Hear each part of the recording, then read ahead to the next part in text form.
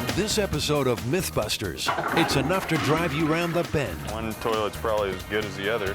Our new host gets a hazing, then a blazing, as we turn up the heat on the exploding toilet myth. He's still holding the cigarette.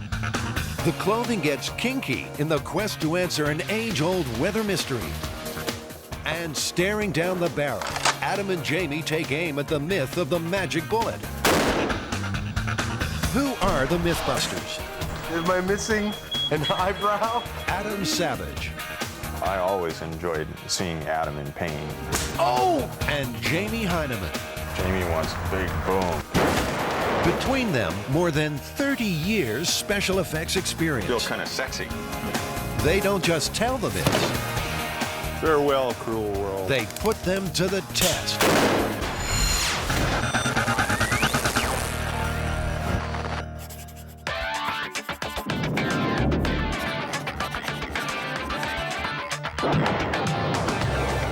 Now, apparently somebody dumped some combustibles down a toilet. You know, bug spray, gasoline. There's a number of different variations on this myth. At which point, her husband comes into the bathroom, sits down, has a cigarette, puts the cigarette out between his legs into the toilet, and it explodes, burning his sensitive parts. Good, that sounds like a perfect job for the blast chamber.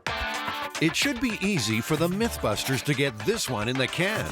All they have to do is buy a toilet, dump a range of combustible materials into it, drop in a lit cigarette, and watch the fireworks. With your years of experience of exploding toilets and combustible gases, what do you think the hard part of this experiment's going to be? I'm trying to think of various ways that we can actually make that toilet blow up.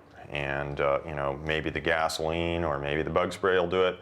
But if not, you know, there are other things that we can put in there. Like a grand finale? Yeah, one way or another, we're going to blow up that damn toilet. Okay, good. First step, down to the local junkyard on the lookout for a toilet. Now, you'd imagine that most toilets are pretty much the same, but Jamie's being fussy. Well, there's less water in the closet. This one's too shallow. The explosive we're going to put in here is heavier than air, so it's going to rest in the bowl. The deeper the bowl, the more explosive force we get, the better the result. I don't think it really matters. You know, one toilet's probably as good as the other. This one doesn't have a top. 40 bucks later, Adam and Jamie have their toilet. Folklorist Heather Joseph Witham has seen enough exploding toilet stories to fill a small outhouse. This narrative has been around at least since the 1930s, at which point it appeared in news clippings in newspapers.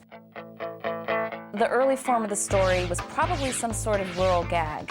You have the wife of the house going and cleaning out the outhouse with some kind of kerosene or oil or other kind of volatile fluid, at which point the grandpa goes out and sits down and lights his pipe, and he gets blown right off the outhouse seat. And as he's lying there amidst the rubble, he says, "Must have been something I ate." The bottom line is, Jamie plans to be sitting on the toilet when it goes up, so he'll need more than his trusty beret. He's measuring himself for a purpose-built protective suit made from football equipment and impact-resistant foam padding. Ow. If that toilet's supposed to launch me across the room, then, you know, it'd be kind of nice to have this. I'll integrate into the suit as much as I can. Yeah. But, you know, this, yeah. Then you'll be like this. Go ahead, shoot me. It's not long, though, before Jamie changes his mind about taking one for the team. After all this armor and your big costume, you don't want to sit on the toilet anymore. Why not? Well, that foam, you know, that impact foam burned kind of like napalm. And after a lot of thought about it, I'm more concerned about getting torched than I am about getting blown across the room. I had a suspicion you might wuss out on this armor thing, so I've actually been making some calls, and I might have a very, very acceptable plan B. Ding, we got it. Ah, what a touch.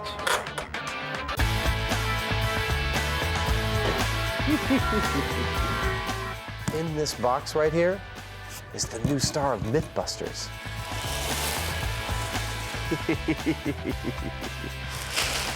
Oh, look at that. That's all I need is another dummy around this place. Weighing in at 180 pounds, this Series 2 crash test dummy retired in 1998 after making quite an impact in his chosen profession. Oh, this is pretty cool.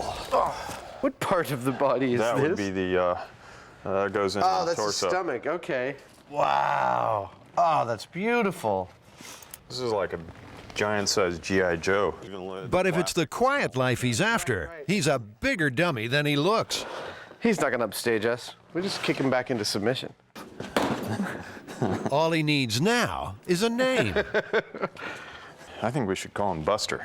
Buster sounds pretty good to me. It's kind of manly, a little, pretty descriptive.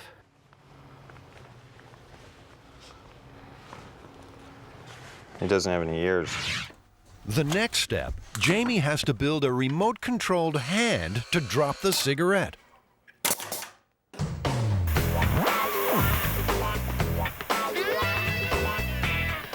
That's probably the best thing. Okay. Adam and Jamie have also had to build their very own blast chamber. It's made from a bulletproof material called Lexan, the same substance used in aircraft windows. Hopefully, it will survive its maiden voyage.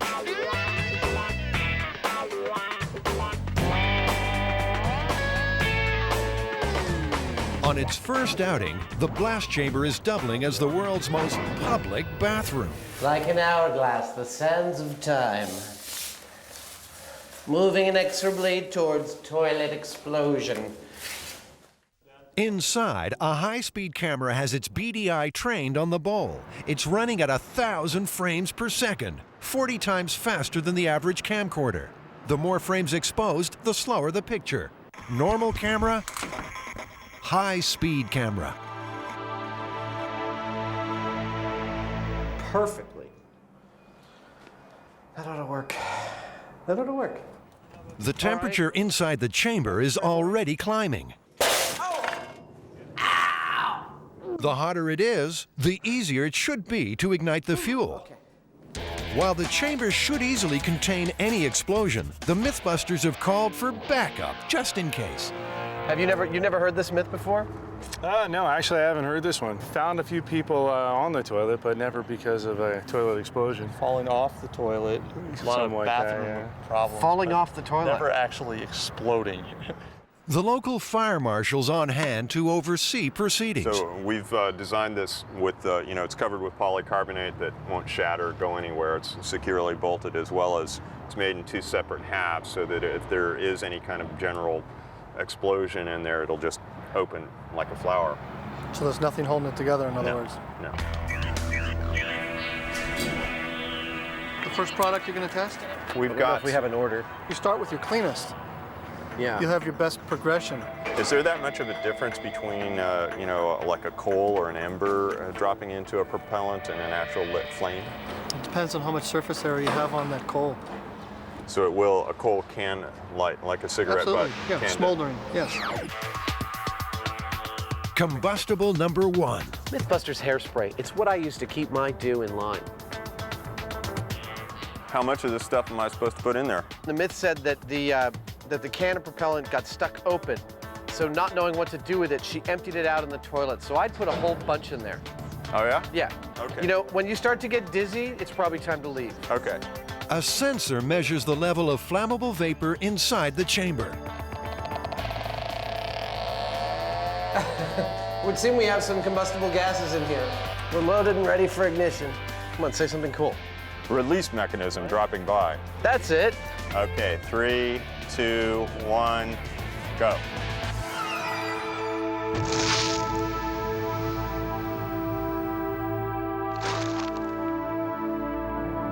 Nothing. Not exactly hair-raising stuff. Well, time to move on to the next test. Bug spray. All right. All right. Well. Aw. This is powerful porcelain. It seems the smoldering tip of the cigarette is not producing enough heat to reach the flash point of the hydrocarbons. I mean, we're totally duplicating the circumstances of the myth. lit cigarette, bug spray. It's not like anyone tried to reach an ideal air-fuel mixture. Bug spray and hairspray aren't the most flammable things in the world. And also, you know, it's a cigarette with a coal on it. It'd be better to have a nice open flame to it. It's time to move outside the confines of the myth and see if a naked flame can spark some life. More bug spray. If it doesn't do it on this one, I don't think it's happening. We still got a few more things to try, though, so be patient. All right. All right. This time, Jamie's giving it both barrels, the sensors squealing. Okay, here goes. There, go. Did it go in the toilet? It did, and there was actually a little poof in the toilet. Well, hardly 4th of July. Poof! We have poop. Testing, 1, 2, 3. Time for butane to step up to the plate.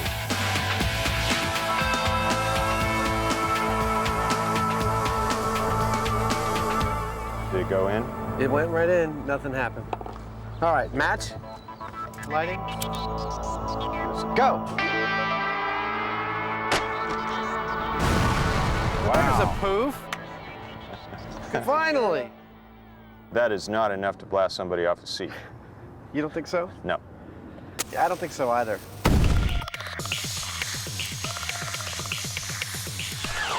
The Mythbusters are struggling to make the exploding toilet myth anything more than a flash in the pan. But this isn't the first time someone has put this story to the test.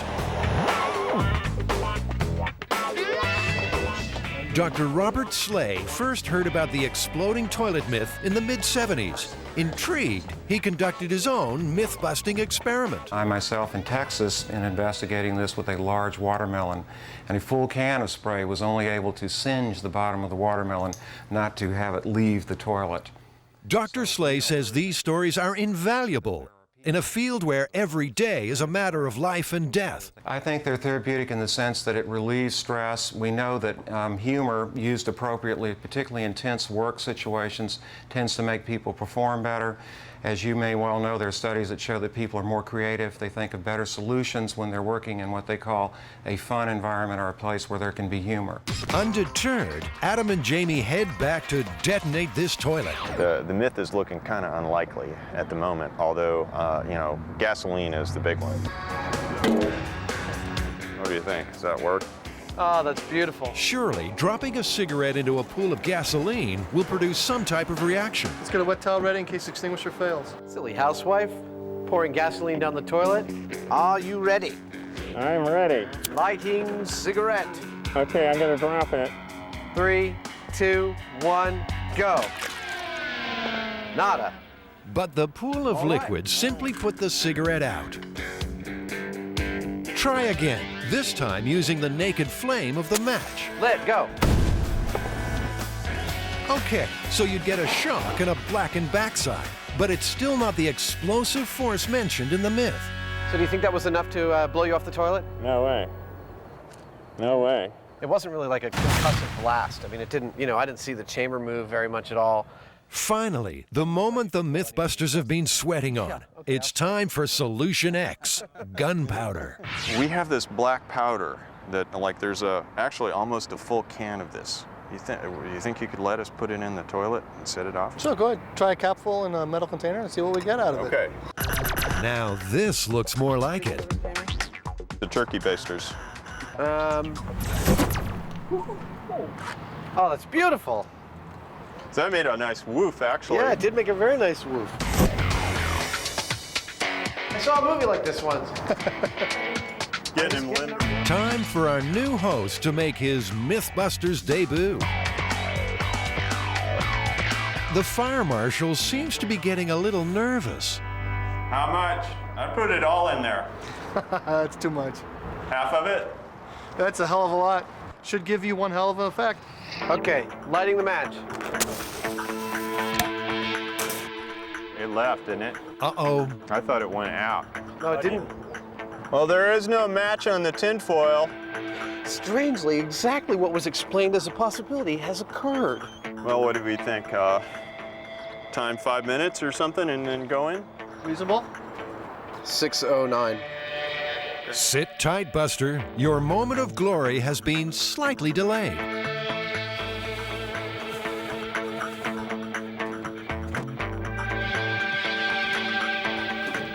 Chamber is sealed. Are we good to go? Yep. Ready. Go.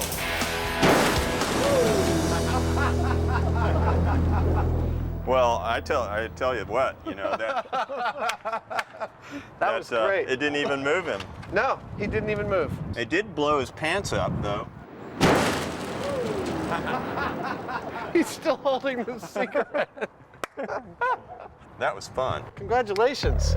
Not even half a tin of gunpowder could unseat our new star. If anything, it just enhanced his smoldering good looks.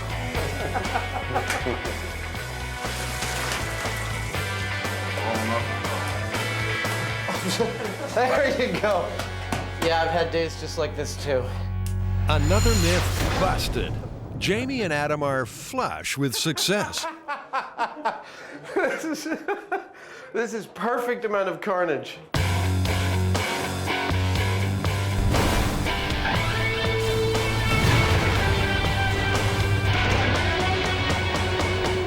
I'd say this, you know, there's no way that you can put any combustible into a toilet that would move you. And what about their new co-star? I think you work fantastically. In fact, we were able to set fire to his clothes, and he doesn't seem any the worse for wear. I mean, he smells a little bit, but I think he did fantastically.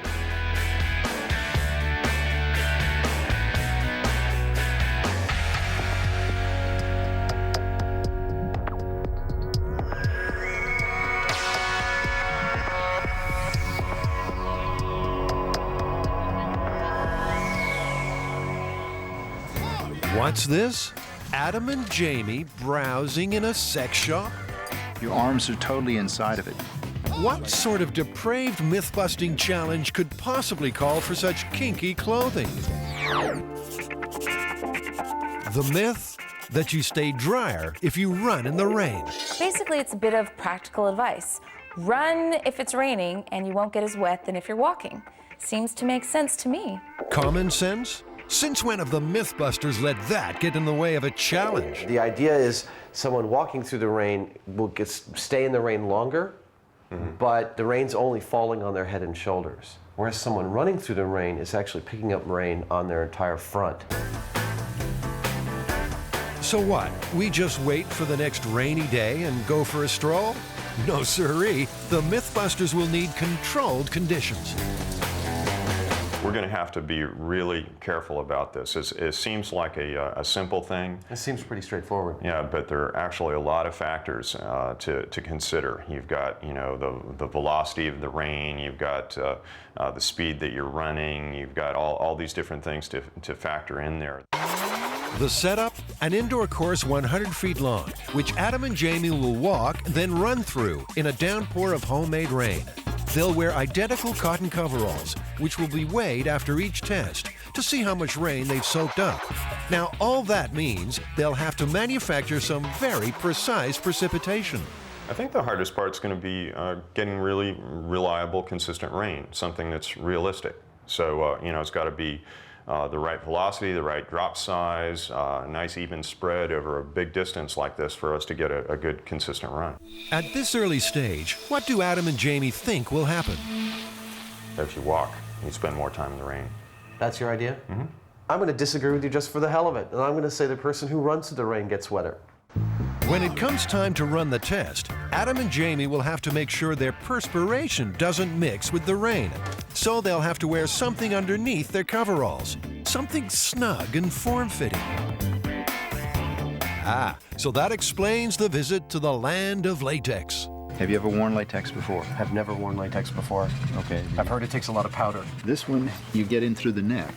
This one, you open up the Your shoulders. whole body fits to the neck. This is called, a neck entry, and all you do is stretch. It doesn't tear. I mean, it's built very strong, and you just step inside of it. This is kind of a cool feeling because it completely closes up around you. Do you want to try them on right now?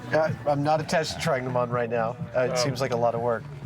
But apparently, we're going to try it on right now.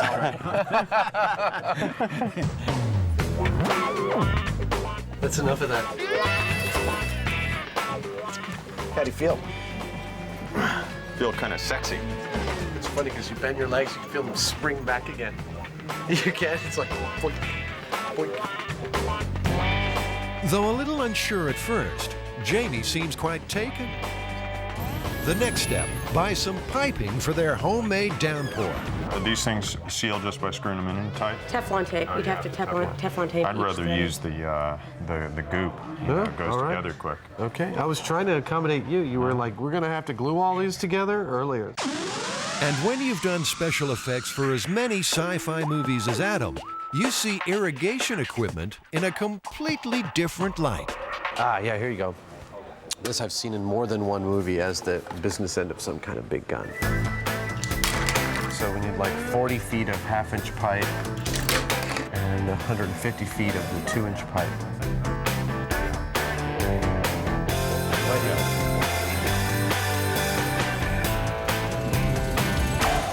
We need to have at least about 60 feet of height for of the sprinklers, so that the raindrops can achieve terminal velocity. After falling 60 feet, a drop of water is traveling at maximum speed, around 22 feet per second.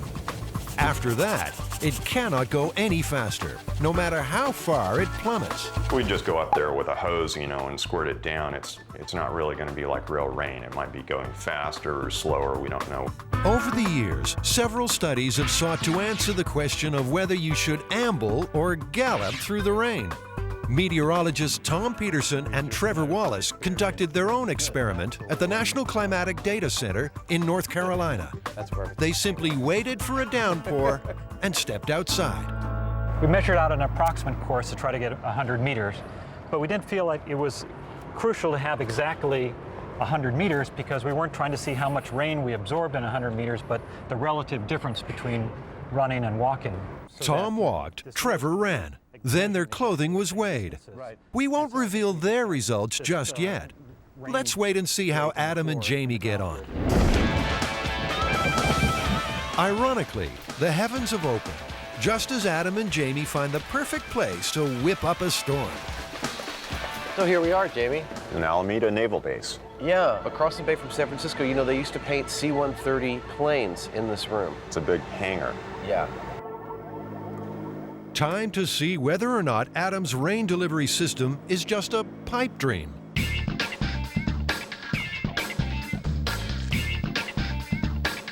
"150 feet of pipe with sprinkler heads every 6 feet.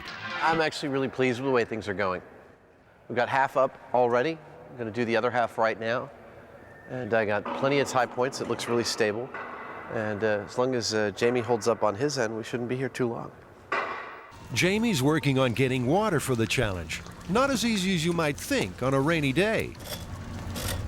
It's legal to tie into these fire hydrants, but you have to go through the fire department and you buy or rent a meter that allows you to tie into it and keep track of your water usage. Accessing water's one thing. Getting it to travel 60 feet straight up in the air is another. There you go. Jamie's calculated that the water will have to be pumped at 15 pounds per square inch. No problem for this pump. It can move H2O at a rate of 200 gallons per minute at 50 pounds per square inch. While they're setting up, let's see how Adam's getting on.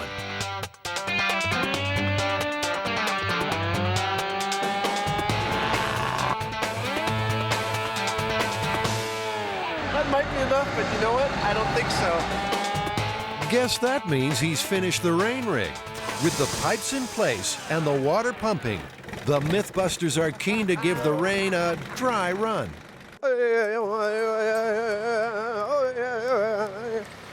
Come on, keep coming down. No, it's okay, not too much. Okay, so what's next? Well, we have to mark out a course, and it's 100 feet long, so we're going to mark it out with tape.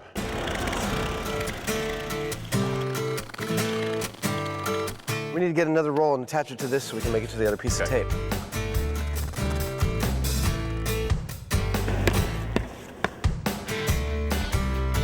Is that 100 feet? Are we too long? Just a hair.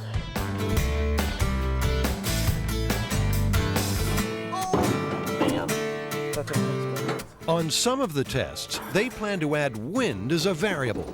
You know, I'm not getting this at all. It's like, you don't want one starting at the end line, or at the start line? No. No, here, come over here. I'll draw it out for you, what I'm thinking. Probably here, blowing like this, or going like Looks this. like they can't agree on a fan We plan. want to get the fans as close to the course as we can anyway. Not necessarily. Consistency is more important than the highest wind speed. Let's set it up my way first. Okay. Of course I want to set it up my way first. Do you want to set it up your way first? I don't care, Yes. actually, Adam. For this experiment, they're looking to duplicate average rainfall, between 2 and 3 inches per hour. Digital gauges are set out along the course. Oh, these are fabulous. It's almost like whoever invented these didn't want to get wet when they were measuring the rain. We're going to run it for 5 minutes.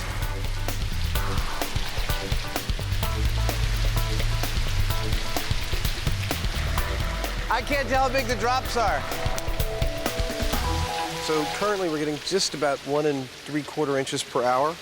We want to goose up the throttle just a little bit, and we should have the perfect amount of rain. I'm ready to dress up.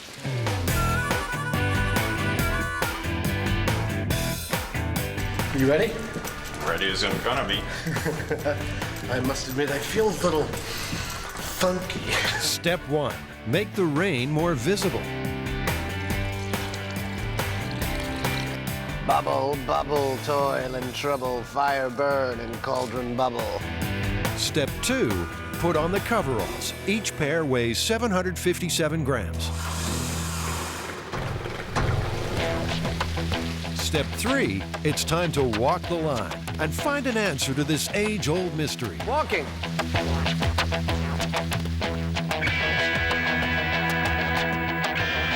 Our high-speed camera, running at 1,000 frames per second, captures every single droplet. Adam and Jamie will walk the course twice, once with wind, once without. And stop. Each take is timed. Then the coveralls are straight off and onto the scales. 785 grams. What was the original weight? 757. 757. Cool. So 18 grams of water. And the results faithfully recorded. Now, Jamie's turn to be under the weather.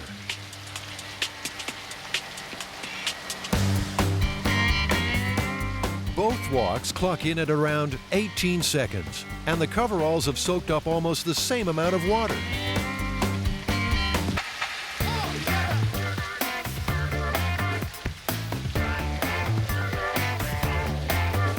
But what happens when Adam and Jamie up the pace? That can't be right. 798, significantly more. Adam's coveralls are 14 grams heavier after the run. Time to find out what our meteorologists gauged from their rain experiment. It's much better to run than walk, according to our model and the experiment. The runner was 40% less wet than the walker. On Jamie's run, the difference isn't as great. 793. But the raw data is still pointing to an answer that flies in the face of science. The results aren't what I expected at all, actually. The numbers are really close. We're only talking about a matter of a dozen grams here and there. So when we average it all out, I think it's going to show that running, actually, you get wetter, strangely. The difference is minute. Wind-blown rain makes the coveralls only a few grams heavier. The overall result, however, remains the same. At the end of the day, 8 pink-tinged coveralls tell the story. After the running, the rubber suits, the getting wet, crunching the numbers, what's the final result? What's the verdict? Better to walk than run. Really? Yeah, it was very clear. Over a 100-foot course with 2 to 3 inches per hour rain delivery. We got more than twice the rain per foot running than we did with walking. Is this one busted? This one's busted. Fact is that it's better to walk than to run in the rain.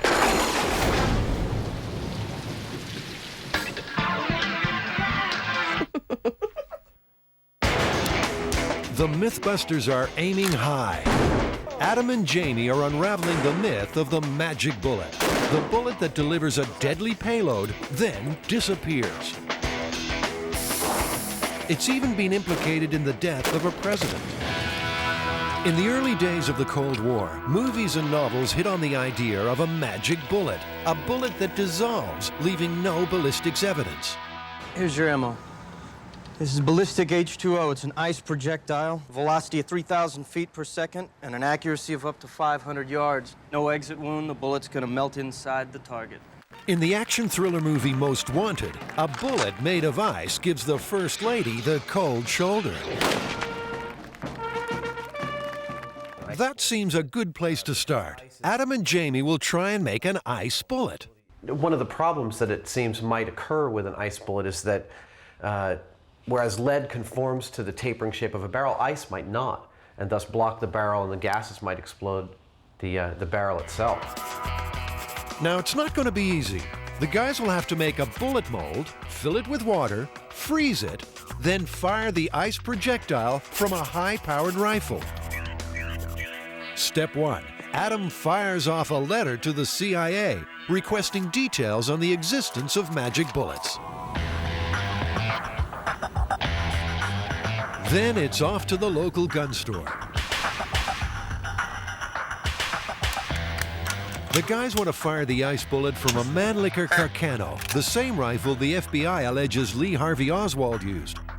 We called earlier about a rifle that looks kind of similar to the Mannlicher Carcano. It's not exactly the same, but it's close enough. Have you ever heard of anyone trying to fire a bullet made of ice out of one of these? No, I haven't. I know it's a myth. You know it's a, you've I know heard it's the a myth. myth, but I've never actually heard of anybody trying it. I don't think it's feasible. So why don't you think it's feasible? Because ice melts. When buying a weapon in California, there's a 10-day waiting period, so it's back to base. So we did pretty good there. We got most of what we need, I think, to get rolling. We got our loader, we got our manual, we got funnels for putting powder back in if we spill some, we got our bullets, we got our impact bullet. The trip to the gun store has brought it home to the guys just how dangerous this project will be. We're working with high explosives, we're working on objects and with machines specifically designed to kill people. That safety's got to be paramount through every step of this. Anytime we modify a gun, even the slightest variation in loading the bullet into the cartridge can cause the thing to explode in the gun. It could be very dangerous. A big X factor is gunpowder. You know, what they told us was if you got the gunpowder 22 degrees below zero or less, that it wouldn't even fire, it wouldn't even ignite. What Jamie's looking at doing is casting it in such a way as to isolate the tip of the bullet from the rest of the bullet. While Jamie starts making a bullet mold, Adam's hard at work on their intended victim. This is actually a model of my face that Jamie and I did probably about 10 years ago. I was bald and clean shaven, and I figured, you know, it's a perfect time to cast her head. The dummy will be made from ballistics gel, a substance used by the FBI. Made from animal products, the gel mimics human flesh.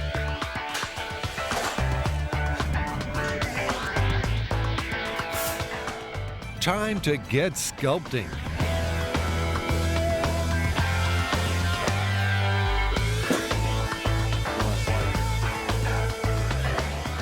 The dummy will have to be chilled for 48 hours. Where are they going to find a big enough freezer?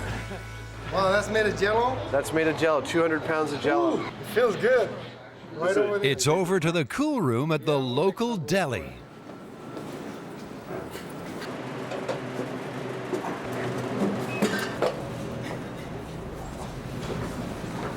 Thank you very much, Suhail. Sure, no problem.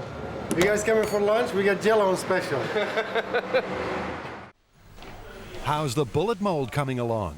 I'm trying to find a drill that will replicate the size of the bullet itself so that I can make a mold. Rather than pouring rubber around this and replicating it that way, I'm going to just drill a hole that is shaped like this in a block of aluminum that I can separate. A real bullet sits in a case, which is loaded with gunpowder. When the trigger is pulled, a primer ignites the gunpowder, and the explosion drives the bullet out of the case and down the barrel. Jamie will have to load his ice bullet into a cartridge for firing. That means getting the real bullet out. I barely see anything down there. That's a rimfire. Now, you're only supposed to use this tool on certain types of ammunition. But Adam never reads instructions. You know, I could have read the directions and it wouldn't have made any sense to me because I don't know what a rimfire bullet is. I would have been blissfully proceeding without thinking I was in danger. Well, I was raised up on a farm. Them's varmint bullets. Hey, be careful, you got stuff in there.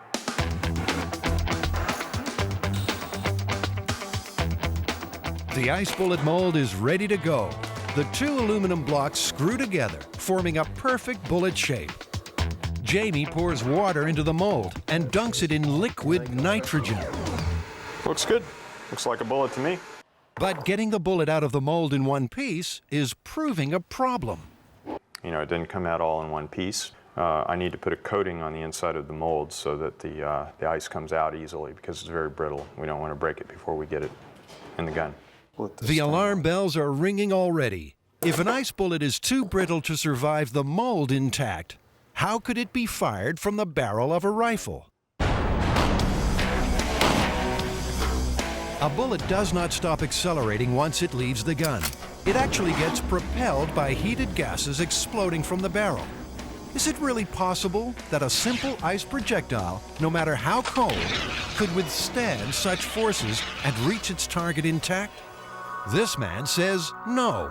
Dr. Roger McCarthy is the chairman of Exponent, a company whose success comes from the failure of others. He spent his life investigating everything, from faulty massage chairs to major disasters. He's also studied the magic bullet theory.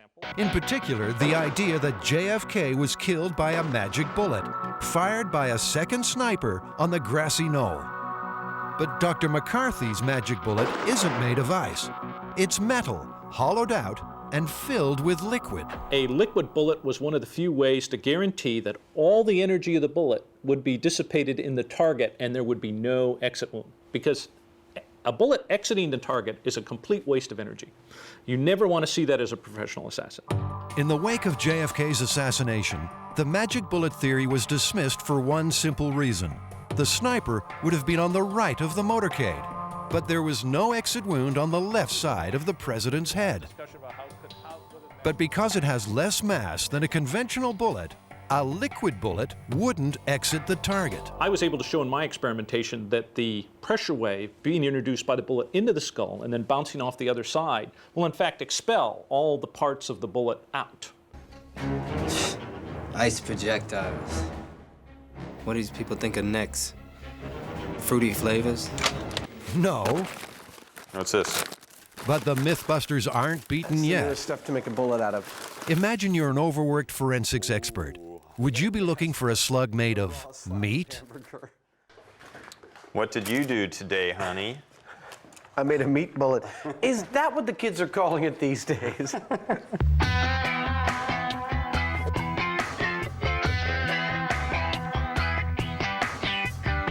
That's a hard little steak. That's a loaded meat bullet. The result? Well, Adam's mouth's watering. I would bet you that this is the most successful test we have. Jamie's on a roll. He tries again. This time, a bullet made of simple gelatin. I've got a cold. This is looking really promising because it's not at all brittle. Why don't you mess with that? That's sealed up. That's pretty good stuff right there. Yeah, it's a little bit flexible, a little bit hard. It's a little bit country, a little bit rock and roll. Meanwhile, some interesting mail has arrived. A reply from the CIA. Operational files of the CIA are exempt from the publication provisions of the Freedom of Information Act. The files that would contain responsive records, if any exist, are not subject to search. What that seems to say is there's almost definitely something like this, but because it's being used, they can't tell us about it. It's not subject to a Freedom of Information Act request. request denied.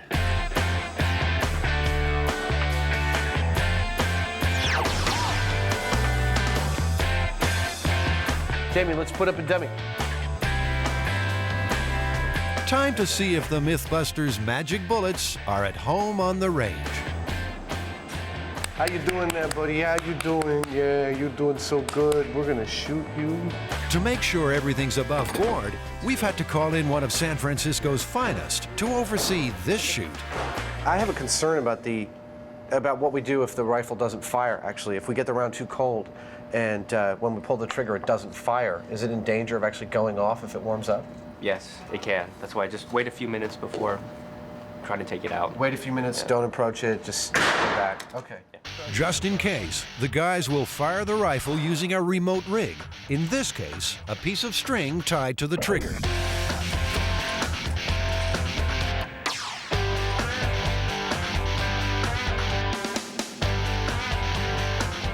Well, that's a nice meat bullet if I ever saw one. Which I never have. Back in the Army? But will it make mincemeat of the dummy? 3, 2, 1. Let's go take a look.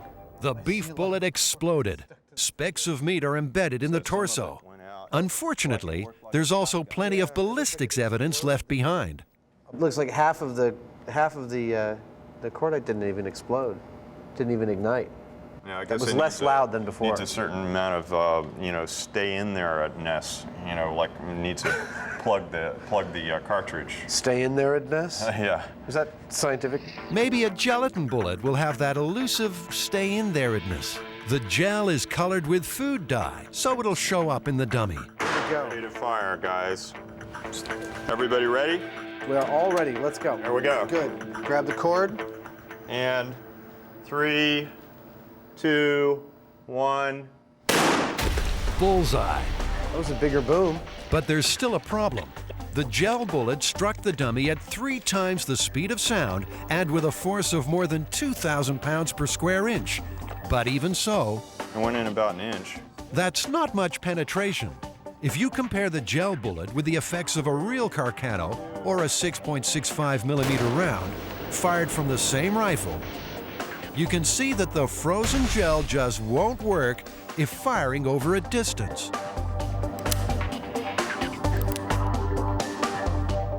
Now, how do I know which one's in the chamber?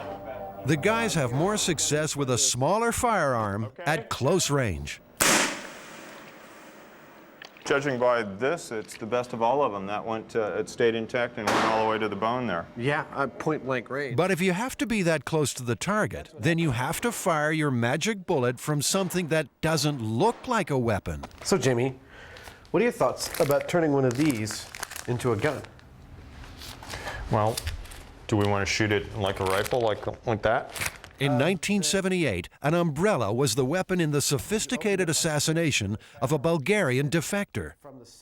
Georgy Markov was the victim of the most bizarre murder of modern technology, a sophisticated metal pellet fired from an umbrella into his thigh. Analysis showed the poison to be ricin, 70 times more lethal than the cyanide on the right.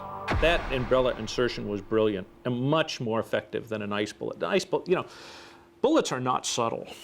And the best bullet draws everybody's attention, including the victims, immediately. In true MythBusters style, Jamie's going to build his own umbrella gun from scratch. A chamber near the handle will be charged with compressed air from a dive tank. That's great, Jamie. The air will drive the gel bullet from the umbrella tip at supersonic speed.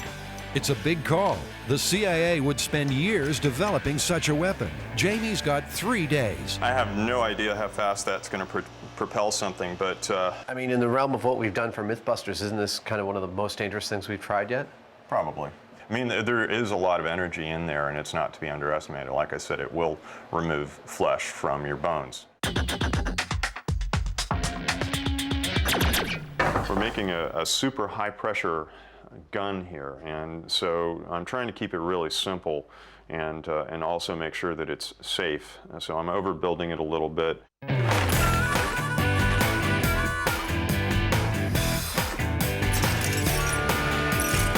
So much stuff and it's still not enough. Just can't get there from here. Gotta make everything from scratch. Pain in the butt. I'm gonna try one more thing. It should hold a little better than that, shouldn't it? One would think so. Jamie's getting frustrated. Air from the scuba tank is getting into the chamber. Unfortunately, it's getting out again almost as fast. I'm a little pissed off. This thing's taking way too long. What's going on with it? One stupid little seal. I have to walk away from it. Yeah. I've been doing this all day, wasting way too much time on it.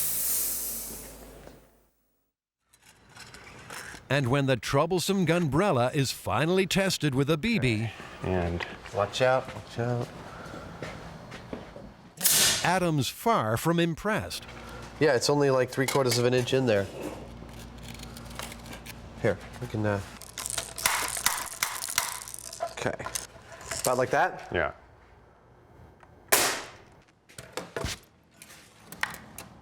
Interesting. It looks like it went in deeper. Say 7 inches. That's interesting. What, did you waste your time? Did you just waste 3 days on this? Could be. Right off the bat, I think it's actually kind of disappointing. I mean, I spent 3 days working on this like super high-powered air reservoir to fire this thing, and this, you know, $50 BB gun outperformed it right off the bat. I could have modified this to fit in that umbrella in a couple of hours. Adam scavenges a CO2 canister and trigger from an old air pistol.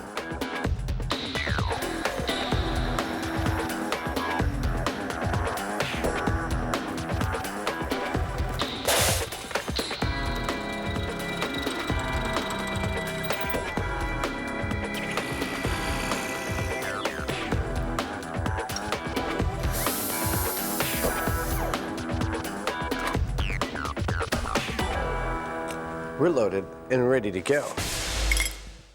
CO2 cartridge from the pistol. Yeah. Loaded into the barrel, which goes up the center of the umbrella's chamber and comes out the tip. And the trigger mechanism will be like a ball bearing on a leaf spring going, because that gun fires the same way the other one does, just a weight against that thing. Okay. That pretty cool? Yeah. So umbrella's at 30 paces. Looks like we're going to be pitting your umbrella against my umbrella. My umbrella's going to take you down. We'll see about that. Absolutely. You won't even know it's an umbrella. I mean, you won't even know it's not an umbrella. In California, a weapon like this is illegal, but we have police permission and supervision. Umbrella guns loaded, point blank, in 3, 2, 1. Wow. That was really effective. That went all the way into the sternum. I mean, that went all the way in.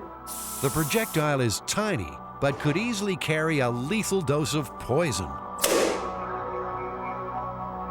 Both umbrellas worked better than the real guns. Looking at this 22 hole, Jamie, I see burn marks around the edge, whereas our 2 umbrella guns left absolutely no evidence at all that it was even a ballistic hit. It's just a hole. Yeah, and they did just as much damage. Absolutely. I mean, I think they're the cleanest things we got today. I'd go with the air gun. I'd go with the air gun myself. And the magic bullet? It seems any substance that would melt inside a human body is too fragile to be successfully fired from a high-powered weapon. So, myth busted? Absolutely. Does Roger McCarthy believe JFK was killed by a liquid bullet fired by a second sniper on the grassy knoll? And the answer is, we'll never know until the National Archives finds President Kennedy's brain. Because President Kennedy's brain was not buried with his body. It was put in a specially sealed container and given to the National Archives for safekeeping. They have subsequently lost the president's brain.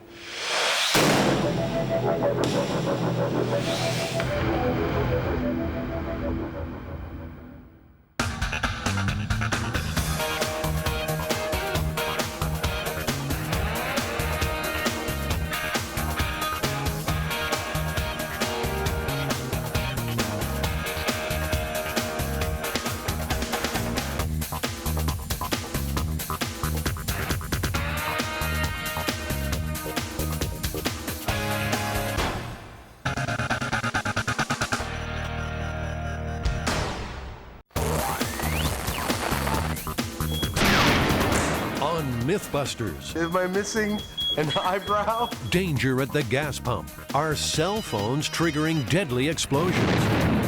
Can high altitudes cause big problems for silicon implants? If I were in there with the breast implants, I'd probably be dead about now. And computer drives. Have they reached dangerous warp speeds? Oh my God, it's a horror show.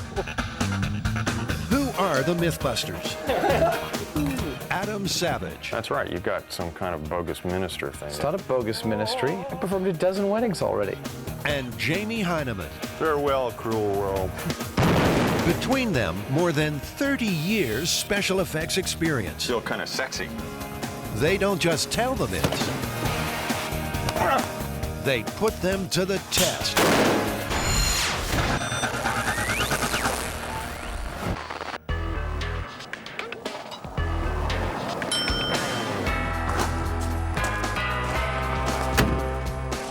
Hey, wake up, farm boy. What? Can you help me with directions to Antioch? I'm lost. So what are we doing at the Stoke Gas and Oil Memorabilia Town in Santa Rosa, California? Well, we're here to see whether you can accidentally blow up a gas station with a cell phone. And even if we fail, do we still get to blow something up? Oh, yeah. Excellent. So what exactly is this myth? Well, it's an email myth that says that the use of a cell phone near a gas station can cause an accidental explosion. And in fact, people have bought into this, and on some gas stations near the gas pumps, you can see a sign saying, please don't use your cell phone here. But also, it's a very good story, and a very good story is very powerful and promotes belief. Heather Joseph Witham, resident folklorist, has another dramatic cell phone explosion story. Well, the story goes that there's an executive speeding along on the freeway in Los Angeles, and all of a sudden he hears the ding, ding, ding, and looks down and he sees that his car is just about out of gas. So cursing and frustrated, he gets off the freeway. He drives up to a gas station, gets out, starts pumping the gas, takes out his cell phone, and calls the office. At which point, there's a tremendous fireball that engulfs the executive, and then the entire gas station explodes. There have been more than 150 gas station fires across the United States since the early 90s. Could cell phones be the culprit?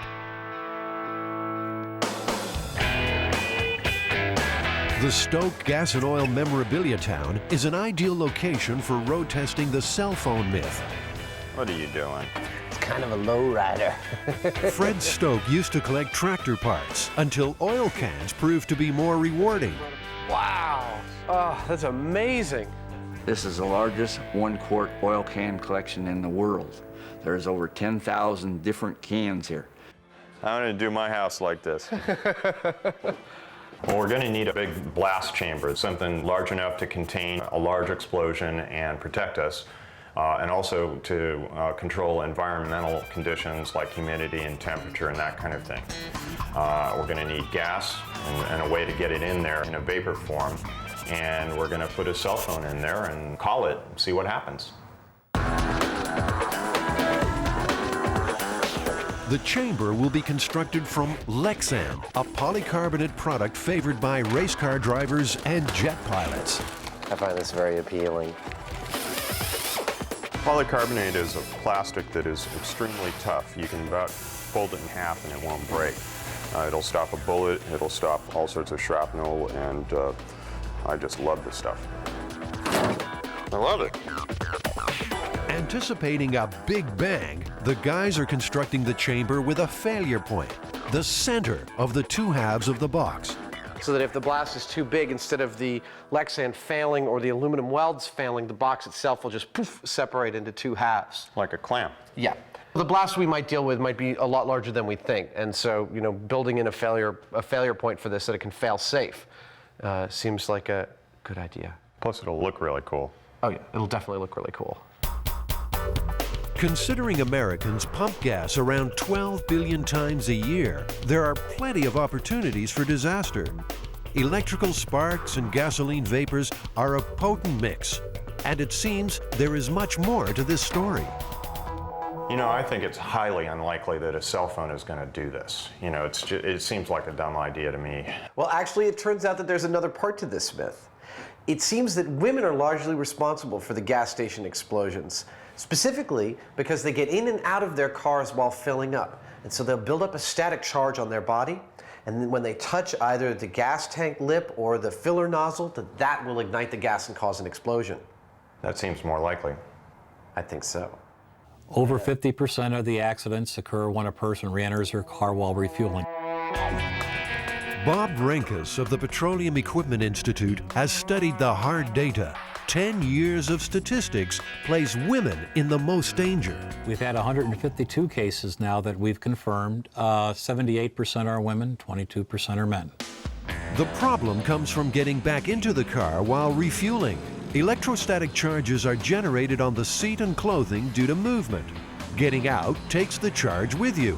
So if your first touch is near the open fuel tank, the resulting discharge spark could be deadly. So, silver car, not getting in, he's done. A MythBusters stakeout showed very clearly that women were more likely to get back into the car while the gas was pumping. When you broke it down to percentages, women were actually 6 times more likely to get back in their cars than men were. To investigate this second theory, static electricity, they'll also need to build a device that generates body-to-clothing friction and hopefully create a big spark. So the MythBusters are shopping for something shocking. So do you ever have customers come in and say, could you sell me something different? This one causes too much static shock when I wear it? No, but they've said this causes too much shock. All right. Yeah, we have to define our terms here, I guess. Right. Yeah. Should we get two? 2 of each? Why do we need 2? Well, one for each of us to wear. Well, if we're going to get 2 of them, we might as well get... Yeah, why don't we get one of those and one of the regular ones? Sure. Yeah. The experiment is now focused on creating and storing a strong spark. No one will be allowed inside the blast chamber, so the spark has to be discharged remotely. So this is called a Leyden jar, and it's actually just Tupperware with foil on the inside and foil on the outside. And it's an early capacitor, which is basically an energy storage device. Around 1750, in the Dutch city of Leiden, scientists discovered that 2 conductors separated by an insulator could store an electrical charge. Benjamin Franklin used it to shock his party guests, who stood in a circle while the current surged through them. Not a stunt for people with weak hearts. So the electrons are leaping off the PVC and being stored in the Leyden jar. Ooh, all right, good. Oh. Wow, I got like 3 shocks from there. With the shocking garments in hand, they're off to the auto yard to find a suitable car seat.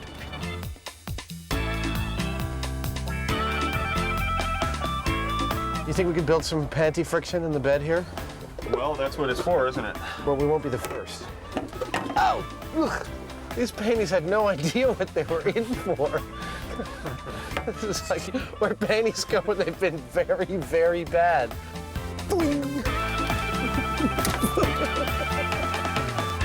I mean, I don't know which one actually to go with anymore.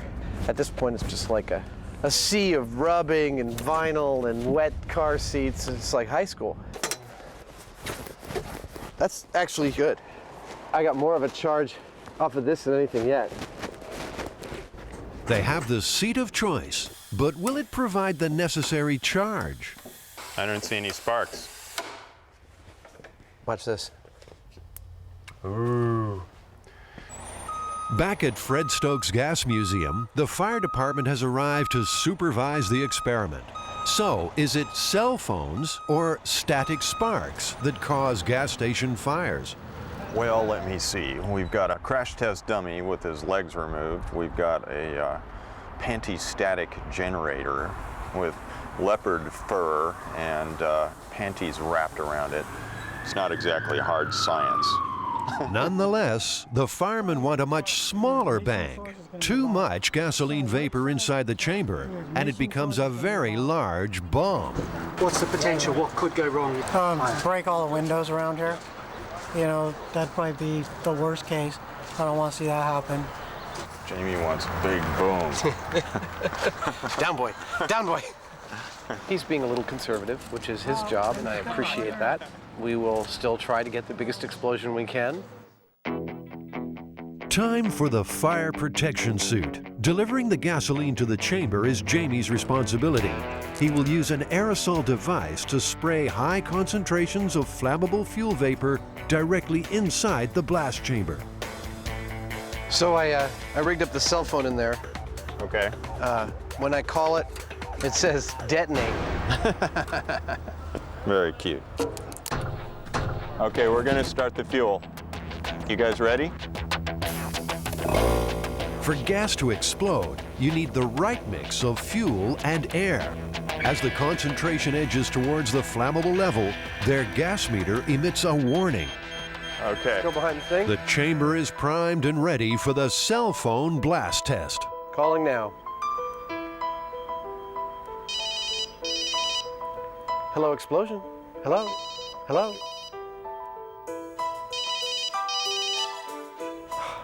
He never answers his phone.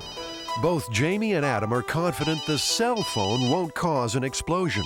It creates heat, but not enough to cause ignition. Time to test the second theory.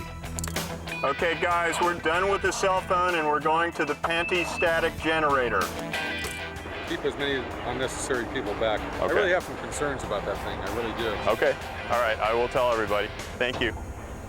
You know, you'll notice the firemen are all kind of standing a lot further back than we are. Yeah. So this is not to be toyed around with. It is a bomb. Okay? Okay. With the chamber saturated in gasoline, it's time now for Adam's panty-static generator to spark an explosion. All right, we're going in 5, 4, 3, 2, 1.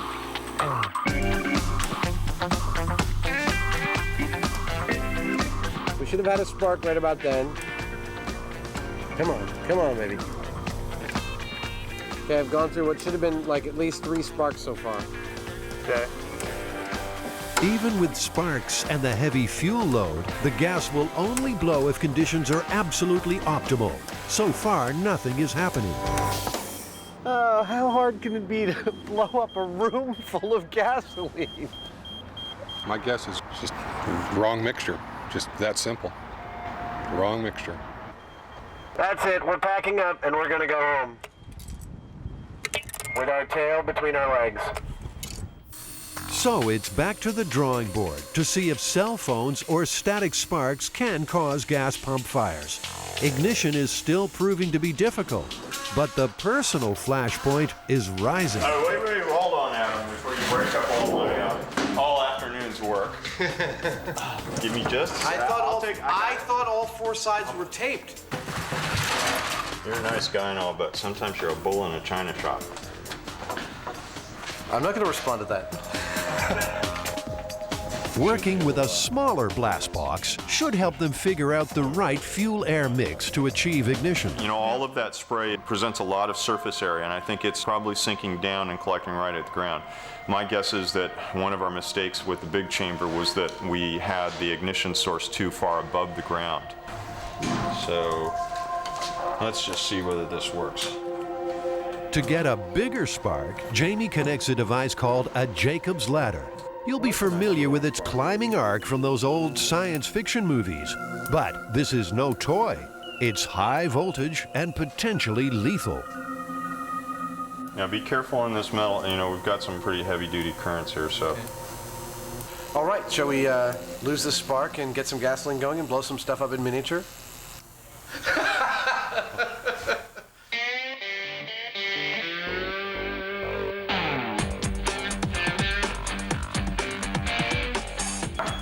Is gasoline flammable? You'll find out after this. 4, 3, 2. Hey, we made something blow up. We made something blow up.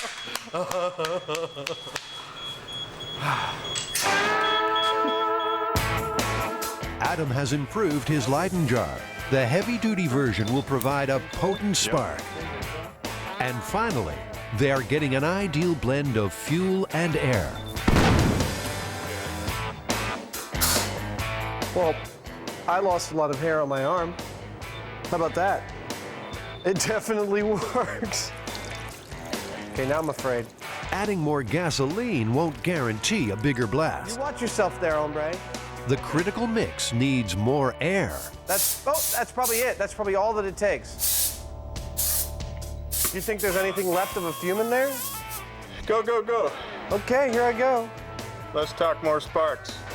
Stop your grinning and grab your linen. Here we go. Whoa! Hyneman was right! We now know exactly what kind of concentration of fuel that we have to have for ignition. We know that we can create a spark from static electricity off of fabric, and we know that it is something that we have to be very careful with.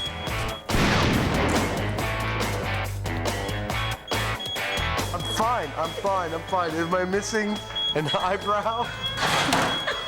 I am missing an eyebrow, aren't I? You lost a lot of air up there. You're kidding me. No. You're all right. It's not gonna, it won't look weird after a day or two. I think it took him about 5 seconds to worry about whether he's gonna look funny for his date. I have a date tomorrow. Is it survival more important or sex? All in the name of science. Okay, that was probably one of the stupidest things I've ever done. No problem now with the static spark. The mix is right and ignition comes easily. But what about the cell phone? Will it prove to be the cause of gas station fires? Nada. Niente.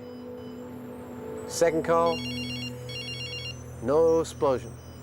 So Bob, have you heard of this myth regarding exploding a gas station by using a cell phone? Not only did I hear of it, I'm quoted in the myth that says, Mr. Rinkus says, don't use cell phones. They can cause fire at the pump. That email's gone around, and people take that literally because they are believing everything they see in emails, unfortunately. After researching hundreds of gas station fires, Bob Rinkus of the Petroleum Equipment Institute says cell phones are in the clear. Pure and simple, we don't have any accidents involving a cell phone at a service station. It just doesn't happen. But a dramatic fire department demonstration clearly shows what can happen when static is involved. People who re-enter the car during refueling face the biggest risk. They're typically younger people, because older people will go like this to get out of their car. And when they do that, they discharge.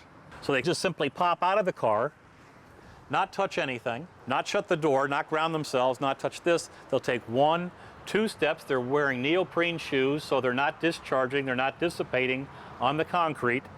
They touch a piece of metal here. The vapors are coming out of the tank. The air is coming in from outside, so that's 2 parts of the fire triangle, and the third part is a source of ignition, which is the spark. The problem comes is when they overreact, they go, oh my goodness, and they leave a stream of gasoline. They already have a fire, it gets underneath the car, or they could get it on themselves. With the cell phone myth well and truly busted, they still want to make their own big static bang. So they're back at Fred Stokes Gasoline Museum with the fire department there to monitor safety. You're gonna pump the whole thing in there. It's make or break time. So today the guys are using a much higher concentration of gas in a much finer spray. Okay, that's it. All right, here we go. Watching for spark.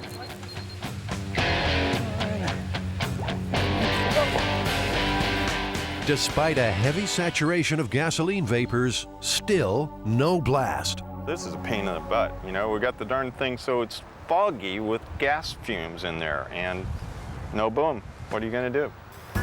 Leyden jar, I am finished with you. Desperate to get their big bang, the boys decide to use extra juice. Good spark. That good? Yeah. We're using a spark that's actually a smaller spark in terms of the kilovolts, but it's longer. We're using neon transformer to generate it, but it lasts as long as we want. So I feel totally confident we're gonna get the concussive boom that we want right now. Okay, Adam, let's get ready. Come on, okay, here we go. Stand by. I feel like something's gonna happen this time. In 3, 2, 1.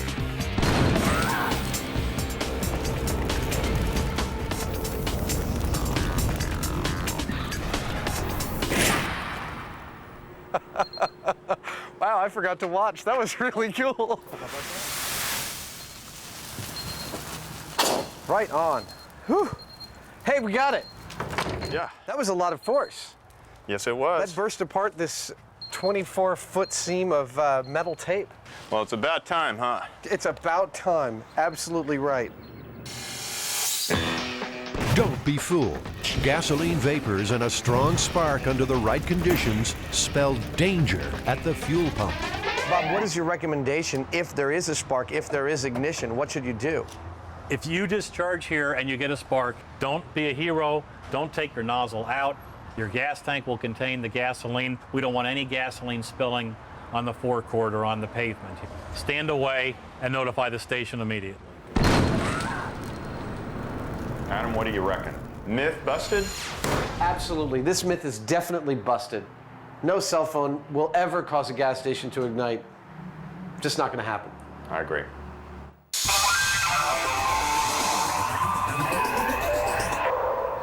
Jamie. Yo. I got breasts. Check this out.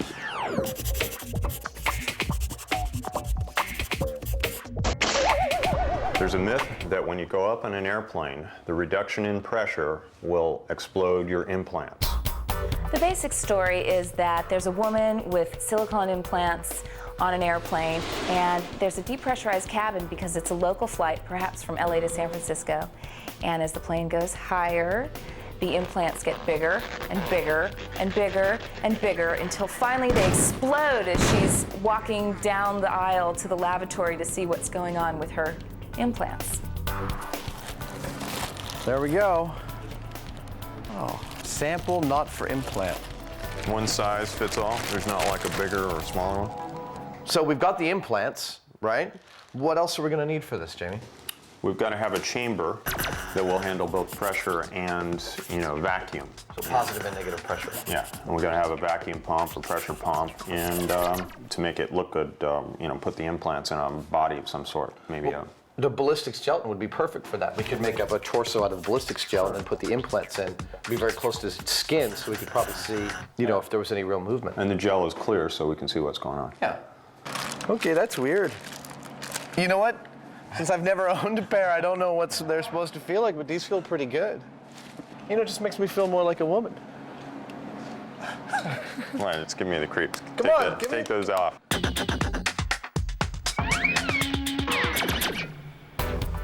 When you do it for cosmetic purposes, probably over 100,000 patients a year have breast augmentation. For that group, Plastic surgeon Dr. Gregory Georgiade knows his implants. He's performed thousands of procedures over 25 years. I have heard the myth, and you'd be not infrequently asked by patients, who had active lifestyles if they were going to skin dive, what would happen in their implants or what would happen in decompression in an airplane. And that was a common question. Have you ever heard any fantastic stories about this actually occurring? No, I never really have heard any fantastic stories. I had no first-hand experience with a patient that had a, quote, blowout at altitude along the way. But lots of people were worried about it, shall we say. Adam and Jamie are back in familiar territory, surrounded by scrap metal and high-tech surplus. I love this place. I spend every Saturday that I get a chance down here. They have coffee and donuts, cryo containers, beer kegs. What else we got? They're looking for a tank to convert to a chamber. They want to reproduce the altitude pressures that may cause an implant to expand or explode. Looks like the world's most expensive garbage can. Yeah. Now there's a tank. Unfortunately, it feels like it's maybe 2,000 pounds or so. I see one back here that's starting to look like... Oh my Lord! You have to come here and look at this. By the looks of this is, not ultra high pressure, but it's pretty good. Look at the thickness on those. I love it when I find this kind of stuff. I mean, this is so cool. This is like sci-fi right here. Probably cost somebody maybe 30 or 50 grand new, I don't know. But it's just a beautiful piece of hardware. I get such a kick out of this stuff. How much does he want for it? It's going to be by the weight of the aluminum, I'm sure. God bless them. I don't care what it was. Just tell me how much it weighs.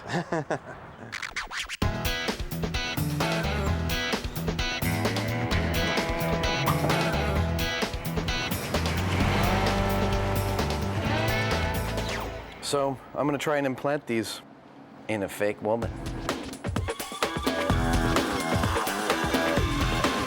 The first step towards exploding the implant myth is to modify a store dummy. A heat vacuum appliance is used to make a plastic mold of the torso that will hold the implants. Always looking to match reality, Adam will suspend the implants in the ballistics gel. So if we let this sit for 20 or 30 minutes, the ice against the skin should make that layer of ballistic gel harden, but not the rest. We should end up with a nice fleshy barrier, about that thick maybe. The skin layer takes about 10 minutes to form. It's perfect, actually. Yeah, I've got a layer of skin here that's actually like 3/16 of an inch thick. It's not bad. Now it's just a matter of putting the implants into place. The silicone is actually a little bit lighter in density than the water, but I pushed them down in and hopefully suction will keep them at the bottom. They're looking pretty good right now. I'm gonna wash my hands and check in 20 minutes. The important job is to make the chamber as airtight as possible. Some portholes are welded shut, while others are replaced. And finally, an air pressure gauge is fitted. Adam's gelatin torso has set.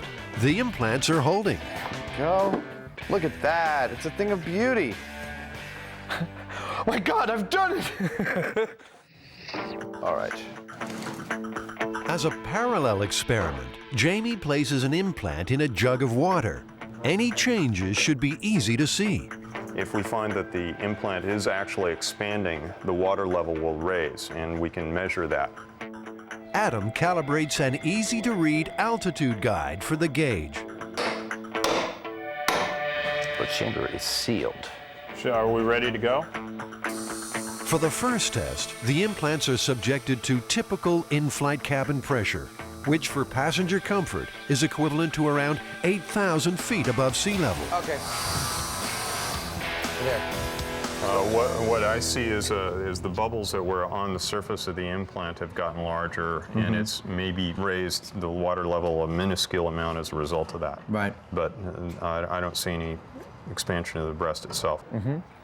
All right, shall we take it up to, let's say, 30,000 feet? The big test comes as the chamber matches an altitude of around 30,000 feet, an impossible height for humans unless flying in a pressurized cabin.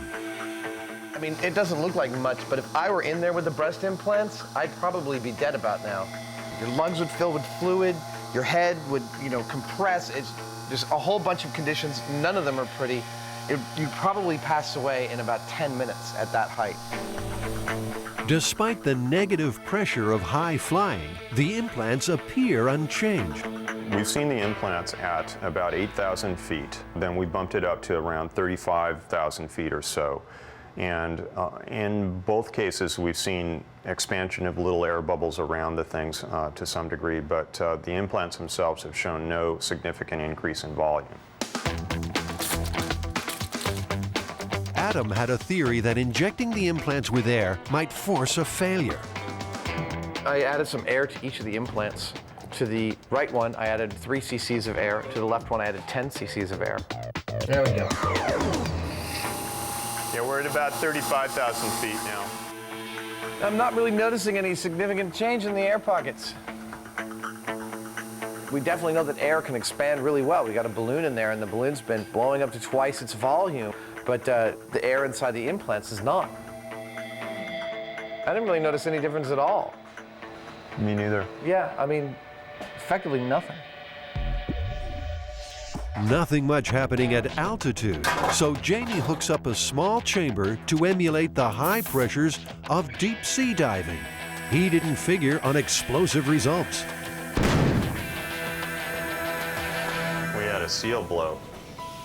Are you guys all right? It sounded like you shot an elephant. Yeah, it kind of hurt my ears too. No one hurt, but Jamie had a close call. Rapid changes in pressure can cause serious hearing damage. No changes to the implant at high pressure, so it's back to the large chamber for another low pressure altitude test. Within a few minutes, it's taken the equivalent of a rapid trip from the ocean's floor to the summit of Everest. Shall we go up to 30,000 feet?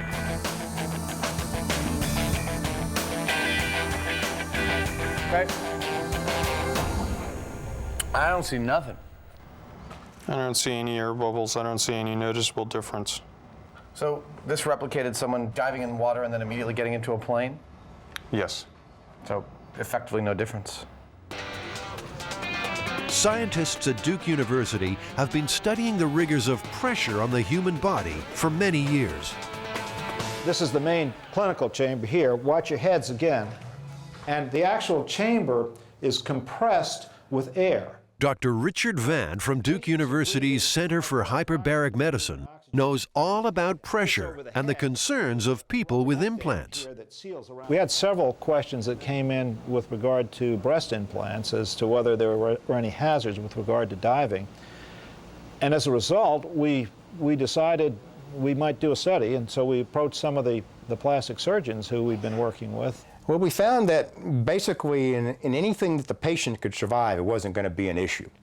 Plastic surgeon Dr. Gregory Georgiade provided subjects for the implant pressure tests at Duke's hyperbaric lab. The results were convincing. Basically what we have here is we have two implants that were initially the same size. And I expanded it by about 50%, which is the maximum volume expansion we could find in the studies we did, to show you what the implant would look like. And you can see it's 50% bigger. The implant could double or triple its total volume before the shell is ever going to break. So it isn't going to be an issue. And a patient that had this happen would have been dead because of the nitrogen bubbles that ended up in their brain with the bends long before the implant got to this size. So why do you think people were worried about this to begin with? Well, I think they were worried about it because the supermarket tabloids had got their attention. And that it's another good story along with Bigfoot and the Loch Ness Monster. The myth of the exploding implant appears to be well and truly busted. I got to do it really hard, right? No, you can't. Oh, God, God. But the story has one more chapter. Adam now tries an inflatable brassiere. Jamie, you want to tie me up? An earlier version of this narrative that took place in the 1950s dealt with a national sales manager for the inflatable bra, was on, again, a flight in a depressurized plane. She was wearing her product, as any good salesperson would, and as the plane got higher, her bra got bigger and bigger and bigger, and the other passengers were kind of starting to freak out, so she had to go spend the rest of the flight in the cabin with the pilots, which you couldn't do these days. Okay, wow, that sucks. That sound? That's really bad. Adam volunteers to give the inflatable bra a personal test at 8,000 feet. Go for tank depressurization, slowly in increments. Adam, how are they doing? Are they getting bigger? Roger that, Mission Control. My breasts are expanding. Repeat, breasts are expanding. They're definitely getting firmer, but nothing exploded, unfortunately. You know, these don't really change that much. I mean, they've got vinyl enclosures. They're going to be pretty resilient to pressure. But, you know, they were definitely firmer at 8,000 feet, but not by much. Well, do you want to go all the way? Hello, camera. Shall we take it up to 40,000? Let's do that, but not with me in them. Okay. Jamie is keen to push the inflatable inserts to the limit. There should be obvious changes at 40,000 feet. Those puppies are looking pretty taut. Looks like they're about twice the volume that they started out with or so. These things are quite resilient. I'm not sure they're gonna blow. Even at an intolerable 40,000 feet, these inflatable inserts are in no danger of exploding. What do you think? We can see them all expanding individually. Always looking for a novel twist, the MythBusters loaded food items into the tank for some frivolous science. Hey, the marshmallows are definitely expanding. They're lethal. Oh, hey, we have a rupture in one of our cream-filled cakes. Look at that. Oh, my Lord. Yeah. I'd say the snowballs are much larger now. They're coming off the plate. I think this just goes to show that if you're a paratrooper and you got one of these cream-filled confections in your pocket of your uniform, you better be careful.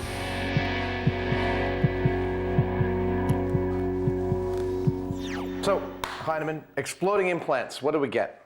No results, no expansion whatsoever on these things. You're more in danger of your cannoli rupturing than your implants actually exploding. Your cannoli? Cannoli, it's Italian pastry that's cream-filled. Oh, okay. It's not a euphemism. Okay. So, as far as I'm concerned, myth busted. Oh, definitively busted, absolutely.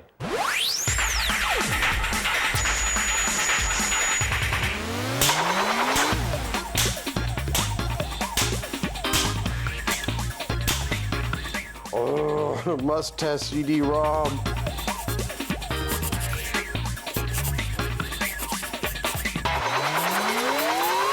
It turns out that with the brand new extremely high-speed drives, they may actually be exceeding the structural capabilities of the CDs themselves and shattering them into tons of pieces, sometimes even leaving the computer. Wow. Yeah, so we're actually going to try and do this. We're going to try and speed up a bunch of CDs under a bunch of conditions and get them to explode in all sorts of spectacular ways. I like that. Yeah. Along with the computer drive, they will adapt some high-speed tools to spin the CDs beyond 30,000 RPM. At that point, they expect to see critical failure. You know, this could be dangerous. Absolutely. In fact, sharp fragments of polycarbonate are going to be traveling in excess of like 700 miles per hour. I think to test to see if it can penetrate skin, we'll put our ballistics dummy in there. I think so. I think he's perfectly suited to sit in front of this computer and be abused.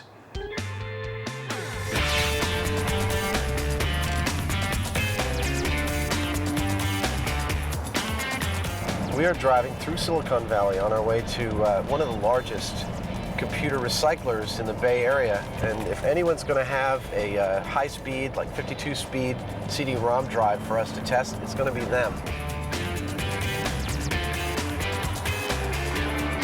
If there's something better than a computer store and a shopping cart, I'm not sure what it is. This is Adam's Life 3.0. I need to get a couple towers to put these in. What I'm trying to test is the idea that, you know, these ultra-fast drives have actually exceeded the physical limitations of the CDs and shattered them inside the case. Have you guys ever had that happen? There has been a couple cases. One customer in particular did bring back a CD-ROM drive, had some contents rattling inside. As we opened it up, we discovered that the CD itself is shattered completely into many, many pieces. That's the one I remember notably. Yeah. That sticks out in my mind. Yeah. So, yeah, let's get this one. 140. 145. Hey, how about that? Okay. Good enough? That's good enough. Right. Yeah. We'll take it back to the lab and destroy it. CD manufacturers are aware of developments. David Bunzel from the Optical Storage Association has been tracking the stories. And it seems that much of it relates back to an article that was generated by a PC journalist based in Sweden. And he was able to do some testing that he suggested at 30,000 RPM, which would approximate a 52x CD-ROM drive, that they would explode.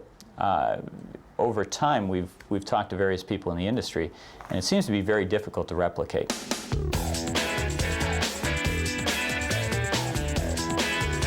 To replicate the CD shattering experience, Adam exposed some computer disks to the kind of treatment imposed on them by users. CDs that blew apart in computer drives may have been damaged by sunlight, corrosive spills, or normal wear and tear. To test this myth realistically, a few CDs had to be sacrificed. Cracked, exposed to sunlight, 24 hours.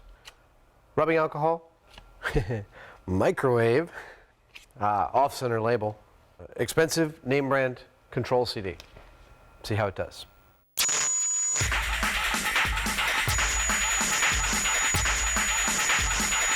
I've just installed Windows on this computer so that I can install this drive externally, and hopefully we'll be able to operate it while being able to view the CD spinning. And the high-speed camera ought to catch the point of failure if there is one. If there isn't, we're going to make one. Speed is the key for busting this myth. computer drives rated at 52 times will be spinning CDs at around 30,000 revolutions per minute. Some disks may disintegrate at this point. Others may require much higher stresses to induce failure. What do you think about that? Jamie's quest for more speed involves adapting electrical hand tools and fitting CDs where they weren't meant to go. Oh no. Is that sweet or what? No, it's pretty special. Worth a trip to the store? How fast is it? This is rated for 10,000 RPM. So I'm going to run the 30,000 RPM router into this and out the other side. Are you sure that this is a balanced enough mechanism to handle 6 times its current load? It says it's heavy duty. Adam is cooking up a ballistics dummy to be placed in the shatter zone for a dramatic demonstration of possible injury. It's made from gelatin, a substance which, when set, closely matches human skin and flesh.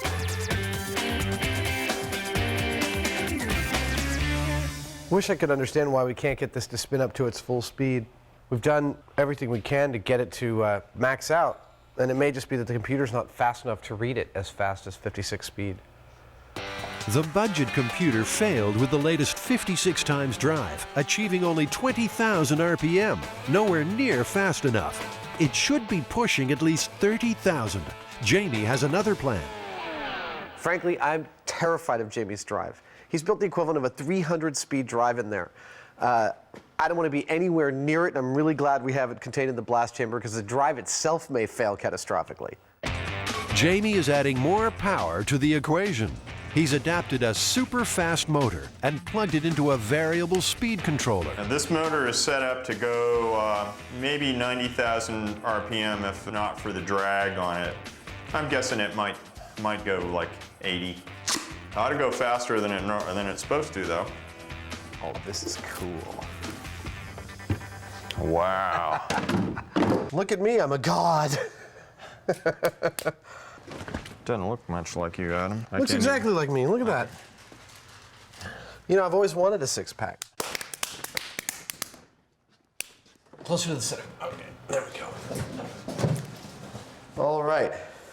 Doctor, the patient is ready. Revving CDs up to demolition speed is the aim. Jamie's customized drive is about to get its chance. Contact.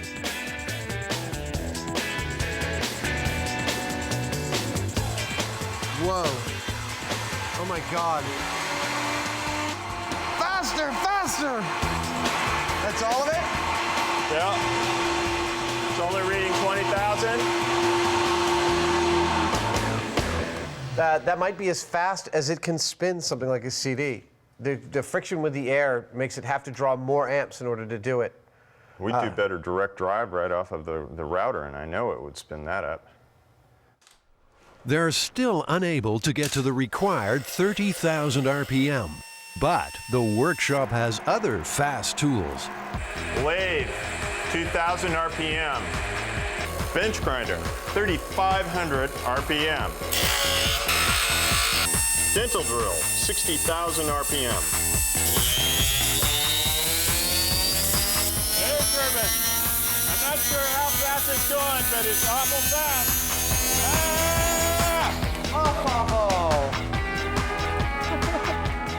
I mean, there it is. None of those tools were suitable, so they purchased a tougher, faster router to direct drive some of the damaged CDs. Really need to see some explosions now. We've got the microwave CD. Okay. That one's been severely stressed. Adam is convinced the CD he fried in the microwave will not withstand the forces. All the way, baby. All the way. Come on! Yes! Could this be it? Everything else is coming off. Oh! Yes! It just goes to show that you shouldn't microwave your CD and then put it in your drive. But what happened to the ballistics dummy? Oh my God, that's a horror show. Look at this. It's embedded like 2 inches into his flesh. That's bad. To imitate a computer drive, Adam and Jamie set up a high-speed run with a CD mounted in its plastic tray. Ready? Here we go. That's 25,000, 24. See, I'd turn my computer off if it was making that noise. Oh! Well, In there the you tray. go. We got failure at 25,000 RPM. In the tray. Absolutely, and that was a control one. We didn't damage that one at all. That CD was whole and intact. And the tray made it fail pretty quickly. Yeah, and you can smell the burning plastic from it. Yeah, here, look. Yeah. Even the computer drive's metal shield is given a solid microwaved CD workout.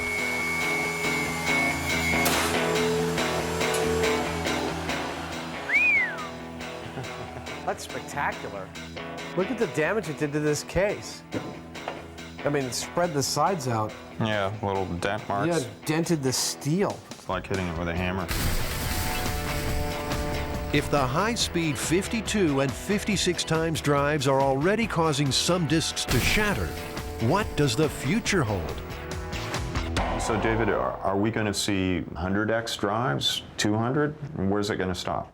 I wouldn't really expect the optical drives to go much past the 52x range. I think what you're going to see in terms of increased capacity is going to be done more with different types of lasers, different technology unpacking the bits tighter on the disk, and their speed is not as critical of an issue, so you will probably not even need the 52x to be able to accomplish this.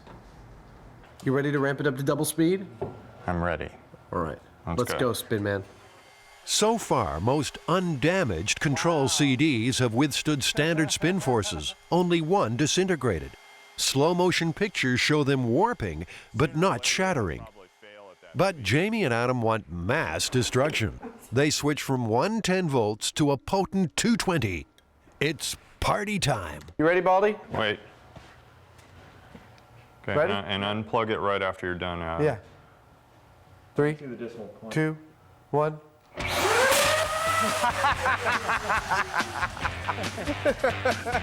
Next one.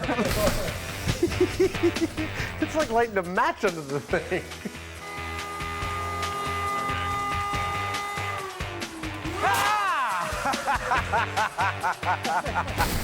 Okay, next one. Next one.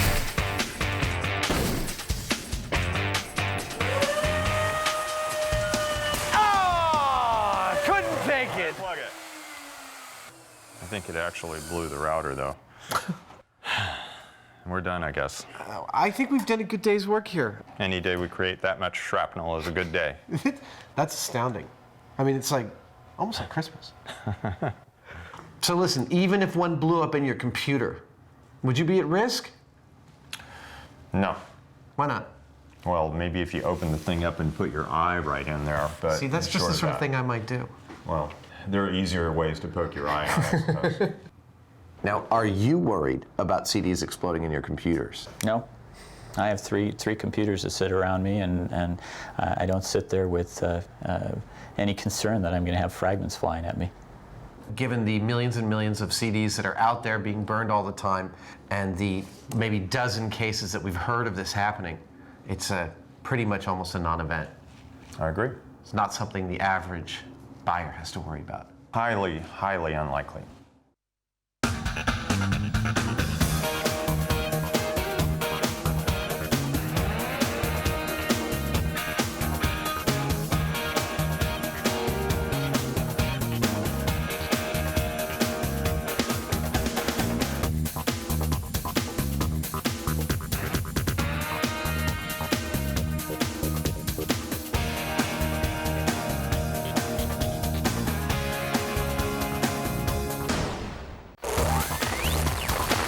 In this episode, the MythBusters are going far beyond their comfort zones. Did I tell you I was afraid of heights?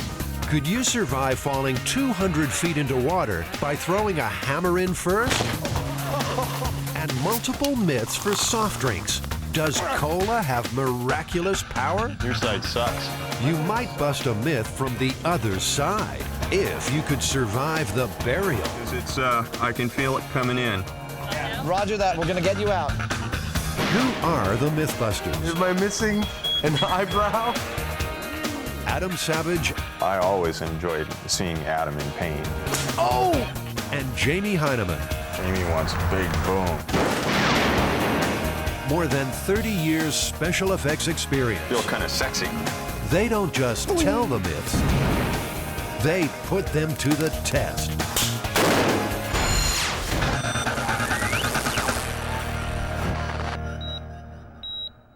Are you ready? It's been nice knowing you. See you later. Okay.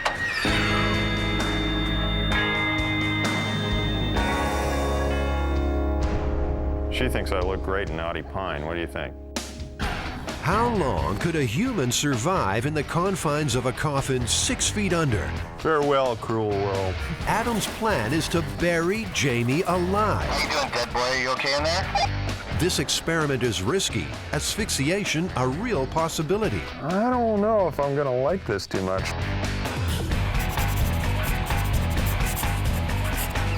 Well, we're going to bring our science to a really old one this time, Jamie. And the idea is that someone could be mistakenly declared dead, put in a coffin, and then put into a grave and buried while still alive. Well, it seems like that'd be possible, but I don't think they'd last very long.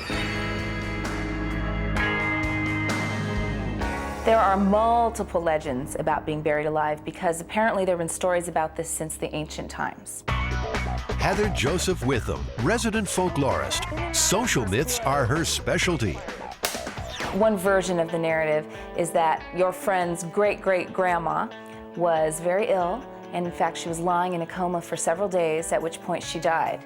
Now, when the doctor pronounced her dead, her husband came and was looking at the body and said, "She's not dead, she's not dead. We've been married for over 50 years. I can feel her innermost thoughts. I know everything about her. She's not dead." Now, every night, this man is having a recurring nightmare. He wakes up, he sees his wife clawing at the coffin, screaming, "I'm alive, help me, help me." He has this dream every night. So finally, after a week of these hysterical calls, the doctor, together with the local authorities, dig the woman up. And when they open the coffin, what they find is all her nails are bent back, and there are very clear scratches all along the inside of the coffin lid.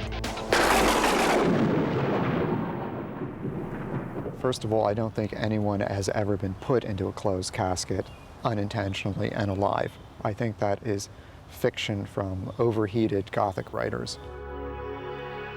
At Mission Dolores, San Francisco's oldest church, Brother Guire Cleary takes a very skeptical view. Well, I've heard stories that some people would insist on perhaps having bells, ropes going to bells from the coffin, so if they woke up underground they could ring it, or perhaps they would have their veins drained of blood to make sure they were genuinely dead.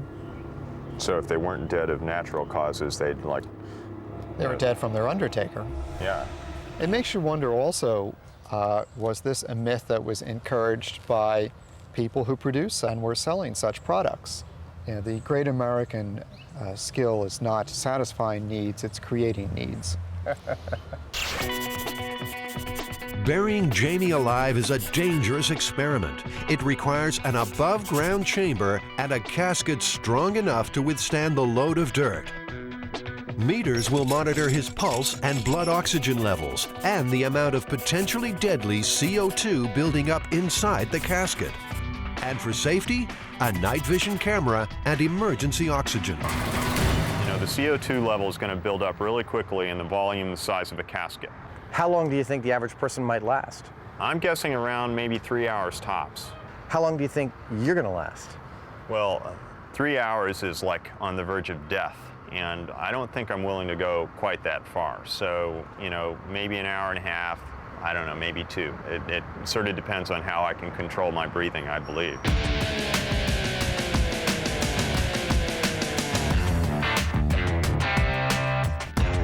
Kind of like that, you know. You like the cash drawer? Yeah, keep my wallet and valuables in there. The first item required is Jamie's coffin. His concerns are size, strength, and comfort. This is a 18-gauge steel casket and velvet interior. Kelly Gillespie works closely with the bereaved at the Arthur Sullivan Funeral Home. And this is the pillow, so you'll feel how soft that is. Oh, that feels nice. All right. Are they going to be comfy for you? Yeah. And this is the spring bed mattress underneath, which does rise up and down. And then these notches up here go right into the hole, and then you can lock it. So if you were inside here and once it's closed, you're not getting out by yourself, right? I don't see any way of getting out from the inside. Bummer. You're gonna have to trust us. Not very comfy. This actually feels kind of lumpy. It's a press board that's covered in fabric. Kind of concerned about getting crushed. I don't know about a couple tons of dirt on there. It seems sturdy enough. It's 20 gauge steel. Maybe to make sure that I do come back intact, we should buy the Astral Phoenix. Well, then what do you think about this one, Jamie? I think I'd be okay with 20 gauge. I would feel a little bit more comfortable with, you know, loading all that dirt on it. Your comfort, Jamie, is our first priority. I need to be able to rest in peace. Exactly. The choice is made, a preference for steel over wood. You know, there's something vaguely disturbing about this, and I'm not sure what it is. Do you want to ride back in the back and I'll drive? Sure.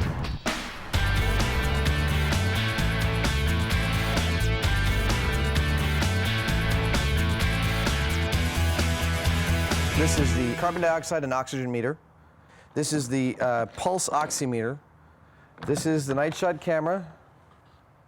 And this is our emergency supply of oxygen. Basically, we have to get all of this in here, with Jamie included, so that all the systems are up and running. We can monitor him, we can know if he's okay, we can give him oxygen if he needs it, make sure he's going to be safe. The casket will be buried inside a chamber.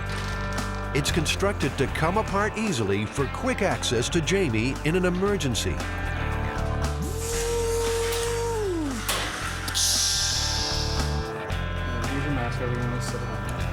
Safety is the first priority, so the casket is prepared for a trial run at the workshop with Jamie inside. The casket is sealed. 2 emergency medics will be on hand at all times. Jamie's survival may depend on their skills. Pulse is 81, and his blood oxygen level is 98. Hey, Jamie, you want to run through how you're feeling in there? Any change in the state of your head, i.e. Lightheaded, dizziness, seeing lights or anything? No, I don't think so. Everything seems fine? I'm just kind of thinking about sex a lot. Okay, that's only interesting if it's change in state. The medical profession is doubtful anyone could survive a burial. Dr. William Miller, medical director at St. Luke's Hospital, believes no one would live to tell the tale. Well, I think that when I was a Boy Scout, we used to sit around telling each other stories around the campfire about, you know, bodies that had been dug up and scratch marks on the inside of a coffin. But when I became older and a physician, I have never given any of those stories any credence. Do you think it would have been any more likely in the past? I mean, given that the technology was a lot different then. I think certainly that in the 1800s, for example, at that time we did not have an agreed upon set of criteria. And so you might have a physician whose idea of death was, for example, very flimsy and not very solid, and they themselves might pronounce somebody dead who, by today's criteria, we would not say was dead. Most of the macabre stories belong to the dark days of medicine, when pronouncing someone dead was a hit or miss kind of science. So you have the story in the 17th century, Marjorie Elphinstone of Scotland gets actually buried. A few hours later, at nighttime, robbers come, they dig her up, and they are going to take the jewelry off her when she groans. And they all go running off into the night in terror, and she sits up, walks home, and outlives her husband. Modern medicine avoids uncertainties of the old days by using 5 different factors to pronounce someone officially dead. Well, the first thing that we would do is to induce some significant stimuli to see if there's any neurological response. And the way many of us do that is we take something scientific like a car key and we push very hard on the thumb to induce pain. Then we check for a pupillary response, usually using a pen light, and see if the pupils react. Then we would take our stethoscope and we would listen for a heartbeat. And usually while listening, we also check for a pulse. And we use the carotid artery. And then finally, we would listen over both sides of the chest for any respirations. So if a patient is not breathing, and there's no pulse, and there's evidence that the brain is not functioning, then that's the determination of death.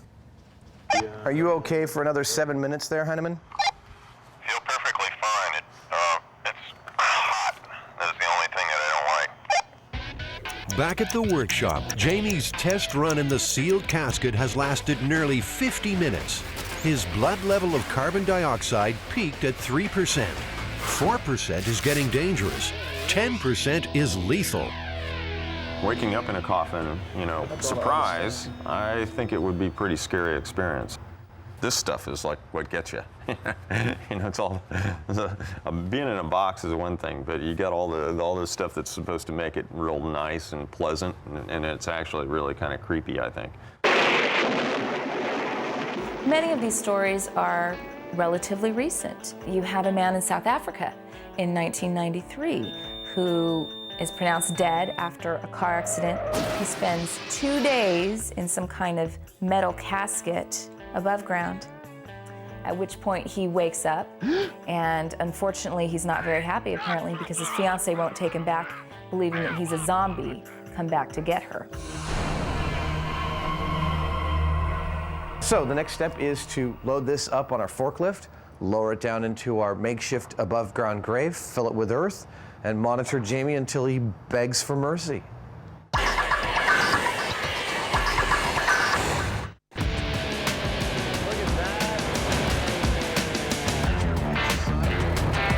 The MythBusters are about to defy nature in an attempt to bury Jamie alive. How you doing?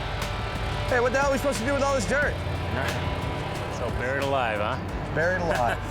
You ever heard about anyone being buried alive? Well, I've heard of him. You know, I've seen movies, but I've never really actually seen it happen. Yeah. Stop. I'm a little apprehensive at the moment. I'm hoping that the box won't collapse, but I think it'll be all right. His dry run lasted 50 minutes. But now, under real conditions, Jamie will be feeling stress, producing more CO2, reducing his survival time. Are you comfy? Ah, yes. Good deal? Yeah. Okay, so you got your walkie, you got your mic on, that's your emergency oxygen, you have your pulse oxygen meter here, camera, thermometer, humidity sensor.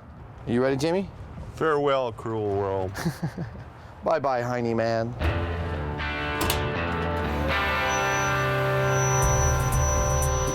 With Jamie laid out in his casket, Adam gently lowers him into the chamber. Watch yourself, it's gonna go down.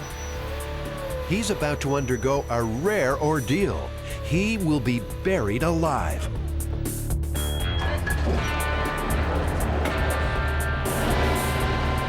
To match a burial as closely as possible, Jamie's temporary grave will be covered with several tons of earth. I got a fair amount of dirt in here, and it actually crushed the container a little bit. Roger that. Are you nervous about it? Over. No, I think I'm fine. It definitely had an effect on the casket, though. Loading earth on the steel casket is a calculated risk. It's up to Jamie to make the call. Well, all I got to say is be gentle on those dumps, because I'm worried about the lid slipping off of its sides or something like that.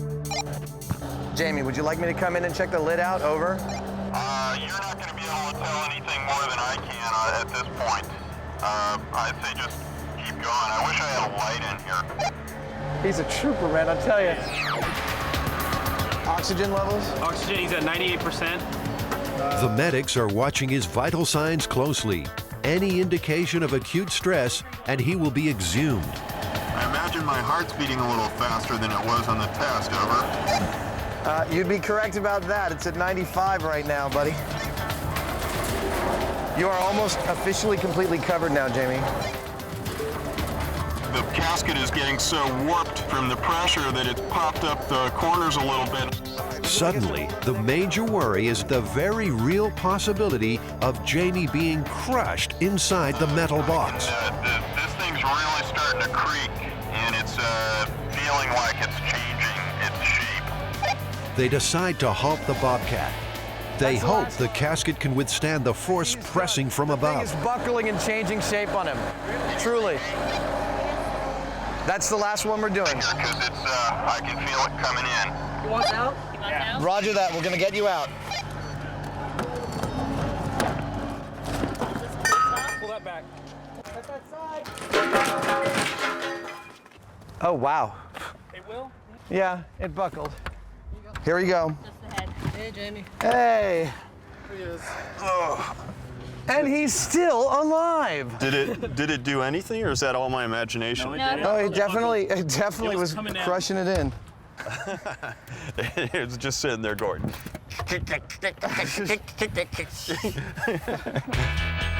Yeah!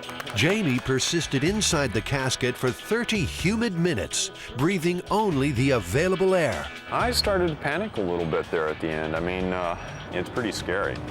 I mean, I don't have any particular fear of enclosed spaces at all, and you know, feeling those walls starting to cave in, it really gets you going. As I'm sure my pulse rate will testify. Here's where your pulse started. And with the point you asked us to get you out, you were off my chart. Your pulse was about 115. Okay. Which shows, I mean, because of your pulse, you were using up a lot more oxygen. So what are the chances of surviving 6 feet under? I think the myth is sufficiently busted. I don't think it's possible for someone to survive a couple of hours in the panic state of being buried with their coffin crushing and all of that stuff, let alone a couple of days until they're exhumed and found to be alive. That's just patently ridiculous to me. Well, there you go. Myth busted.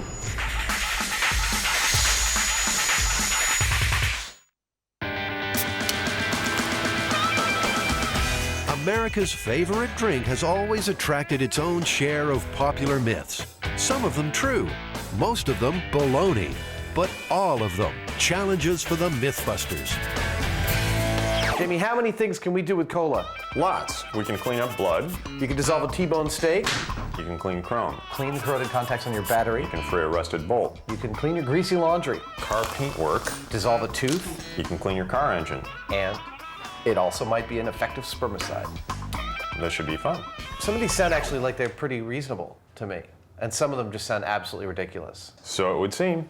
Well, let's go get some blood and steaks and chrome and rusty bolts and get started. Yeah. Okay. Will cola shift those hard-to-remove bloodstains from the Mythbusters crime scene? Lie still, I'm not gonna hurt you.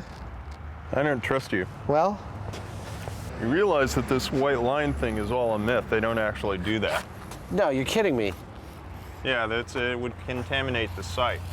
When did the myth start? Was it ever used? You know, I don't know. I think it just looks good. It definitely looks good. Oh, yeah!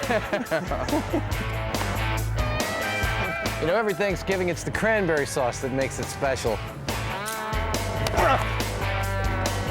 Animal blood was used to keep the test as authentic as possible. Okay, so how long do we have to wait? Is it like the amount of time that it would normally take for an ambulance to get here? For the realism and effectiveness we always strive for. There we go.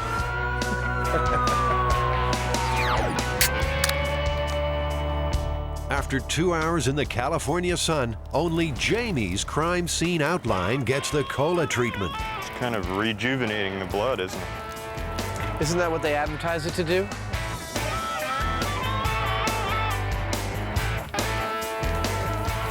That was a lot of blood. Check the truck out. Like, it really dissolved it on that. Yeah, took it right off the truck. Well, most of the blood is washed away. What do you think? What's the final verdict on this? The cola helped. Not by a whole lot, but it did help. This area is cleaner than that one, and this is the one with the cola on it. Yeah, I still see a blood streak on mine after all the washing we did, and it took it right off the bumper. Well, it works. All right, cool.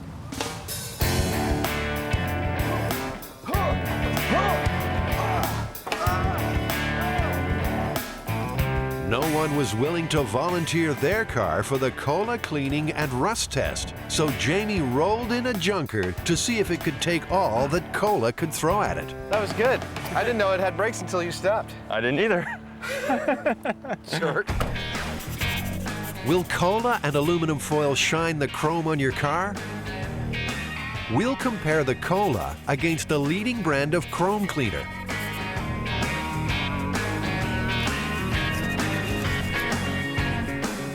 I'm not sure exactly what the aluminum foil does with this.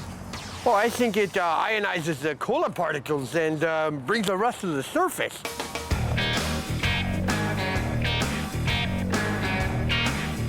I think the cola's doing a great job. The rest is all gone. It kind of has like a foaming, you know, scrubbing bubble kind of thing going on there. Leaving a sticky mess, but that'll wash off. Hey, Adam, you missed some spots. Yeah, I know. There we go. Your side sucks. My side sucks. I gotta say, if you ask me, cola is a fantastic bumper cleaner. I agree.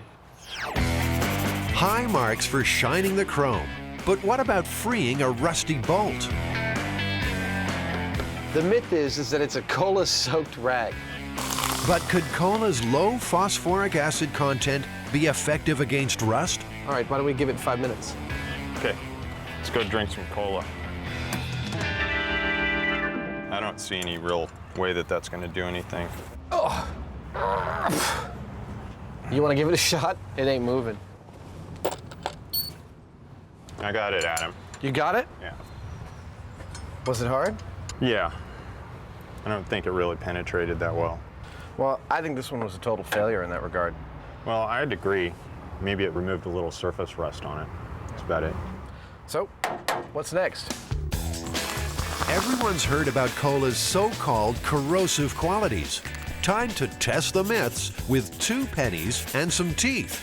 And one more. Can cola dissolve a T-bone steak? In this test, the cola will be compared to pure phosphoric acid, an active ingredient in cola that gives the drink its sharp taste. Most food contains naturally occurring acid, much of it stronger than phosphoric. So how will the cola react with the chosen test items? That looks yummy. Now that's a marinade. I'll have to try it. And you know what? It might actually be really, really tasty. Yeah.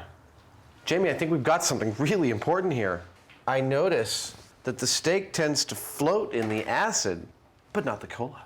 That's amazing. I would have guessed the other way around. Penny, cola. Penny, phosphoric acid. Tooth, phosphoric acid. Tooth, cola. The teeth and the pennies will soak for 24 hours. The steak will stay for 48. We'll be back later for the cola results.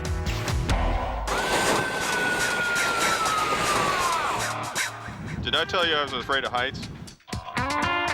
Busting the hammer jump myth involves G-forces, terminal velocity, surface tension, and a helpful crash test dummy named Buster. Oh, no. Poor guy.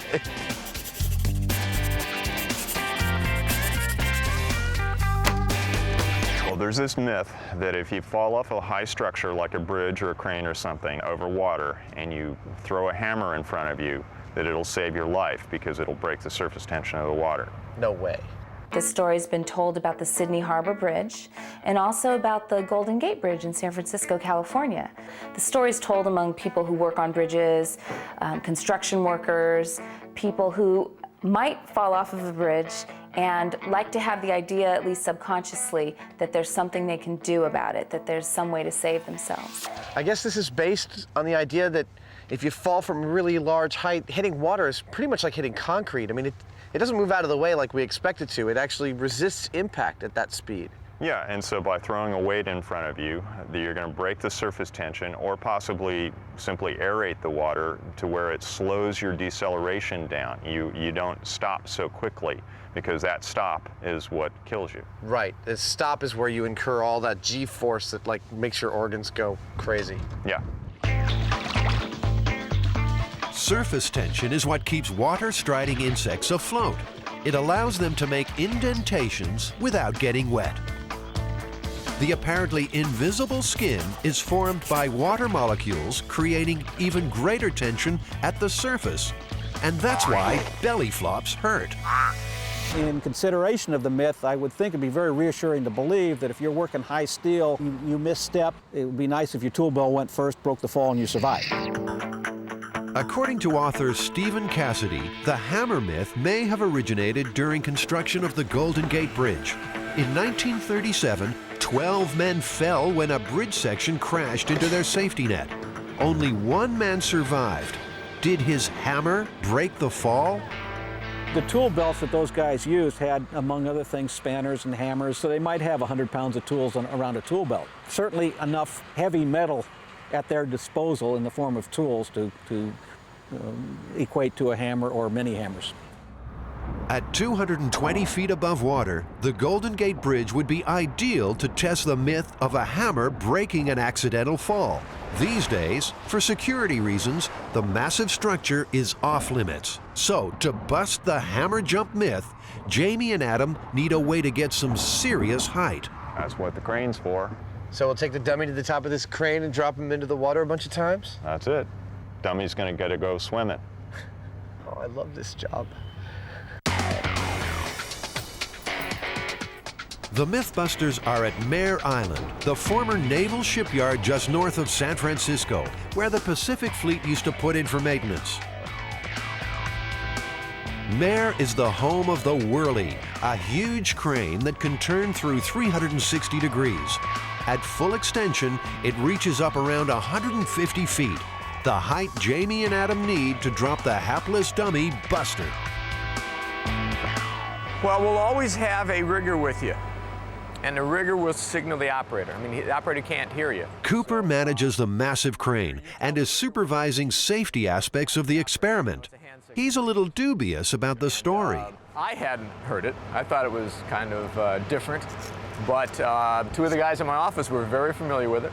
One of our fellows has got an advanced degree from Stanford in construction management, and he definitely had heard it.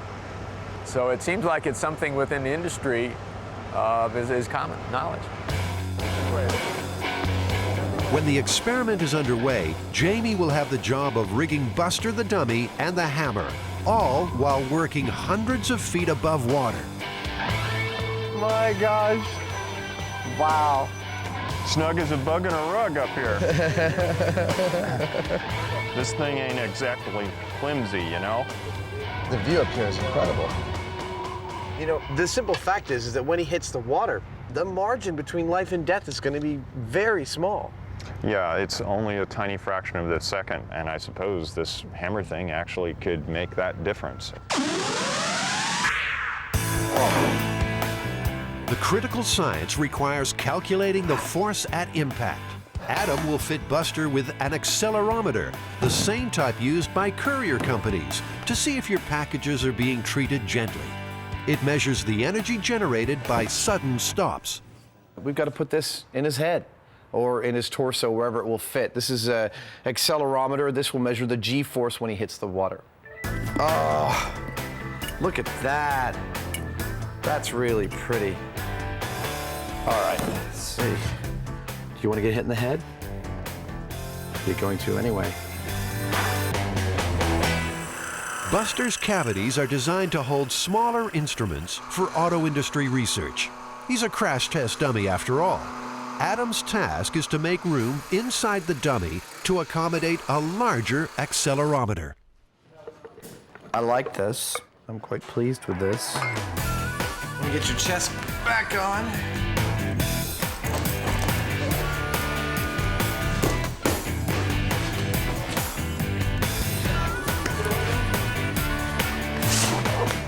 I'm sure there's a crash test dummy expert out there who's watching me do this and going, no, that's not how you do it, you idiot.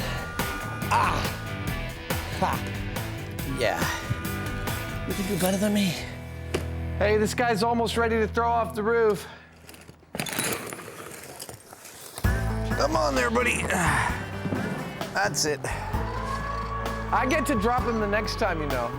Before dropping the dummy from towering heights, they need to test the accelerometer from a little lower down. All right, go ahead. 3, 2, 1.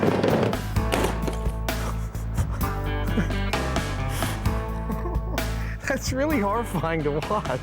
3, 2, 1. That was perfect. Dude, we've cracked his entire head in. No, we can't go again. I guess we weakened it a little bit by... Yeah, I mean, just some big old welds along here should be fine, but, you know, our accelerometer, we should take it out and just read the events. Despite the mishap, Adam found the accelerometer was still functioning effectively. So, download. In addition to the head repair, Jamie needs to modify Buster before the big fall. The other thing that we've got to do to him is that we have to rig some sort of a slide that will allow him to travel along a cable so we can guide him precisely where we need to. To predict exactly where and when Buster and the hammer will hit the water, Jamie is rigging a quick-release cable and guide wires for the descent. All right. So let's say it's from 6 feet. All right. Buster's in for more pavement punishment while the quick-release mechanism is tested. Ready? 2, 1. Oh, oh man. In 3, 2, 1. These quick releases work great, Jamie. Yeah. Let's go for another one. Okay. Upsy daisy. But the dummy is not designed for this type of rough handling. Something's wrong. Uh-oh. Not again. Oh, well. All right, well, let's lift him by his head and get him back on the operating table. Okay. And get to work on him again. I can get the data out and we can see what the drops were like. Okay. This is our last intern.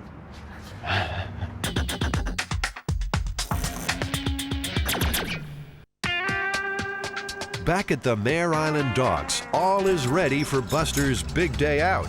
Will his dramatic drop prove that a hammer could break a fall and save a life? I just tested all the systems of the accelerometer, and they're all a go. So it's now recording events. It's probably recorded more than a few jostles on the way out here. But we should be able to see which ones are the events we really care about, because there'll be lots of G's. With the dummy's accelerometer on board, it's time to drop. The massive crane is rolled into position. It's a strange combination of like sheer terror and delight. I'm not sure. Looking at the ground a couple 100 feet away, and I don't know, it's really cool. I think my fascination is overriding my terror. He looks good. Take him all the way up. The crane is raised to 180 feet. A guide wire will keep the dummy on target. A high-speed camera will record the moment of impact. Okay, I'm ready. 3, 2, 1, go.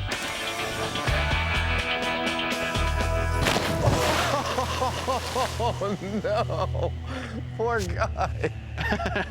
I think it was a back flop. I was looking for a belly flop, but this was a back flop. He probably experienced the full G-force that's possible from this height. Oh no, no, no. Somebody didn't remember to clip him into the cable. You know, there's a lot going on though, and we just forgot, or somebody forgot. We didn't forget to hook the legs on. In fact, Jamie forgot to hook the leg on. I said, by the way, I put a pin in the knee, but because the threading is stripped out, there's nothing there. You're gonna need to take a long bolt and put it all the way through that to make sure the leg is connected. Never got taken care of. Not my fault. There's only one answer. Someone's gonna get wet.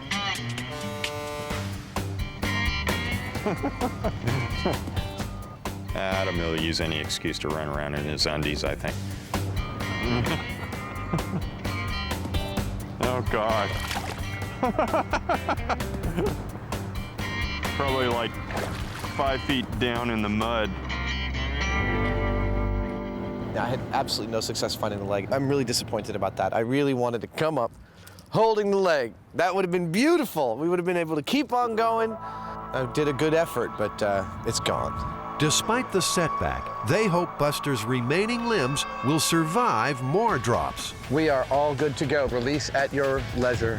3, 2, 1, go.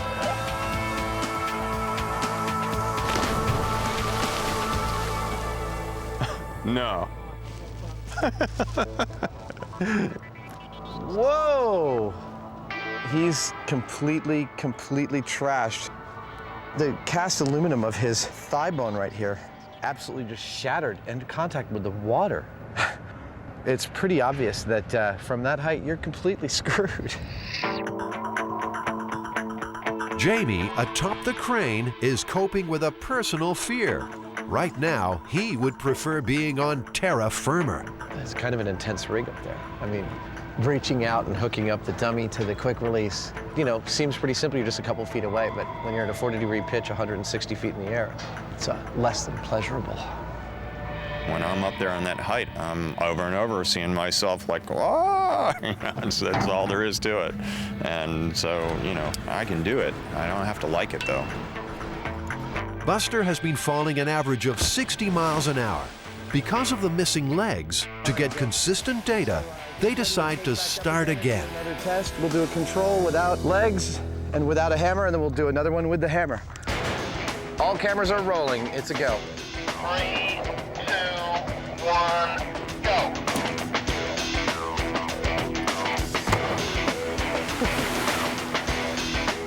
That's so radically hardcore.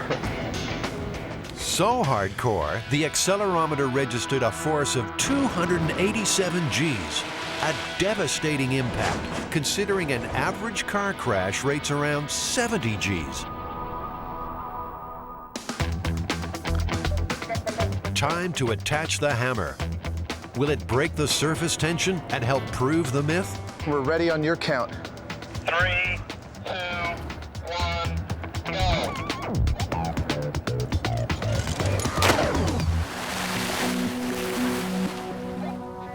Even with the hammer falling first, the dummy still registered a shattering impact of 239 Gs. Take a look and see the little yellow pieces of foam over there. The force is so great, it's yanking foam out of his butt and like rendering it all over the place. We're seeing little scraps every time he falls.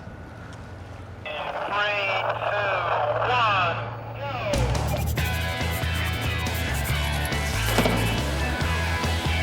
You know, if I was to crash this dummy, I think that would have hurt more than any of the other falls. Go.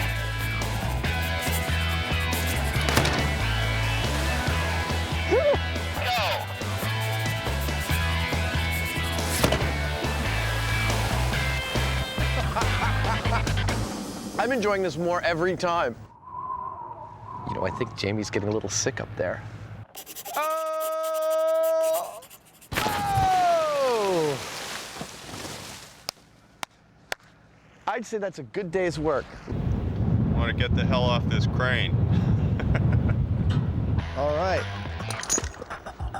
I don't think that losing the leg affected our results. We got a good control of 3 drops without the hammer and 3 drops with the hammer. That's a reasonable data set to make an assessment as to whether or not the hammer helped or didn't do anything.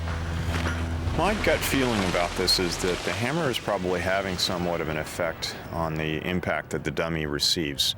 I don't think it's all that much. I don't think it would save your life, personally.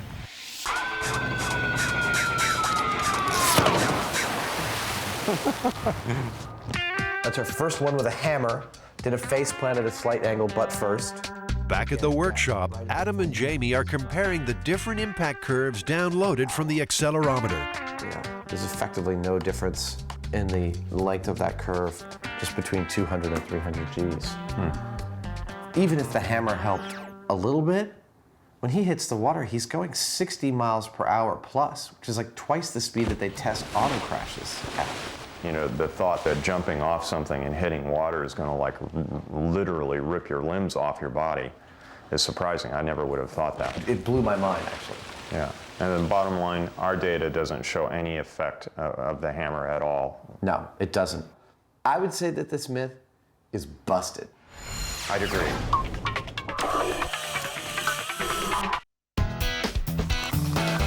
There are plenty of legends associated with cola. Some of them sound feasible. For instance, can it clean battery terminals? That is a pretty corroded battery. That is a very corroded battery. So let's try out the cola on it. Well, let's try cola on this one and baking soda and toothbrush on that one. Cheers.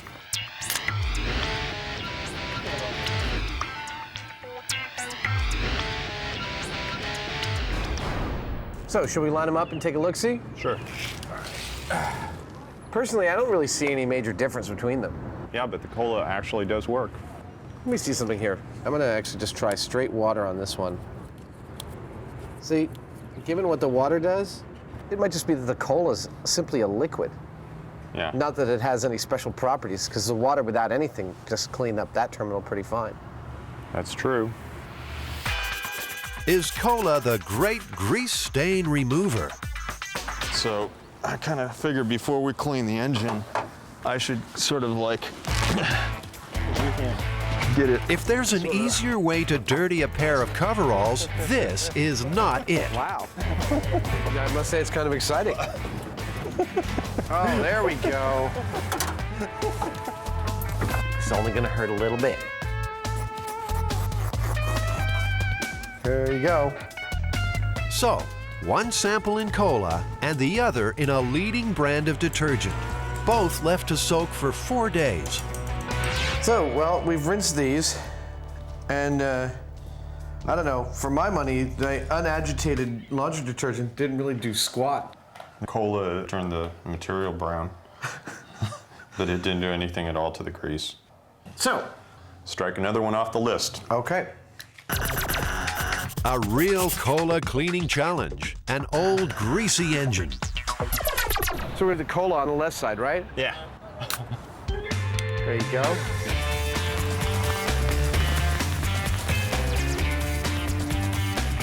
I'll tell you right now, I wouldn't do this to my car. What, should we let it sit like 10 minutes or so and then come back? Yeah. So it's blast time.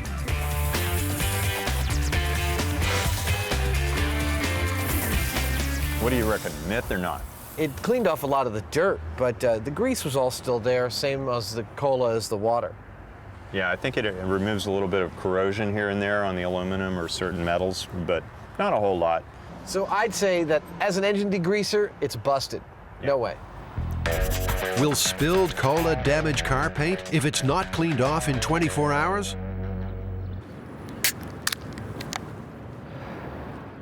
Once again, the cola is competing against the concentrated power of phosphoric acid. Wow, look at what it's doing to this Sharpie. Yeah. 24 hours later, what's the verdict? Not much going on there. Try the phosphoric. The phosphoric acid's bright and white. It's actually like, I might use it on my car. I think it actually changed the color of the truck, though. Yeah, I mean, it definitely ate through the paint, the phosphoric acid, but as an ingredient in cola, it's definitely not effective in ruining anybody's paint job. No. Another one busted. Yes, indeed. All right, let's get that penny out of there. Back at the lab for the cola soak test. What happened to the teeth, pennies, and the T-bone steak? Well, I see something interesting here, Jamie. I know for a fact when I looked at it that this penny, which was in the cola, this is the side that was down, and there was an air bubble right here. So we can see where there was air, it didn't clean, but where there was cola, it did. Wow, that's neat. Clearly see the difference that it actually did brighten up this penny. The cola did a better job than the phosphoric acid did. Yeah, I'd say it did a much better job, actually. I mean, it doesn't look like the phosphoric did very much at all. That surprises me. Well, you know, to me, it looks like the myth's true. The cola cleaned this penny really well. Now the teeth. Will they still be there after an overnight soaking? I still hear it rattling around in there. Well, it made it a yucky brown. Ugh. That's just disgusting. That's one sat in the phosphoric acid. Did effectively nothing to it. Actually, Adam, there's a lot less of that other tooth than there was to begin with. Really? Yeah, it ate maybe half of it away. Wow, no, I didn't have any idea about that. Looks nice and white in comparison, but it's mostly gone. I don't think I'd want to put either of them in my mouth based on that.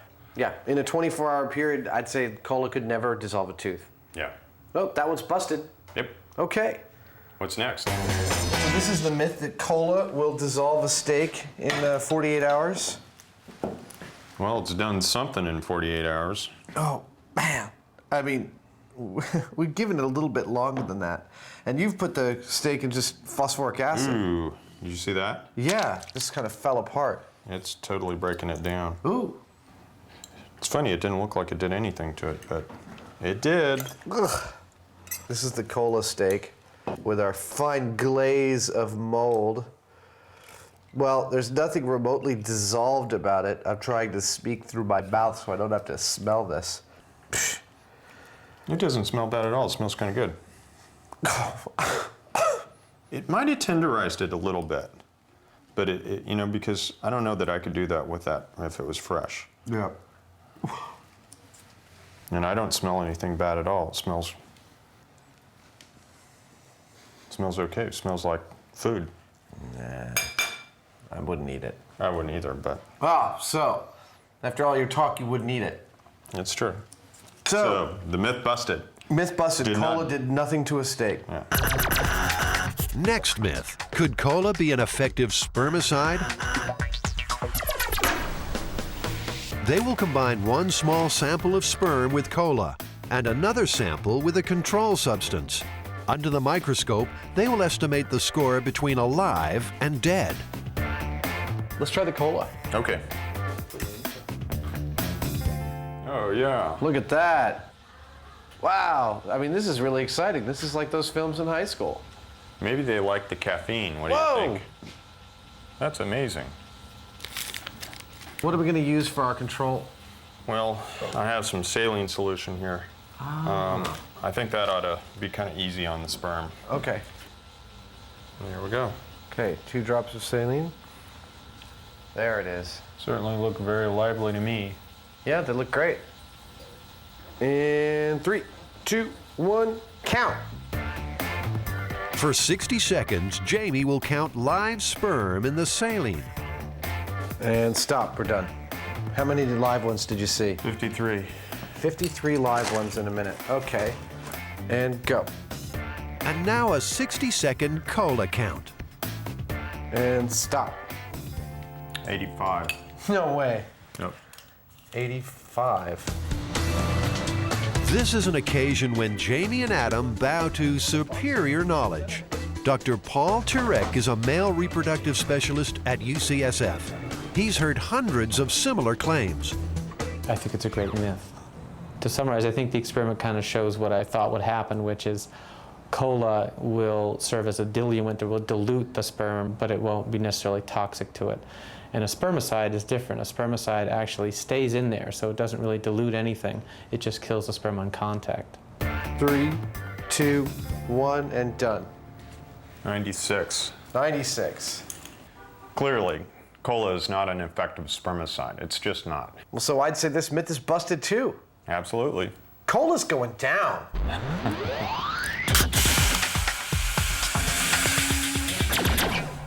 So, Jamie, we've been testing cola for a week. What did we end up with? Not a hell of a lot. Well, the only thing that it really did well was it did a great job of cleaning crumb. I agree. That's the best thing it did of anything. Yeah, otherwise it kind of sort of cleans up blood. It cleaned up a penny kind of okay, but nothing really spectacular. The cleaning crumb was great. Then that's it. I mean, none of these others were really effective in any way. No.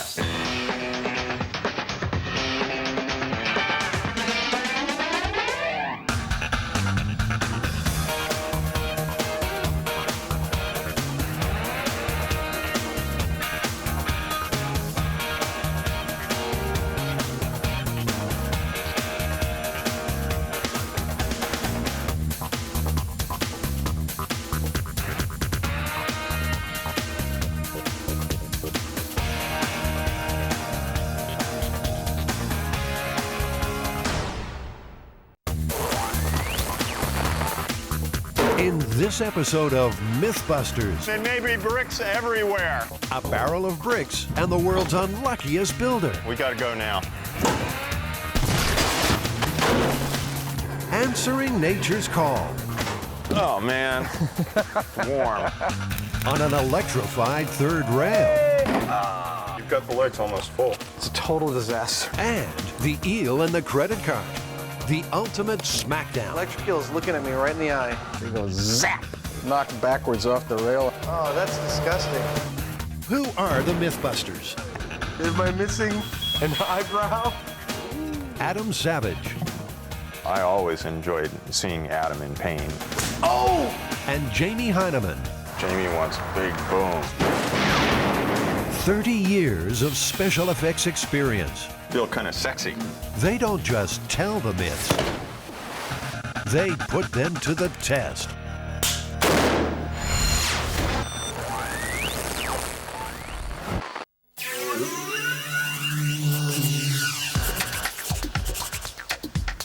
This one is the barrel of bricks myth.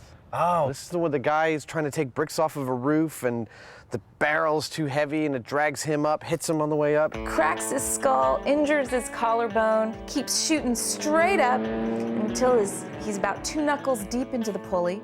Of course, the barrel exploded when it hit the ground, losing the load.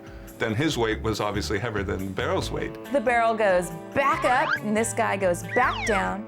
He hits the barrel about halfway down. And I'd even heard that he then let go of the rope and what was remaining of the barrel came down and hit him. But he survives. Yes. So we're gonna replicate this. Yeah, it's gonna be tricky. This is a study in physics and bad luck. Victim holds rope, heavy barrel pulls him up. The barrel breaks and loses its load, so the victim falls. Victim lets go of the rope, gravity does the rest.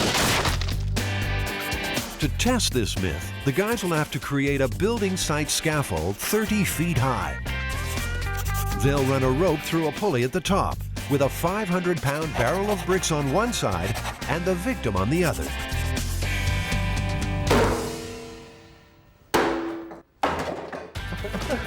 The boys are negotiating the tricky question of who holds the rope. No, stop spinning like this. Roll me into the shop. Oh, God. I'm gonna spew. That was evil. Ah. Looks like another job for Buster, the crash test dummy. That problem solved, Jamie and Adam have some serious shopping to do.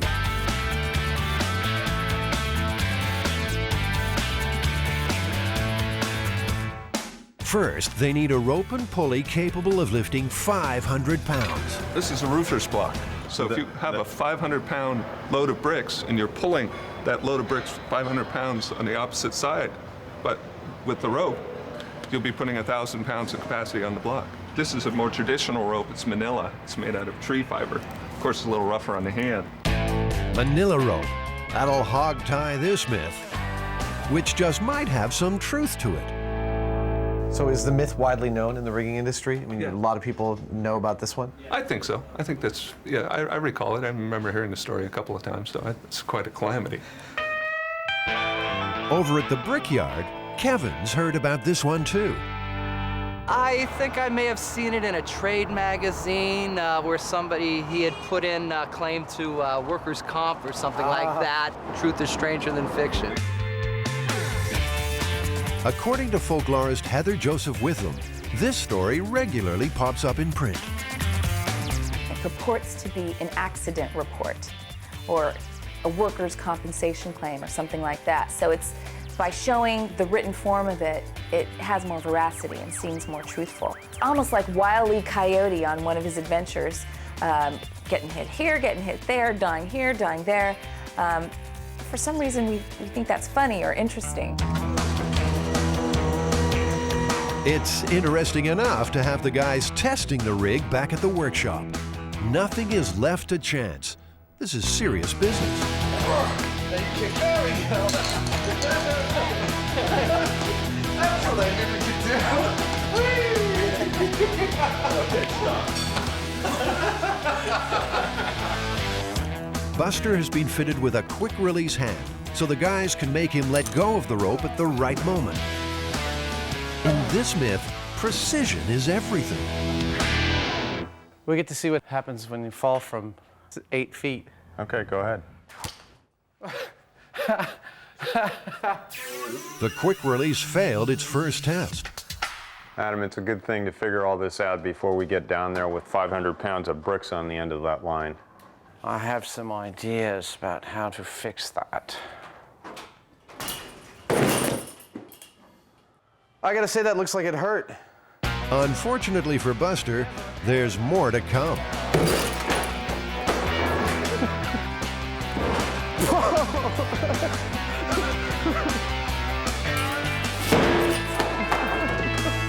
The quick releases are fine. Oh, how's that feel, sport? Oh, huh? It's time to raise the stakes. Raise them by 30 feet. All right. Jamie and Adam will use their theater rigging experience to help build a scaffold.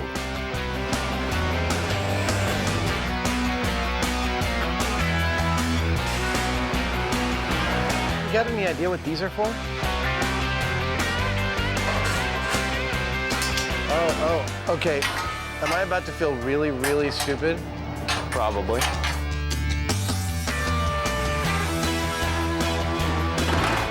Now that's a floor. Both of them know the risks. More than 10 feet, you can break limbs. At where we are at about 30 feet, you could easily die falling that high. The pulley is attached to a crossbar at the top of the scaffold. With 500 pounds in the barrel, plus the counterbalance on the other side, there'll be 1,000 pounds of pressure on the rig. Where the pulley is actually pulling on the backside of the scaffolding. So in fact, a tremendous amount of force is on 2 little bolts that are holding the back of the scaffolding up. The guys are also worried about the strength of the barrels. Here's perhaps the critical question. When the barrel supposedly falls, it breaks and lets go of its bricks. Do you think these barrels will do that? Personally, I doubt it. See, I think they'll fall out on the first try. I think it'll shatter. Well, you want to bet? Oh no, here we go again. Come on, I got $1. There we go. You want to drop some bricks? Yeah. Okay, let's go. Wait a second. The empty barrel is raised into position on the pulley and tied onto the fender of Jamie's truck. Latching on. Got it. Buster's quick release hand is attached. Okay. And things start to get dangerous. 500 pounds of bricks will be loaded into the barrel. Everybody keep their eyes on the barrel and keep yourself out of its path. A lot of creaking going on up here. Our main pipe is bending a little bit. If that pipe bends any more, the whole rig could crash. Back me away from this a little bit. Jamie's got the last bricks in, but they don't know how long the rig will hold. The rope's stretched about maybe 5 feet. We're down about 20 feet. I'm not even sure actually that the pulley's going to stay on that pipe. The pipe's bending. We got to go now. Yeah. Okay? In 5, 4, 3, 2, 1.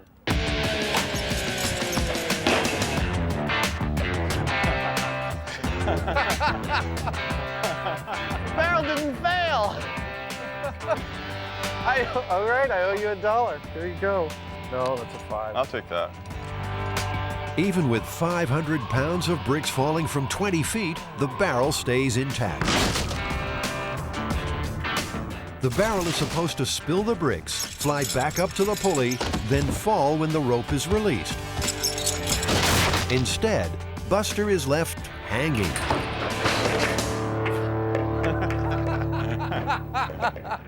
So far, everything seems to be spot on. The amount of weight in the barrel is certainly enough to really launch this guy. It was violent. It made him sling into the barrel. It whipped him around all over the place. And, you know, we just need to get the whole thing timed just right. It's not only timing. They have to strengthen the rig by putting in a second pipe to share the load. I think you should just try it again with this barrel. I'm not even sure it'll hold 500 pounds. Jamie's gambling that it's still pretty strong. In fact, he's taking off some of the steel reinforcing bands. He's not convinced that even if the bottom falls out, that the bricks would come out because the barrel has got a shape like this, and I think the bricks would wedge in. I think he's totally wrong.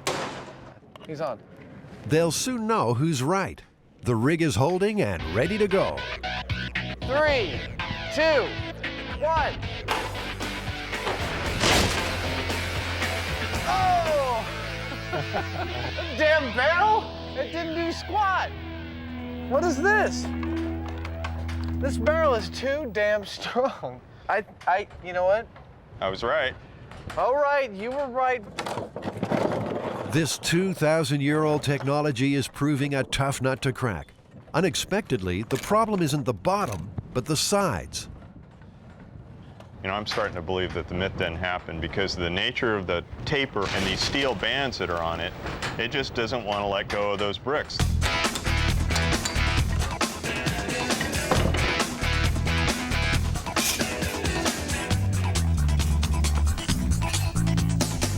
A board in the drop zone will make for a rougher landing. But Adam's confidence is shot. I've been wrong every other time, so I don't know what the hell's gonna happen. They've taken off so many rings, they're not even sure it will hold the brick's weight. Okay, remember, Adam, it may be bricks everywhere. So far, so good. You've got that knife blade of a board down there. I don't know what that's gonna do. You don't know what it's gonna do? It's gonna wreck the barrel for us. In 5, 4, 3, 2.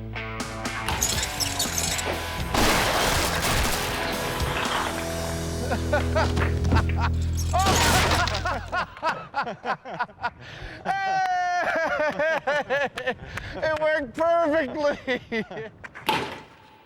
That was fun. That was really cool. I mean, it went up, it went down, it went up, it went down. It's like dummy getting beaten every which way on all through the whole process. That was hysterical. Best of all, they finally managed to break the barrel. The board did the trick. But what does it mean for the myth? If you were dumb enough to load a barrel that had already been modified to fail, I'd see that the sequence of events is definitely possible. Just the fact that we were able to get what we got is I believe, very strong proof that it was conceivable. But alas, not true. Well, in the case of this particular story, it was printed in a 1918 joke book. So it seems that it may have started as the brainchild of one person. A joke maybe, but Adam and Jamie have proved the barrel of bricks myth is possible. And if it's funny once, twice should be hilarious. Have a seat there, buddy. Your life's about to get really hard. 3, 2, 1.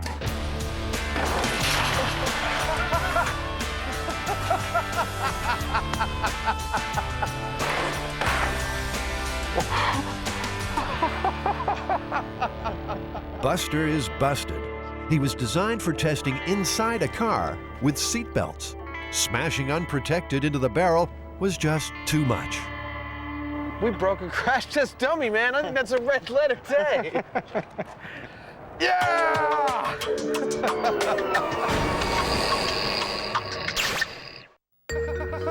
It's late. You've had a few drinks. There's no train expected. Nature's calling. What could possibly go wrong?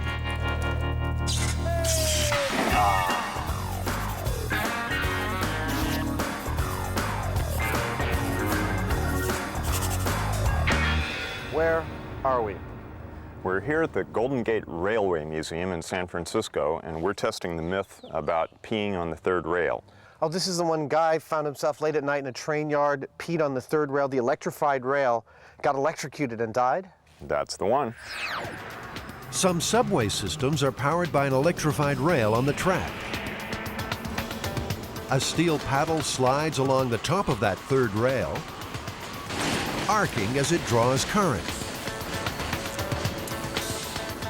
There's enough power in the New York subway to light the whole state of Vermont. High-tension feeder board. Rob Lobenstein is the superintendent of that system. He's well aware of this myth. My first day on the job, they give you all the safety tips and the warnings, and that's the very first thing they tell you not to do. After 34 years, Rob still has a healthy caution about electricity jumping up urine streams. Do you want to pee on that, Jamie? I don't want to pee on that. Come on, do you feel lucky? To test this myth, they'll need to make a stunt dummy with the same electrical properties as a human body. They'll have to come up with a system to make it pee, electrify a track, and finally, test urine's ability to conduct a charge. So the boys need a dummy that can answer nature's call. They'll start with a skeleton. Okay, this is actually a nice one. Did it come with a body bag? Oh, dang!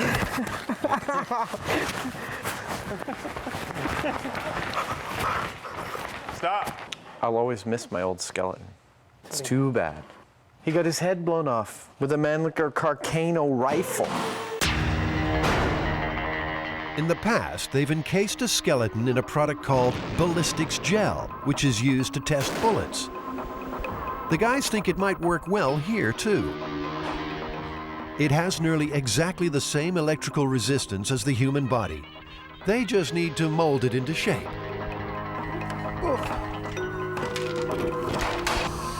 We use the vacuform for all sorts of things. We use it all the time here in the shop. Let's carry this over and cut it out. We use it for toy prototypes when we're, inventing something. The same plastic is used in soda bottles. They'll mold the dummy's front and back and join the shells together. Normally, they'd use glue to do that. But Adams made an executive decision. He thinks it'll be quicker just to use tape. He's looking pretty healthy. I've always wanted my own full-sized, visible human. The same speed that Adam has when he goes through and does a job will elicit an occasional mistake because he doesn't think before he does something. The next step is to fill the legs with gel. Crucial for the experiment, that will give them the same electrical properties as humans. They make this stuff out of boiled down animal products like cow hooves. It's really vile. Stop. Stop. Adam's tape is not holding. Damn it.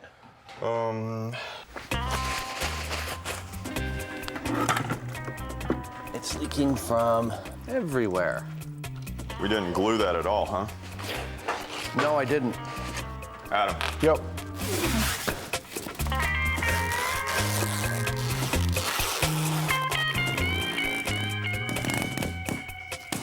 Oh, stop playing. Let's do this. That's such a good sound. There we go. Hey, look at that. It's filling up. Not for long. Now both feet are leaking. Come on. Come on. Oh, slanted, sideways. Oh. If we get lots of ice in here really fast, we'll be okay. Ballistics gel sets solid when cooled, but they only have 4 bags of ice. I kind of think you're... There we go. That's fast enough. Is there a spigot on this garbage can? No.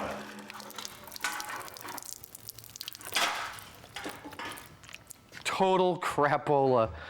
This is a complete and utter disaster. It is not. You've got the legs almost full.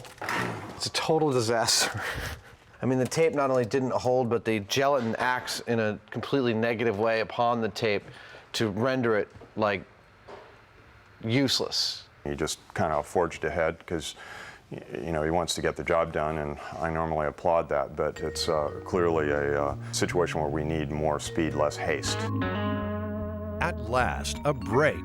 More ice means they'll get the legs set for the experiment.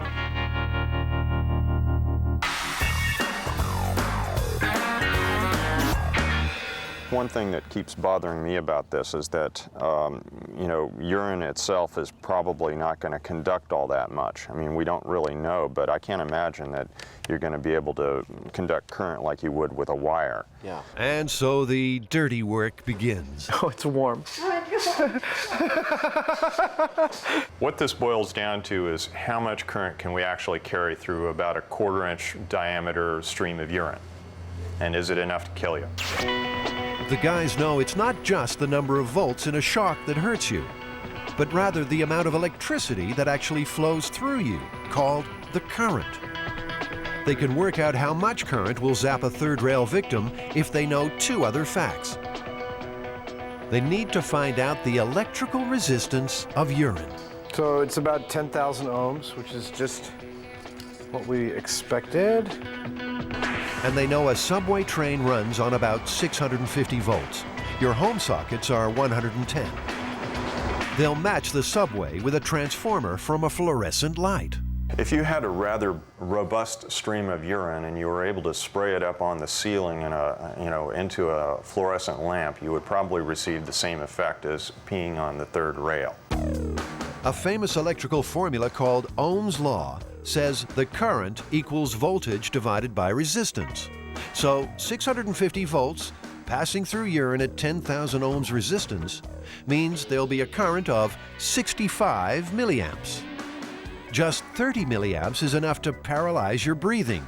65 can give you a heart attack. So that part of the myth is true. Urine can carry a shock big enough to kill you.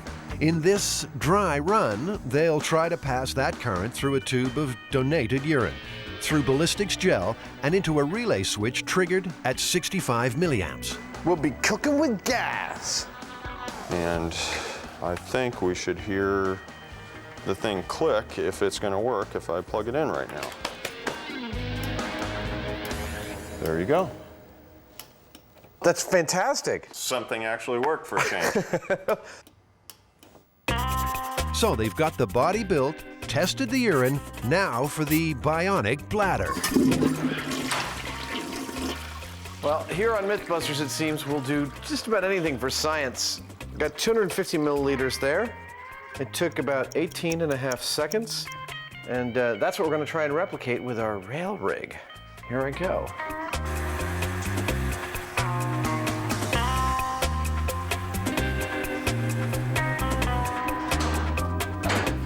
Start in now.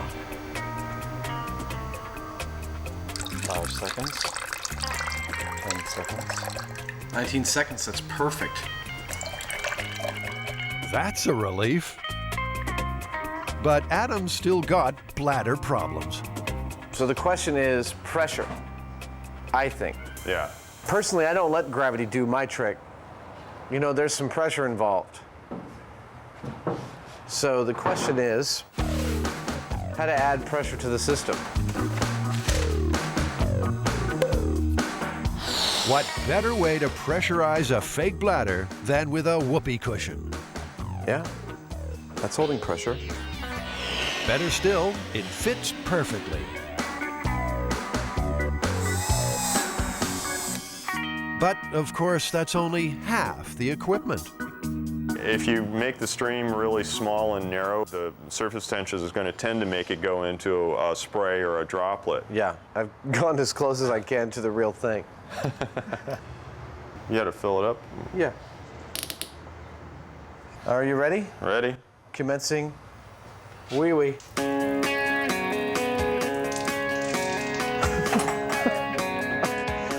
Looks like a pretty convincing stream to me. Yeah. Getting urine everywhere. It looks okay, but how close to real is it? What they need is a comparison. Volunteers? Anyone?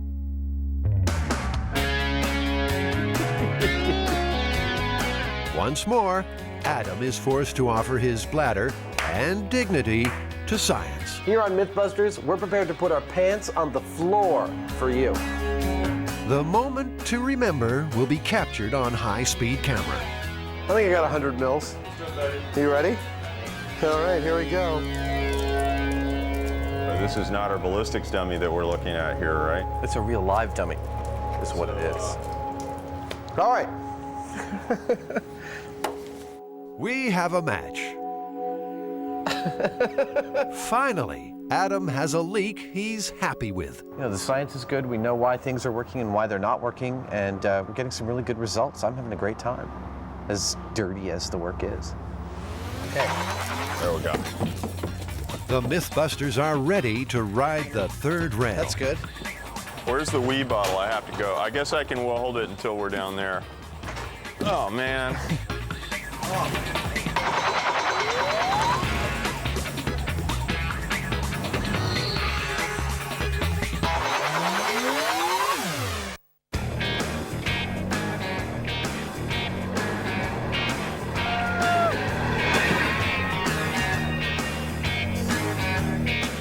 Jamie and Adam have rolled into the Golden Gate Railway Museum to test the myth about the guy who died the nastiest of deaths, relieving himself on an electrified third rail. Usually when you hear the narrative, the guy has a name. It's Joseph Patrick O'Malley, a more Irish name you couldn't get. So I suspicion that part of this is a stereotypical legend, and it promoted the stereotype of the drunken, thick Irishman. O'Malley is in for a rough time. He's been built with the same electrical properties as the human body. The plan is to wire him up so that if the myth is true, current will run from the third rail up his urine stream and trigger an electric release switch, knocking him over backwards. The current by then will be exiting his feet. There's no third rail here, so they'll build their own, attaching a section of track to a 650-volt transformer. And once in position, there's the delicate but most important issue. Oh, perfect. Okay. How's the P-aim look? P-aim looks pretty good to me. I think that's going to hit handily. Okay. He looks beautiful. I wouldn't mind having this in my house. Start to stink after a while. Yeah, I've had that problem before. Adam, is your bladder ready to do the real thing? Yeah, we've got it set up basically the way we think it would be set up in real life, the way someone would actually happen across this situation. It's a dry day, the ground is dry. Our subject is wearing normal rubber-soled shoes. He's having a wee on the rail. There's no wires around him. We'll electrify the rail and we'll see what happens to him. The guys will stand on a rubber mat to insulate them. O'Malley, well, he probably wishes he'd had that drink. The electric release is like a human heart. If it's triggered, he's a dead man.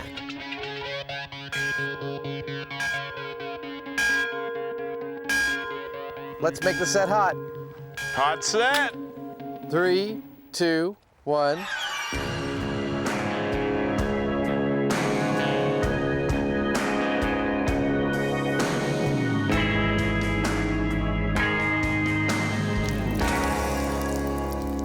Nothing. The release wasn't triggered. O'Malley lives another day. Adam's putting on a brave face. That's exactly what I expected. He's got rubber-soled shoes. He's on dry ground. There's no way a mere 600 volts is going to arc through his shoes. But there's life in this myth yet. Maybe it was a rainy night. The guy's shoes were wet. That would help complete the circuit with the ground. Bladder recharging.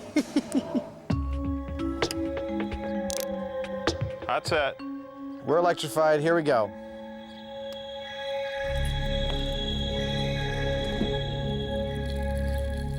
Nothing. Not a thing. Damn. He needs to see a doctor. Set is cool. Jamie, dry shoes didn't work. Wet shoes, wet ground didn't work. What's next? Well, I guess the only thing left is to take his shoes off, and we'll assume he's barefoot. Okay. Okay, there's 2. Stumbling around a train yard late at night, looking for a place to pee, barefoot. All right, are we good? Hot set. All right, here we go. Nope. Nope, there's no connection going. The guys are starting to suspect the problem isn't in the feet, but the urine stream. Perhaps it's not carrying the current. Yeah, it looks like those are not forming a solid stream. Yeah. But suddenly they've got another, more dangerous issue. What's that sound?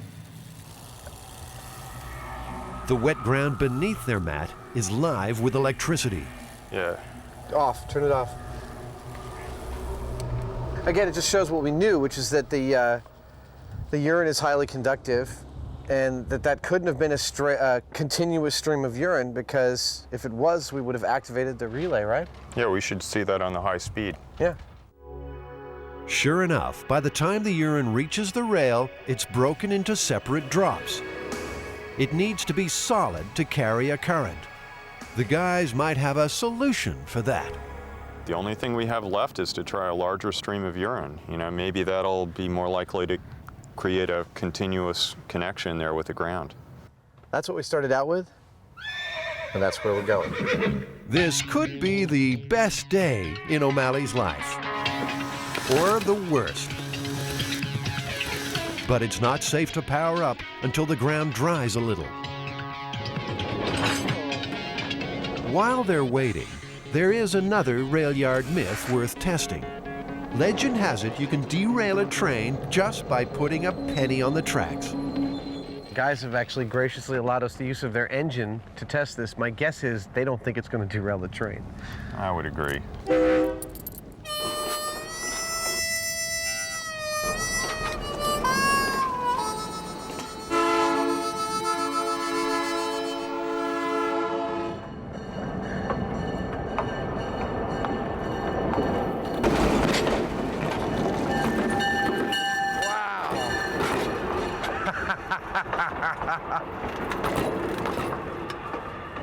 Oh, yeah.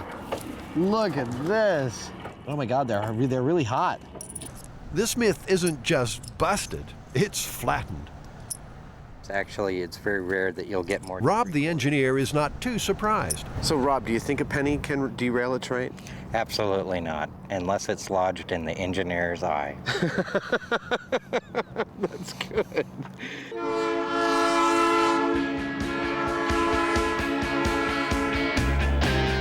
The guys are hoping their luck will change. This is their last chance to prove the third rail myth is possible. We've gone with a more, perhaps, equestrian stream of urine. Pachydermian. I hope we get a continuous stream. I'd like to see this thing work. I'd like to watch it fall over. To be honest, I still don't think it's quite going to work. The ground is dried enough to safely try again.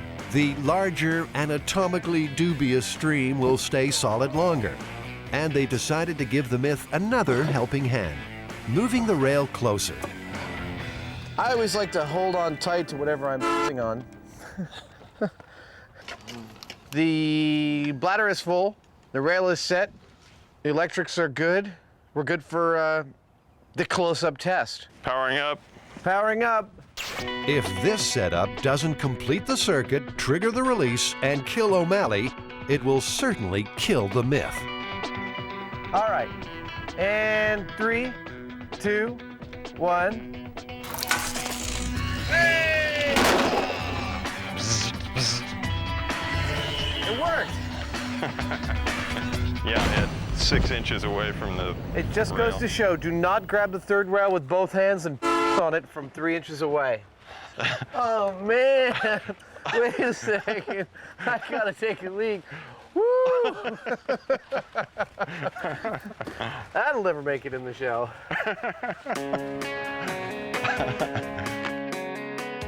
It was tricky, but they've successfully jumped a current from the third rail up a stream of urine with lethal results. So after all the testing we did, Jamie, do you think it's possible to electrocute yourself by peeing on the third rail? Maybe given the right circumstances, it's raining, the ground's wet, his shoes are wet, or maybe he's not wearing shoes. Could happen. In fact, there are no recorded cases of O'Malley or anyone else dying like this in the New York subway. Watching it break up in every stream that we've photographed, just doesn't look like you could make a solid connection. I'd say that's a myth busted. Not that I'd be peeing on the third rail anytime soon. Hey! Oh. watching MythBusters. Isn't that right? 2 million dead fish, a demagnetized credit card, more slime than the Ghostbusters, and Jamie and Adam have a slippery myth by the gills. Well, that's a sight for sore eyes. Oh my God. Imagine the wallet that you can make out of this one.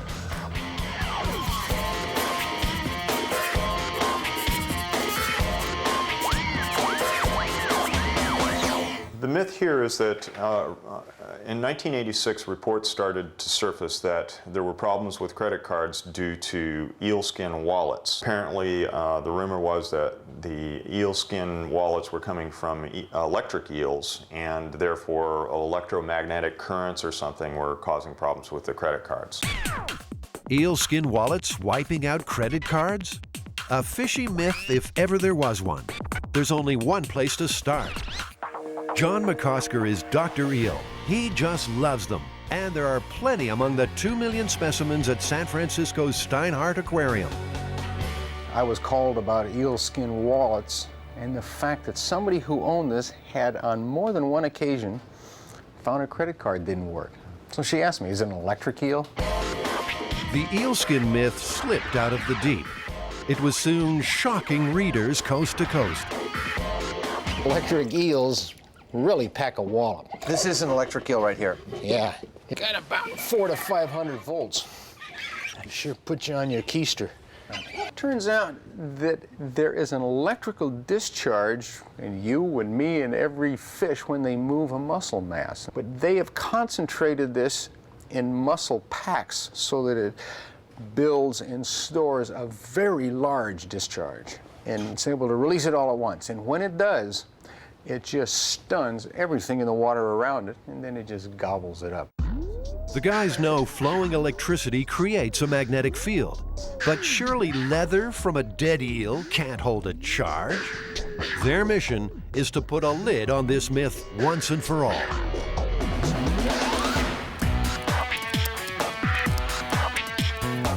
They'll start by making up a bunch of stunt credit cards using a magnetic rider. The strip on credit cards is made of magnetic particles, each about 20 millionths of an inch long. They record information in the same way as audio cassette tape. They all have the same information on them, and now they're ready to be abused in various ways. Let's see if we can take the information off. Where are we going to start? What are we going to test on this one? Well, we've got to put cards in wallets, see what happens. We'll leave them there for a while, we'll measure the wallets, see what they do. It seems our myth is quite widespread. Eel skin has proved to be a natural leather that is harmless to the magnetic strips on credit cards. They'll be the judge of that. First, what happens after just a few seconds contact? Want to swipe them, see if anything happened? Yeah. There it is. All the data. No surprise there. Maybe it needs some wear and tear. There you go. Wallet didn't do anything to it. Let's leave those in there for 24 hours or something and see what happens to them after that. Another theory, actually, is that during the tanning process, residue could get left on the wallet that gives it a small charge that could demagnetize a card. Something like that might have iron particles or something in it that they've impregnated the leather with. Yeah, and if such a thing is possible, we should be able to test for it.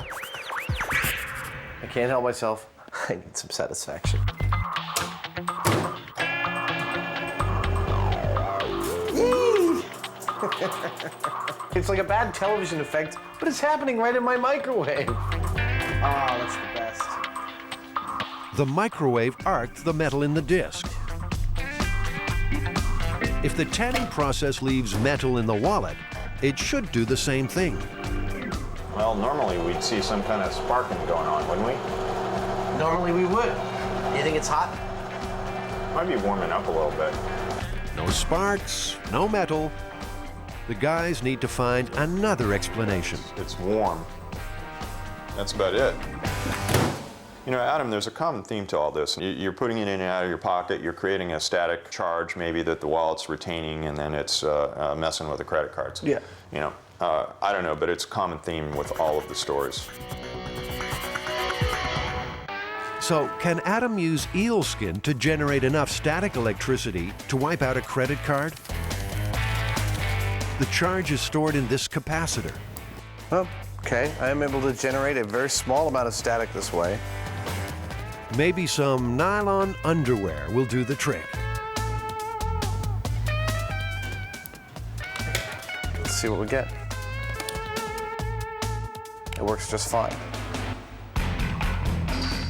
They just can't seem to get a grip on this eel skin myth.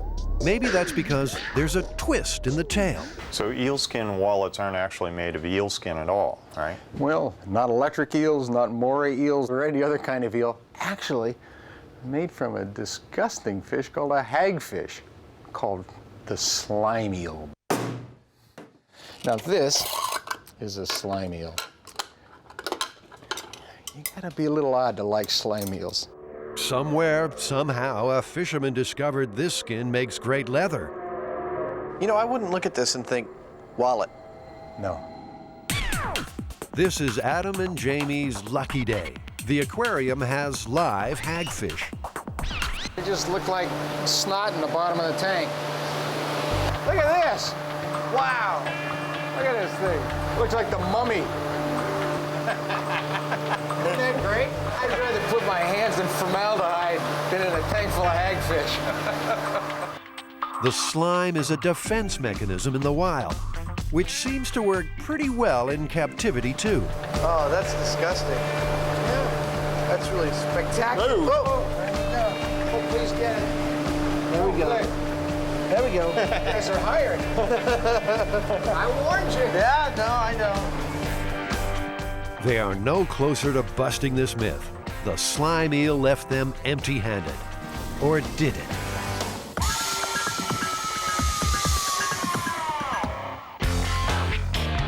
In the eel skin wallet myth, John McCosker did some myth-busting of his own. He's convinced the fish have been framed. It wasn't until we finally obtained a wallet that had been used that we then realized what the problem was. What turned out to be the problem? Problem was geography. There was a magnet right over the band of the card where the signature was located. Could it be true? Could a small magnetic clasp be erasing bank details? How hard is it to wipe out a credit card anyway? Jamie and Adam vow to find out.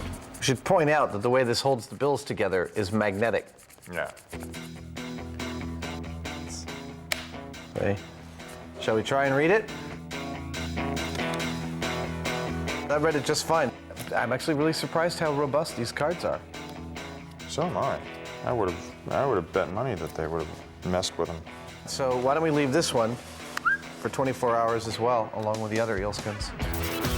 There's also a theory you can strip cards by rubbing two together. That one's good. Yeah, they're both good. Rubbing them up and down against each other didn't do anything. The guys are desperate to erase a card. They've built an electromagnet so they can find out exactly how much magnetism it takes. Here, hold still. By varying the electrical current, they can control the strength of the magnetic field. Up to about 8 volts. That's a magnet, all right. Gauss is the measurement for magnetic strength. Oh, It's okay. coercivity, I believe. And so we have this little nifty device that reads that. 1. The Earth's magnetic pull is about 1 Gauss. They'll be testing well beyond that. So this is 650 Gauss. Yeah. 1/1000. Okay. Let's see. Card number 1 is good. Are we going to 700? Yeah. Okay. They'll step up the magnetic field until they get a failure. Fine. 800 Gauss, man, are you crazy? Nothing. Looks like the everyday credit card is tougher than they thought. Time to step on the Gauss. Okay, 1600 Gauss. Something tells me that nothing's gonna happen. It's good. Now, wave this card like half a centimeter above the magnet.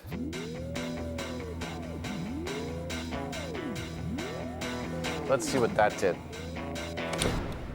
Hey, we got a read error. Read error. We got a read error. Swiping the card has proved the key. By moving it through the field, the tiny magnetic particles in the strip are dragged out of alignment.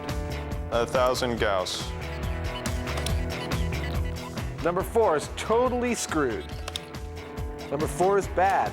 I would say that we could call 1,000 Gauss the point at which the cards regularly start to fail. There's nowhere near that much magnetism in the wallet. So could the person in the myth have come into contact with it some other way?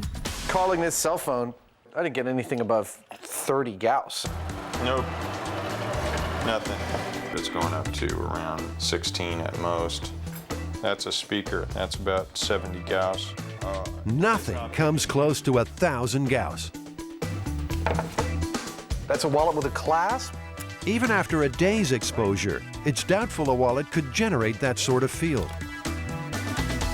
Fine, all the information's still there. Try this one. Go. Nope, all the information's still there. No ill effects at all. Let's try the eelskin money clip that has magnets in it. Nope, all the information's still there. All right, Jamie, so yeah, there's no effect on these cards after 24 hours in a genuine eelskin wallet. This myth is all but busted. But there's one challenge left. John, do you have an electric eel we can go visit, a live one? And a hungry one, and it's storing its charge waiting for you. We have some live electric eels that have caused some workers' comp injuries. Guys feeding the fish got shocked, knocked backwards off the rail, and banged their head. But you can see it really hurts the fish. They kind of wince, they go zap. There's enough power swimming around the bottom of that tank to stun a horse. Let's put this card in the tank with the electric eel, who's right inside here. Got the Gauss meter set up all the way at the end, so if he gives a jolt, you should be able to read it.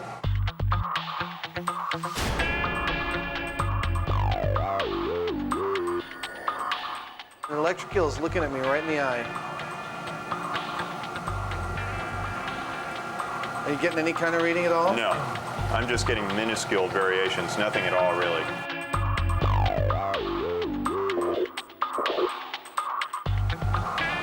Whoop! He just flinched. Oh, he just bit the card. You didn't see any sparks fly or anything. I didn't see any sparks fly, and thank goodness I didn't feel anything. Now he's swimming by it again. He's really very confused. You're not getting anything? Not a thing. Maybe 1 Gauss. 1 Gauss, that's nothing. Yeah. You have more Gausses than that. I have more Gauss walking into a room than that. Now he's just resting at the bottom of the tank. I'd say definitively he's sulking. Look, if people think eelskin wallets can erase a card, sticking a card in a tank with an electric eel, this ought to prove this once and for all. I mean, this is the ultimate test. Yeah. Okay. Myth busted. All the evidence is still in the card, completely not demagnetized at all. Myth busted. I'd say, yeah, myth busted.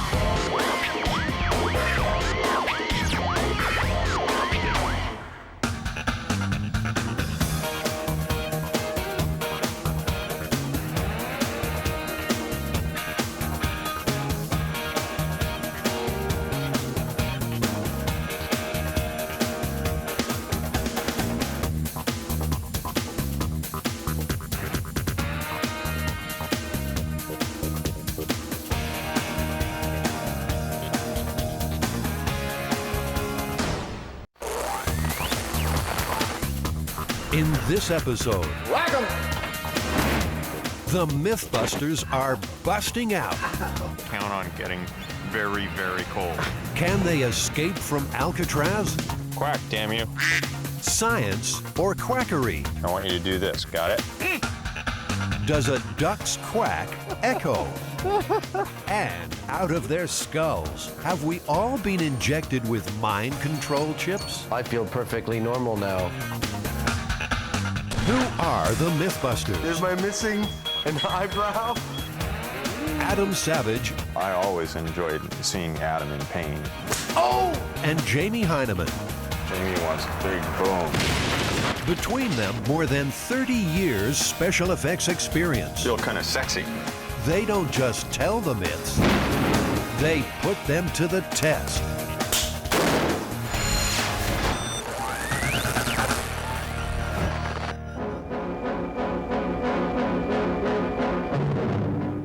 The spoon proves mightier than the bars and supposedly escape-proofed Alcatraz prison.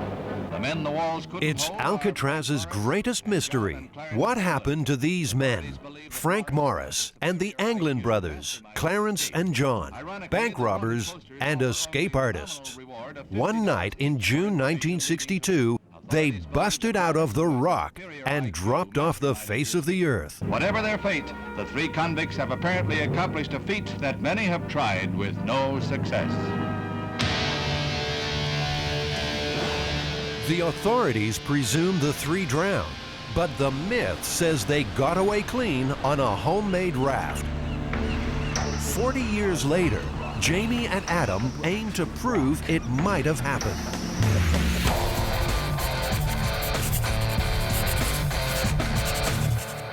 Well, you know, Adam, we're based in San Francisco doing a show about myths, so obviously we have to tackle the myth about the escape from Alcatraz. That three prisoners in 1962 built a raft out of raincoats and got off the island? Yeah. Did they actually do it? Was it successful? Where did they go? According to folklorist Heather Joseph Witham, this story has endured because people often cheer for the underdog. The idea is, you know, David against Goliath, the little man really winning out over the concrete authority, the faceless, nameless concrete authority. America's worst were caged in Alcatraz's 9x5 cells, cold as stone, perched high above the currents that chain the island. Officially, no one ever escaped and lived to tell, though in its 29 years, 34 prisoners tried, and as many as 11 died in the attempt. Adam and Jamie will follow the most famous escape attempt of all. It began here, in these cells. They painstakingly fashioned dummies of plaster with hair of paintbrush bristles to stand in for them during cell check, while they covered an escape hole with a cardboard grill. All of this was within easy visual range of the guards in the gun galleries. Alcatraz had begun to crumble. Morris and the Anglins were all able to chip through ventilation grills using spoons. I believe that this one is a MythBusters special, so you feel like squirming through the hole? Sure, why not? You think you'll fit? I think I'll fit. I'm not so sure about you. Let the breakout begin.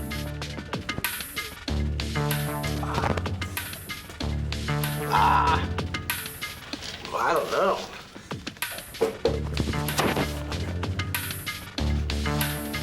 Seems beer and fast food wasn't on the menu at Alcatraz.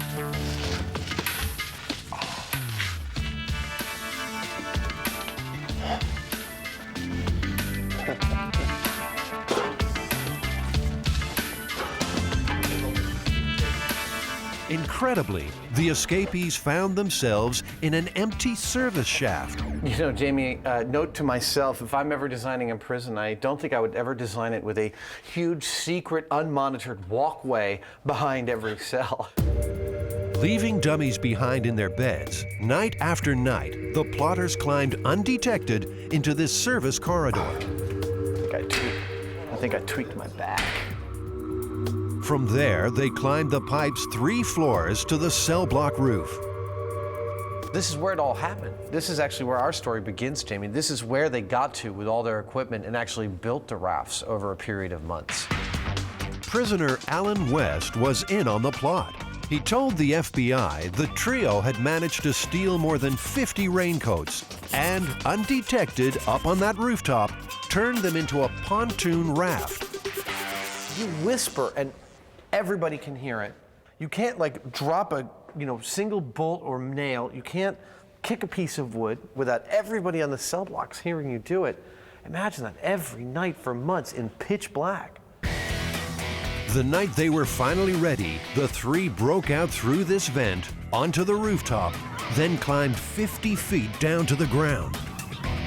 You know, they went down about here. The original pipe's been removed, but we do know that they went across underneath the water tower and down to the shore on the side of the powerhouse over there. It's a lot of distance to cover in the middle of the night with all that equipment, I'll tell you that. Yep. The swirling tidal currents around Alcatraz were more feared than any wall.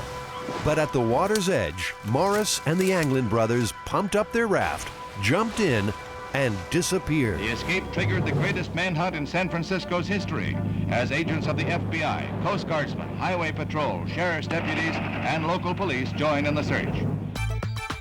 Jolene Babiak lived on the island when the escape happened. Her father was associate warden at the time, and she's written 3 books about Alcatraz.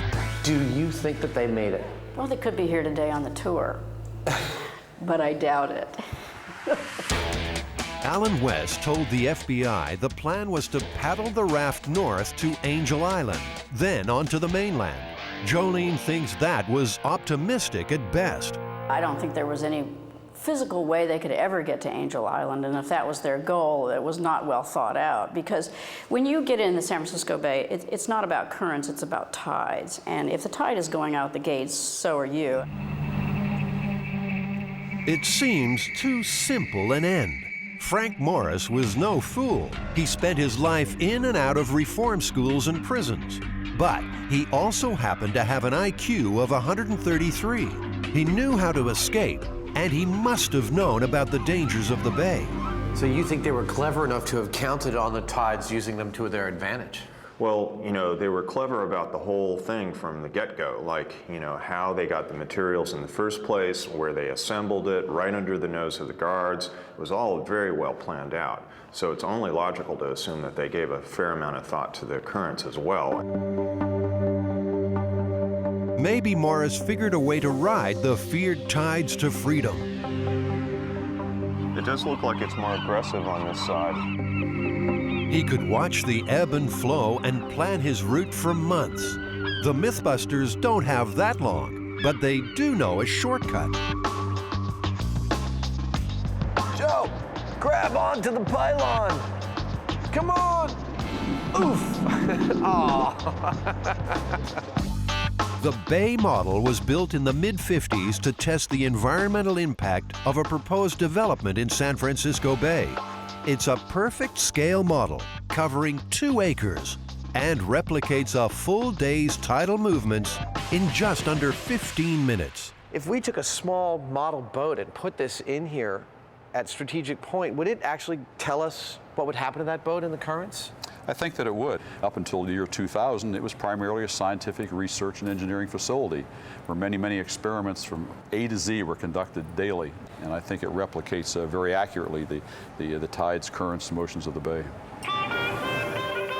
The guys know the high tide had just turned when the escapees hit the water. I'll just wait for the signal. In the compressed time of the model, that's due in about 2 minutes. The water's having an effect on me. I don't know what it is. Once again, the MythBusters' professionalism is winning admirers.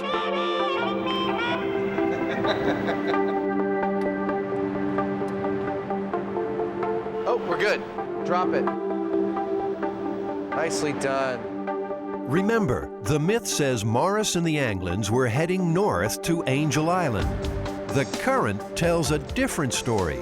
The raft is heading west in a hurry. We're escaping Alcatraz at Mach 1. No wonder they didn't find him. They're probably in Japan by now. Stand by, Jamie. Okay. Release it, Jamie. The same thing happens every time on this tide. There they go. Now the current catches them. The raft is always washed west to the Golden Gate Bridge, and it's doubtful the escapees could paddle against it for long. Basically, there's no way, I think, they'd make it to Angel Island, though. The guys think Morris was smart enough to work that out. So, despite what they told other prisoners, maybe Angel Island was never in the plan at all. I think they actually took advantage of the currents and got on them as a you know, like a river headed towards the Golden Gate Bridge, and specifically the north side of the Golden Gate Bridge, where they could easily make it to shore. The Mythbusters have hatched a new theory and a new plan. Forget Angel Island. They're going to see if they can build a raft and paddle across the tide to reach land around the Marin headlands. Jamie, what do you think our chances of success are? 100%. 100%? Yeah, absolutely. All right. No doubt about it. We can pretty well count on getting very, very cold. Jamie sounds like he's getting cold feet. But before he does, the guys have a date with some webbed feet. Another bird-brained myth to bust. Could it be true? Or have Adam and Jamie gone quackers? Anything to say to the ducks back home?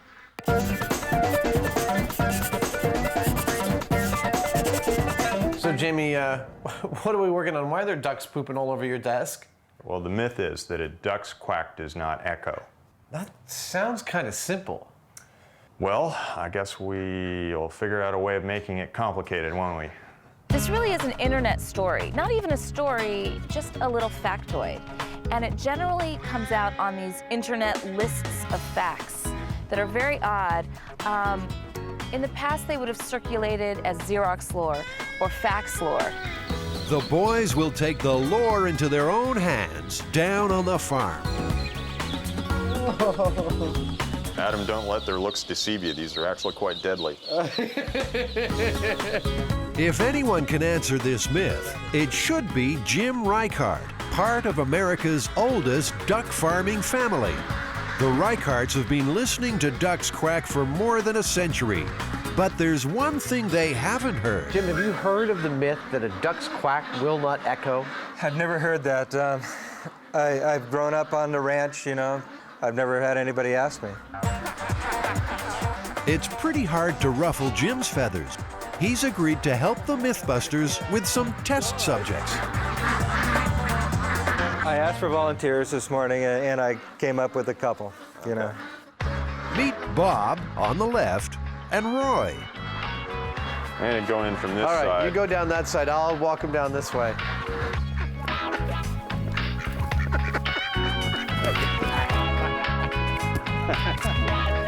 That wasn't so bad, was it? That wasn't so bad. All right. So, they've got their ducks in a row. Now they need a man who can catch an echo. That would be him now.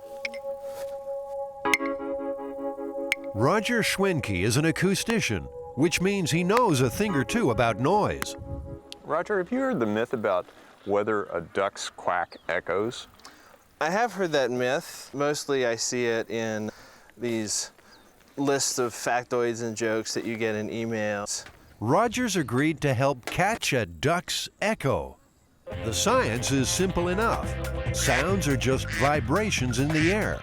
An echo happens when those vibrations hit something and bounce back. So one of the challenges I have for you is we're going to use a tie clip mic as the trigger mic to start the recording, and we need to attach that to the duck.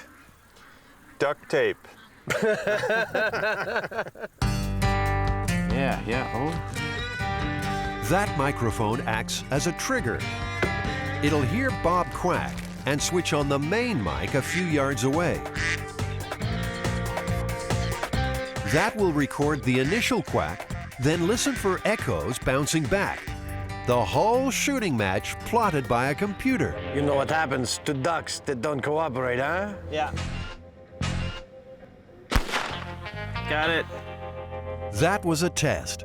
You can see the initial shot from the starter's pistol is the peak on the left, and the smaller bumps after it are the echoes coming back. The system works. Now, for the ducks. I'll tell you guys to be quiet because any sound will start the computer recording, and then you need to silently induce the duck to quack. Can you quack? Silently induce a duck to quack. Look me in the eye and quack. Quack. Come on, boy. Quack. Quack. All right, see if they're ready. Are you guys ready? Don't mess with me, duck. When I say quack, you're gonna quack, right? I'm the boss here. Don't give me any beak. Quiet. Give them the thumbs up.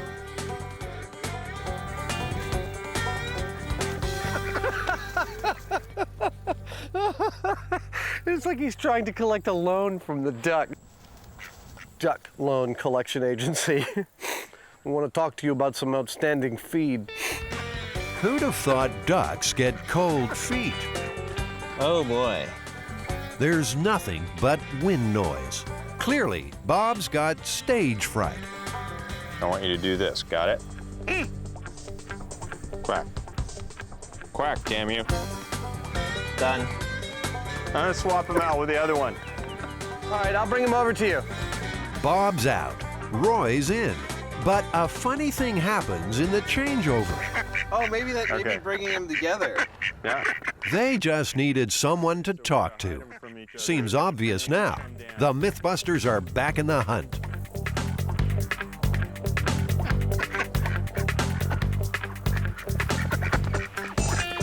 Ah, that looks like a quack. It's astonishing how well that works.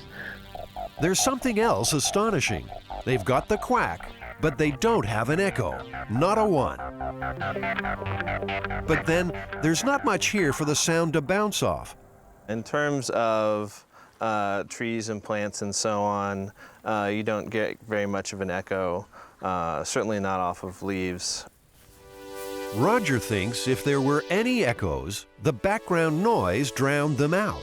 A sweetheart duck. To prove that, and bust this silly myth once and for all, Bob and Roy will have to go hi-fi. Okay, that's really cool. Meyer Sound makes top-of-the-range concert speakers. Roger's their staff scientist. Hi, guys. They plan 2 experiments at the lab. First, to capture a crystal-clear quack with no echo. Then, they'll record Bob and Roy in a room that does echo. The computer should show if there's a difference. To get the clear quack, they'll use an anechoic chamber. It absorbs echoes by trapping sound vibrations in baffles on the walls and ceiling.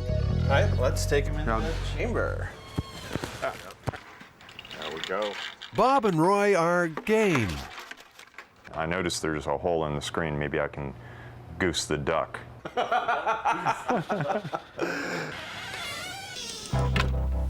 Quack!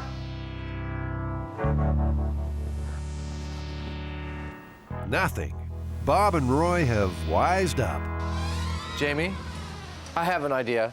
We get underneath the platform and we stay there for like a full minute or two, and then we both pop up on both sides of them. A duck ambush. It's risky, because if this doesn't work, Jamie and Adam will look really stupid.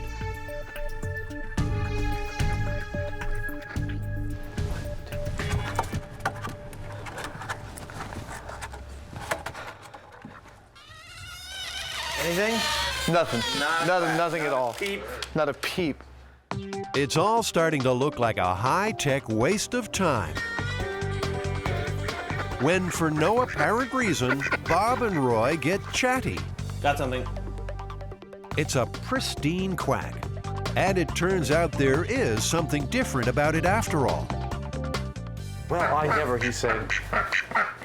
It's a series of exponentially decaying impulses, which looks almost exactly like room reverberation. This is the exact moment Jamie is blinded by science. Have you been paying attention? What they've found is that when you plot it on the computer, the quack looks exactly like an echo. And that could explain the origins of the myth. Its echo might actually sound just like its quack. It might blend together for you. So you might be hearing an echo, but think you're still hearing the quack. Time to crank up the second experiment in the echoey room. Hopefully the computer can tell the difference. You ready to quack? for science? Okay, quiet please. Go.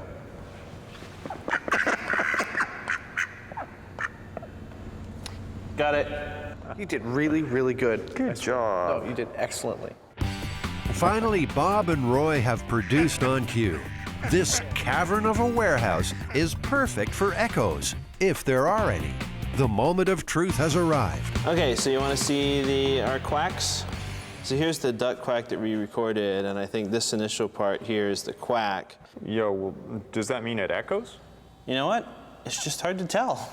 Really? The reverberation looks just like the quack. You'd think the combined brains of man and machine would be more than a match for Bob and Roy. But somehow, once again, they've frustrated science. And for one final time, they'll have to sing for their supper. Roger knows the echo is there somewhere. Got it. And sure enough, amid the techno babble, at last he finds what he's looking for. This series of decaying impulses is the reverberation, definitely the echo. Definitely the echo. Myth busted. Don't be so hasty. Myth busted, let's go home. See ya.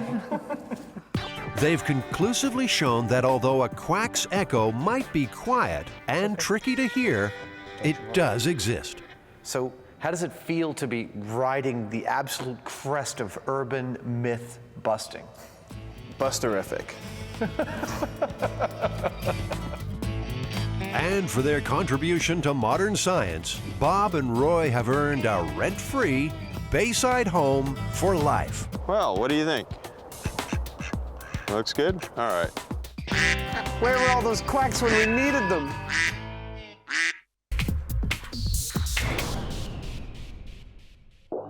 Jamie and Adam are immersed in the Alcatraz escape. Did Frank Morris and the Anglin brothers drown, or could they have gotten away on a raincoat raft? To find out, the Mythbusters will make a raft and attempt the crossing themselves. Some living history will help their cause. That's the raincoat. So this fabric now is very fragile. If I tried to unroll it, it would deteriorate, it would fall apart. This brittle old raincoat was actually part of the escapees' raft. For some reason, they left it behind on the cell block roof. It's kept in archives at the Maritime Museum and may yet give up a few secrets. And you can definitely see the glue on the edge of the seam here, contact cement. The tiniest hints will help them make their own raft more authentic. Yeah, it definitely looks, like a military-style raincoat that I've seen. 2 paddles were also recovered. Look at that, that's the real thing. It actually kind of sent chills up my spine to see these things, you know. There was somebody in a dark kind of alcove somewhere out there on Alcatraz that was secretly pulling these materials together and building this stuff, and we actually, handled it. They've reached back 40 years to touch the myth. But can they get their hands on the right materials today? Well, that's the American one. Like, as long as we scuff it up with a little sandpaper, yeah, contact cement ought to hold all the stuff. That feels much better. Seems they could rename this place Alcatraz Escapes Are Us. 40 regular. There are hats, too. Yeah. It's too big. Yo, what is up? Peace to your mother. I'd say we did pretty good in there. Everything we need. A bunch of stuff we don't. Back at the shop, it's down to work. First, the easy part, making the paddles based on FBI drawings.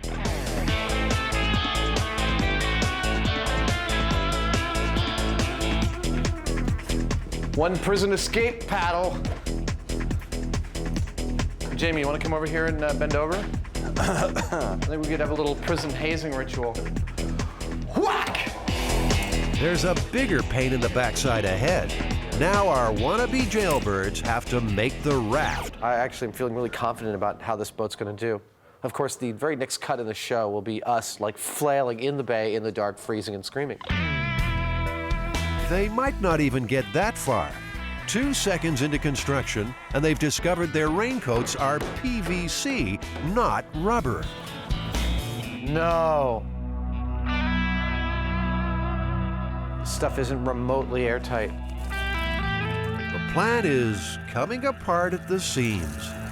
It's a totally different material. At this point, it looks like I'm not getting off the island. I'm gonna have to finish this life sentence. Turns out the right stuff is almost never used anymore. But Jamie tracks them down. It's delivered direct to the big house. This, I swear, this is exactly what they used on the Alcatraz one. The raft was never found, but according to FBI intelligence, it was made of 3 pontoons. It was 14 feet long and 6 wide. It's going to be a rainwear massacre. The plan is to first cut them into equal panels. Morris and the Anglins used more than 50 coats. We are on our way to Alcatraz.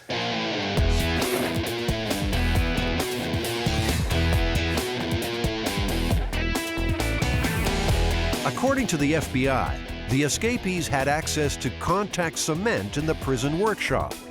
Jamie and Adam will use the same stuff to glue the panels together into long sheets. What I was thinking of doing was basically something like this. Folding it over, okay. Yeah, see? So you do glue, glue, glue, glue, glue, glue. Sounds easy, but the glue's becoming a sticking point. Do a full-on, like 2.5-inch lap. Why don't we compromise and make it like 2 inches? Why do you want to do a smaller one? Because it just is, it's like, it's not really going to help us any. And, yes, it is. I don't know. It's insurance. I have to insist on this one. It's absolute insurance. You know, it just, it Make it 2 inches. That's like double what you need. All right. And so we'll just each take a table. To make sure the raft is airtight, each seam needs to be glued, dried, and compressed together. The real escapees did this in the dark and silently. Wait, was that a guard?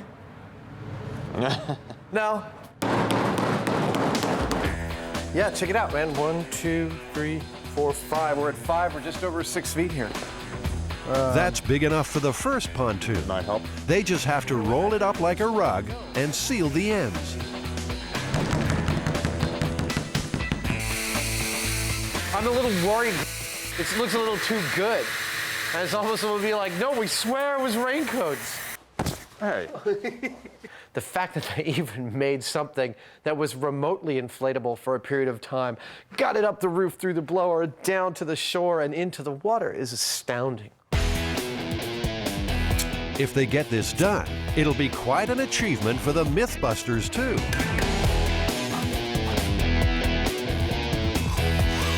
My calibrated eyeball detects no leaks whatsoever. Dude, that's a boat.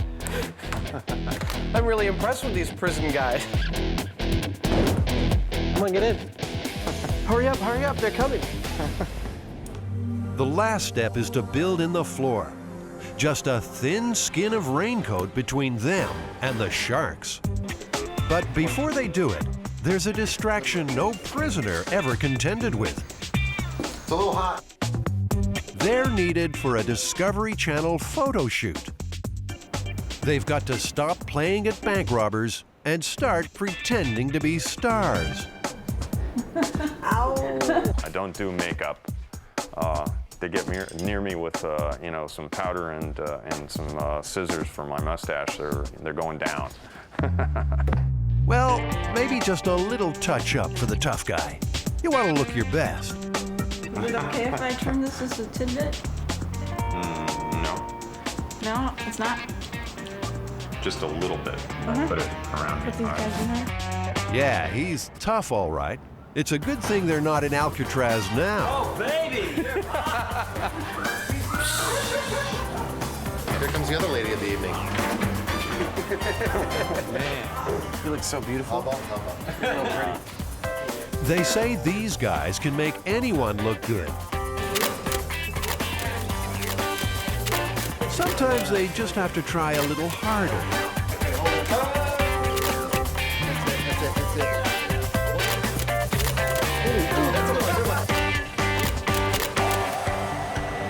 Mugshot's over. Back on the cell block. The guys are making up for lost time.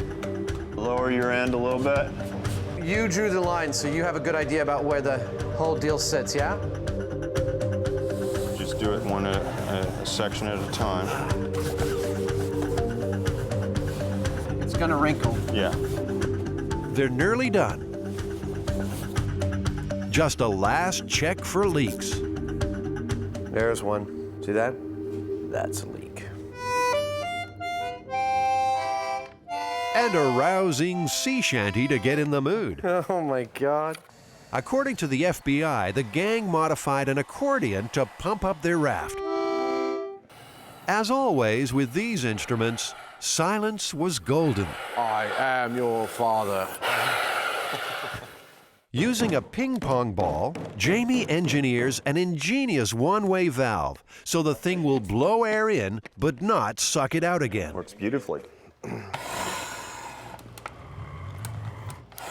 That's pretty good.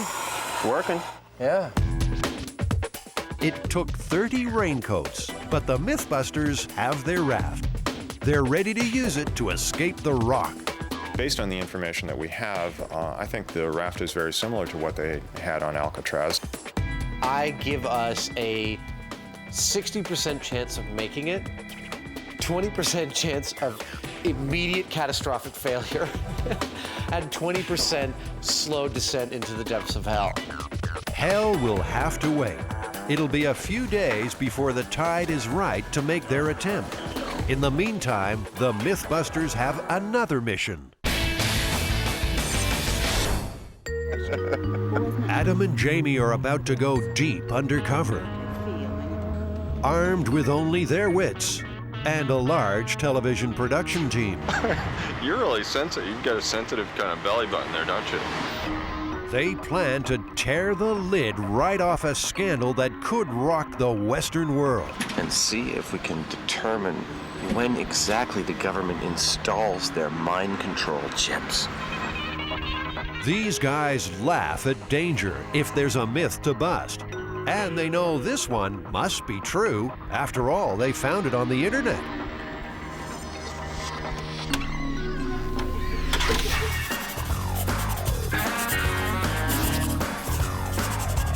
This one comes fresh off the net. The writer of this myth claims that he had had a chip embedded in him while visiting his local hospital. And he was so afraid of this, that this was some kind of mind control chip, and he wanted to check for it. So he went to the local Home Depot and he got a stud finder, and he ran the stud finder over his arm. And sure enough, right there, he detected both electrical activity and metal.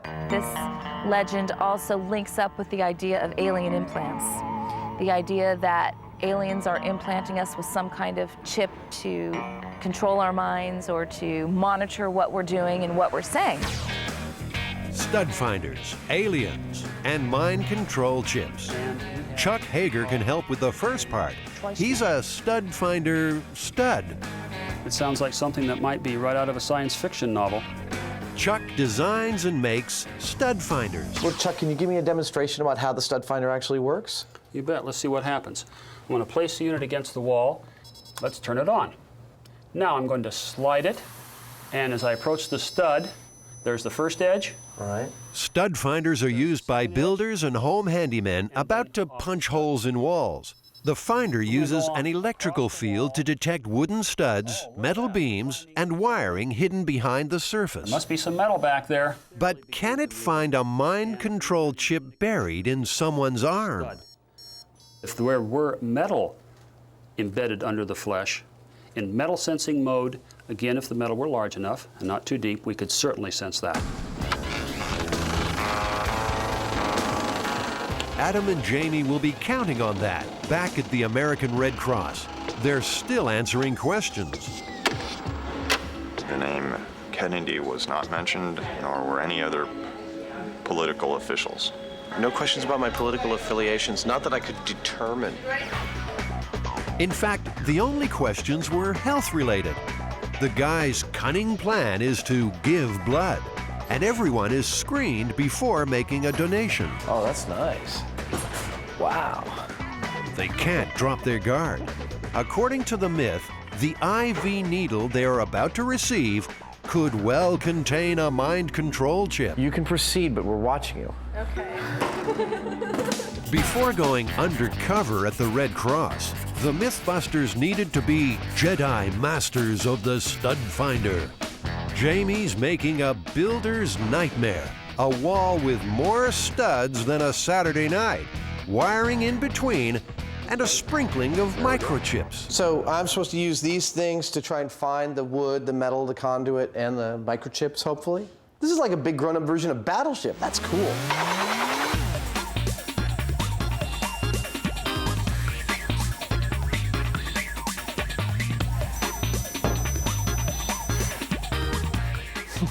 You're messing with me. I'm trying to work it out, but I'm not happy about it. Adam's map is pretty close, but he still hasn't found a microchip. And there's a nasty black hole top left. Come on around and check Can I it come out. check it out? Interesting. It's funny that, like, yeah. That's it. That's what I couldn't see. And you didn't pick up any of the chips as far as I can tell at all. No, none of these showed up as a hot spot. There's too little metal in a chip to show up through a wall, but Adam's hoping they can be detected through flesh. This gel replicates human tissue. P.U. That's rank. Woo! I'd really like to see someone come across this and try and piece together for themselves why it exists. It does seem to be picking up this chip over here. They're definitely picking up, hints of the chips. Some of them pick them up better than others, and the bone. But stud finders are designed for use on solid walls. Wobbly flesh gives plenty of false readings. No, we're just trying to find the vein. It's almost there. Are you okay? Want some juice? What the guys really need is some practice looking for chips under living flesh. Microchipping seems far-fetched, but responsible pet owners have been doing it for years. And the idea behind the microchip is to make a kind of permanent identification of that animal that can't get lost or worn away like a tag could. Less than 1 in 7 pets lost in America are returned to their owners. These tiny chips act like barcode. They're read with a radio frequency scanner. The ID number is registered to the owner. Is it possible to actually exert like a radio frequency on this chip to control the mind of the animal? Like you could push the stop ripping the curtains button and the don't pee in the corner button? Free of mind control, Bethany the dog is being chipped today. She's kindly agreed to also let the Mythbusters scan her. The chip is inserted with a hypodermic needle. And the needle goes in. Once the microchip is placed, we want to make sure that it still works. And so we'll use the scanner to scan right over that area, and we get the unique identification number again. That's great. Now, it's only meant to be found with a radio frequency scanner. But can the chip be located by a stud finder's electrical field? I'm getting a little blip, actually, right over the site. There you go. I think I found it. Yeah, right about there. Yeah. Everyone's happy. And armed with their new chip-finding skills, Jamie and Adam are ready to spring their surprise back at the Red Cross. We want to make sure that we're starting out with no mind control devices embedded in our arms already. So we're going to use a stud finder. Here you go, Jamie. If there are mind control chips being dispensed here, it looks like the game is up. All clear. It's time to make their donation. A little sting. Here we go. That's not so bad. Common sense says the Red Cross is far more interested in collecting blood than brains, particularly in the case of these two minds. But Jamie and Adam have put their heads on the block in the name of myth-busting. Could they pay the ultimate price? I don't notice anything at all. I feel perfectly normal now. Everything feels great. Life is good. The world is in perfect order. That's Adam's mind in normal, out-of-control mode. And any attempt by the government to bring it some order seems to have failed. Those stud finders aren't finding anything. It would seem that their technology is far more advanced than I previously suspected, and that I'm riddled with microchips. Or maybe there are none. What do you think? That's right, that is a third option. Didn't even occur to me. Anytime there's a story... The Red Cross's Becky O'Connor has heard her share of ridiculous stories about blood donation. So you categorically deny it? I do categorically deny that there is anything left behind when you make a blood donation. The Red Cross always needs new blood donors to help save lives. Less than 5% of eligible Americans donate. I would think that if we were actually somehow controlling people, we probably wouldn't have a shortage, because the first thing we might do is encourage them to come in more often. I really think that's one of the sillier myths that we could have run across. I think we should look for a couple more interesting myths to dispel, so, hopefully more people will do this. The MythBusters have come through with minds intact, a giving glow, and myth busted.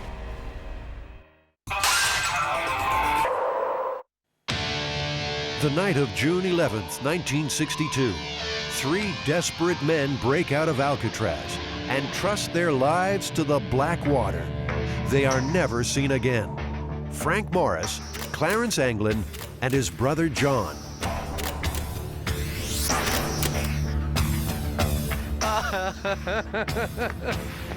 You look funny. You don't? In fact, Jamie and Adam are wearing what the escapees would have been on the night they broke out. Dressed like this, could the 3 have paddled their raft made of raincoats to safety? Tonight, the MythBusters will find out. The FBI files say the escapees were aiming for Angel Island, but the MythBusters will test their own theory, that they were smart enough to use the outgoing tide to carry them to the Marin Headlands. Of course, there were 3 in the real escape attempt, so young Will Abbott has been drafted from the workshop to be their partner in crime. It's gonna be a whole other world, not to mention the shock of the cold, cold water. Just remember, kid, if it doesn't kill you, it just makes a great story later on. Oh, hell yeah. Will's about Frank Morris's weight. He'll wear a buoyant wetsuit so he can immediately help the guys if things go wrong. Just so that we can communicate for emergency situations, this means I need help. This is not hello. Okay. This means I'm okay, everything's all right. All right? The guys will also wear strobe locator lights. Well, we'll get you a battery on that just as soon as we can. Would be a good idea. On the northwest edge of Alcatraz, the tide is rushing out at more than 3 knots. The water just over 60 degrees. The wind about 5 knots. Those conditions are very similar to what faced Morris and the Anglins. And remember, they are presumed to have drowned. Dead or alive, I imagine that the 3 escapees would get a kick out of the fact that we are getting into a boat and retracing their steps for an entertainment show. I can only imagine what the convicts were saying when this was occurring. I guess nobody will ever know. But I'm pretty sure they weren't talking about how nice the view was. They're in position just off the spot where the escapees took their chances. Like them, the MythBusters have no idea if their raincoat raft will float. You and me, 4 and aft with Will in the middle. That puts the lightest weight at the highest Okay, we're weakness. in the same. It's cold, it's dark, and it's time to go. Paramedics and a trained lifeguard are standing by. Got it? Got it. Go, Jamie. It's all you, buddy. Oh, Jamie. You're the man, baby. The raft's passed its first test. It's holding Jamie's weight. Here I go, Jamie. Here I come. Oh, yeah. We're taking on water. Okay. Okay, I'll take that. I got it. I got 1 paddle. Okay, we're off. Good luck, gentlemen. Here we are.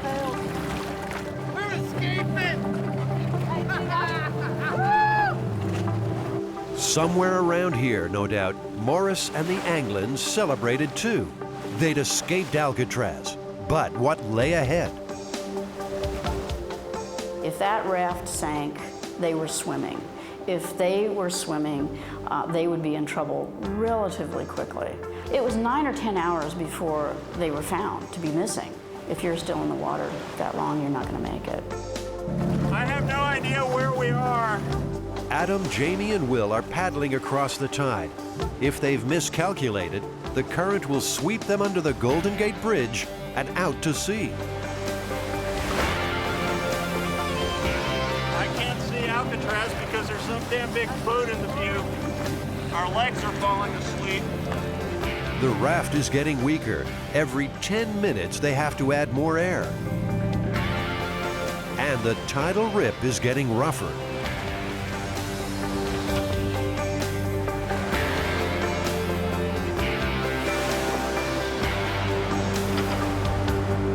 Did the same waves sink the escapees?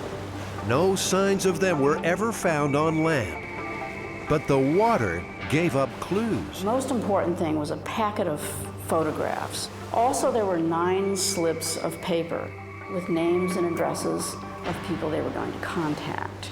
Now, unless you're in a life or death situation, you're not going to let go of that bag.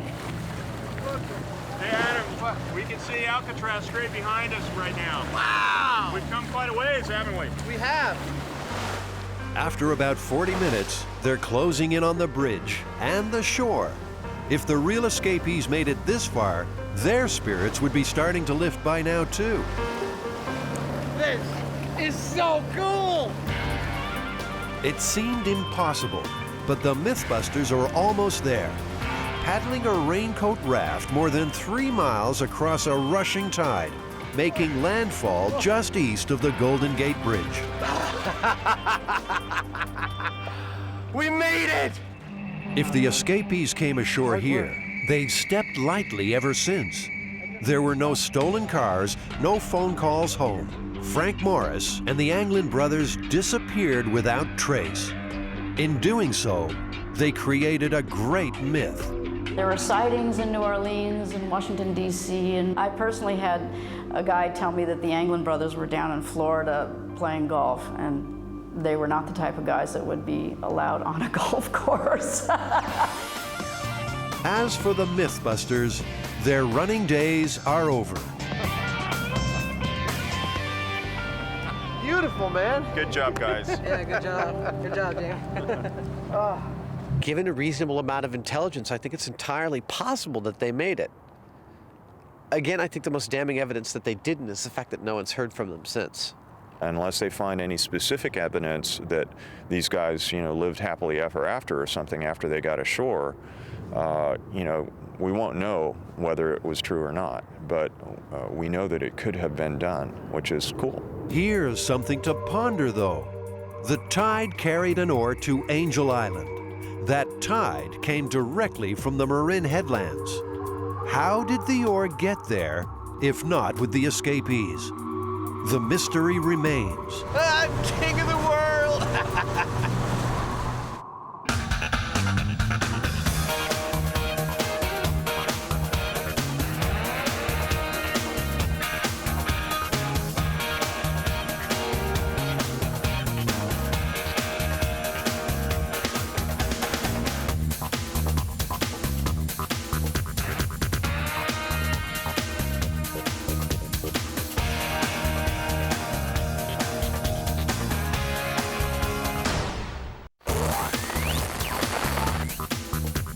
In this episode of MythBusters, get ready to rot. That pig's gonna be one big bag of maggots. Heard about the car with a big smell that won't sell? The smell even from over here is horrifying.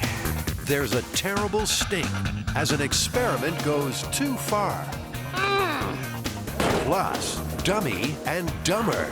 A MythBusters superstar chases a raccoon down the drain to test the myth. And blows a hole in the story. Who are the MythBusters? Am I missing an eyebrow? Adam Savage. I always enjoyed seeing Adam in pain. Oh! And Jamie Hyneman. Jamie wants a big boom. Between them, more than 30 years special effects experience. Feel kind of sexy. They don't just tell the myths, they put them to the test.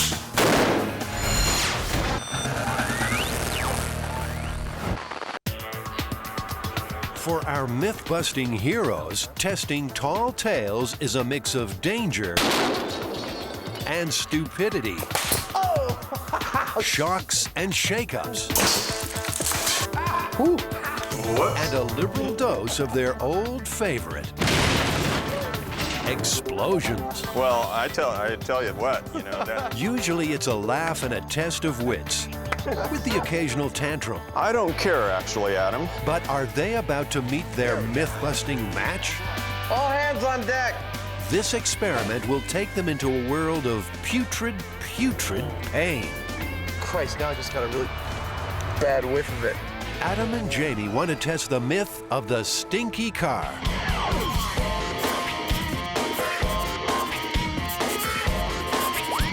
This actually is perfect for us, this one. It's kind of gross, but it's excellent. It's been told for years. And the idea is always the same, that a really valuable car is on the market for a great price. No one will buy it because of the smell. Turns out that someone has died in the car, and even though they've attempted to clean out the smell, it still persists, and even at this great price, no one will buy it. Our queen of folklore, Heather Joseph Witham, picks up the scent of this story. You've got a young guy who wants a really hot car, usually a sports car. And young guys can't afford sports cars, and they can't afford nice cars, certainly.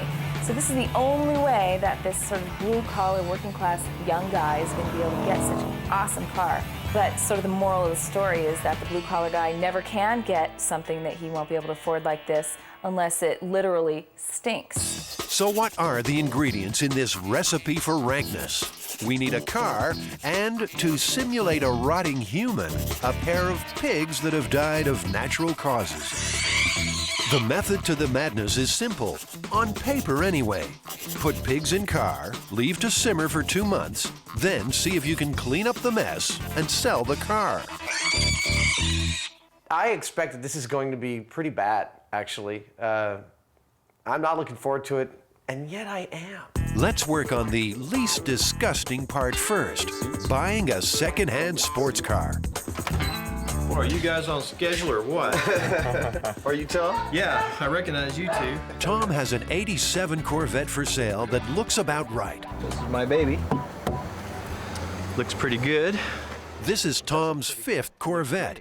It's a love affair that's been running since the 60s. Has anyone died in this Corvette? Not to my knowledge. Not to your knowledge? No. Have you heard about the myth of a car that was so stinky that no one would buy it, even though it was a really good deal? No. Okay, time for a test drive. I always like a car that's got 4 or 5 controls just for your ass. I'll be back in 5 minutes. That Corvette is a nice looking car. You know, it's really sleek, really sexy Americana. Okay, there's some power there. Oh, more than I'm used to. The Corvette was the first all-American sports car. Chevrolet began production in 1953, and these stylish muscle cars quickly became classics. They've been building Corvettes ever since, 1 million on the road today. And at the wheel of every one of those cars is a very passionate Corvette fan. What we're about to do to that Corvette is going to make a lot of veteran Corvette owners all over America squirm. You know, I mean, this is an absolutely horrible thing to do to a beautiful car. Okay, that was fun. You'll enjoy driving this back to San Francisco. I think we should get it. Yeah, I like it, and I think it's hot. It's a done deal. But for Tom, there's a little twist in this transaction. Farther than that. Oh, really? You want to tell him? Oh, we have, waiting eagerly for this car, a recently dead pig that we're going to put in there and let it sit for about maybe a month or 2. And I wondered what you feel about that.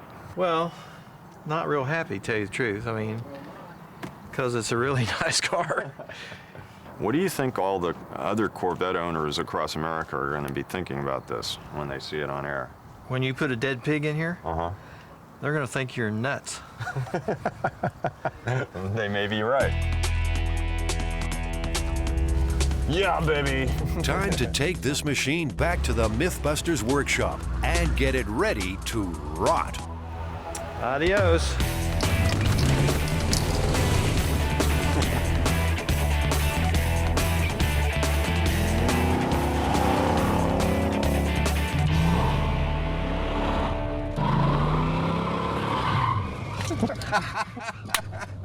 That's the last time this thing's going to be driving for a while.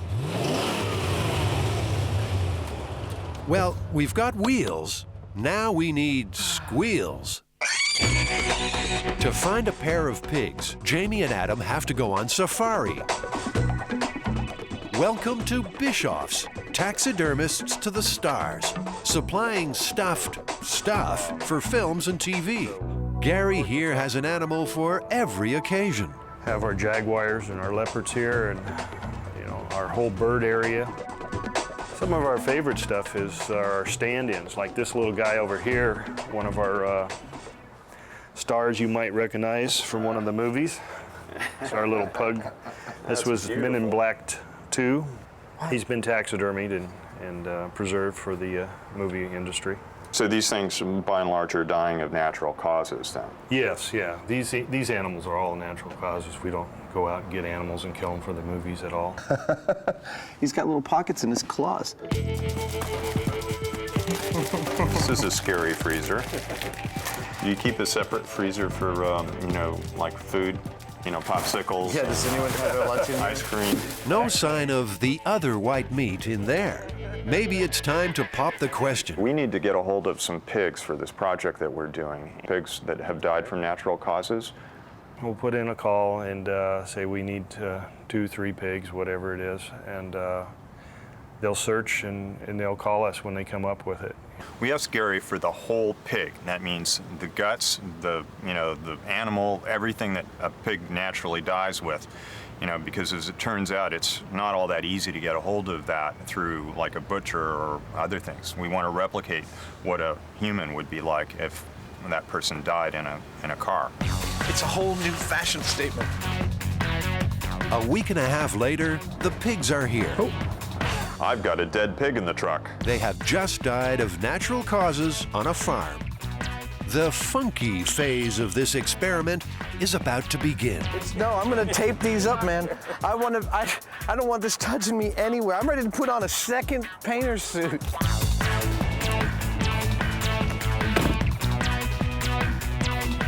We're also gonna test how good these actually are. There we go. I feel ready to tackle the pig. Oh, yeah. As the boys struggle to get a grip on their stunt hogs, a nose-withering stench begins to take hold of them, the air, and everything these putrid porkers come near. Hey. I think it's already hard to sell this car. All right, let's close it up. Well, we'll come back in 3 months and see how it looks.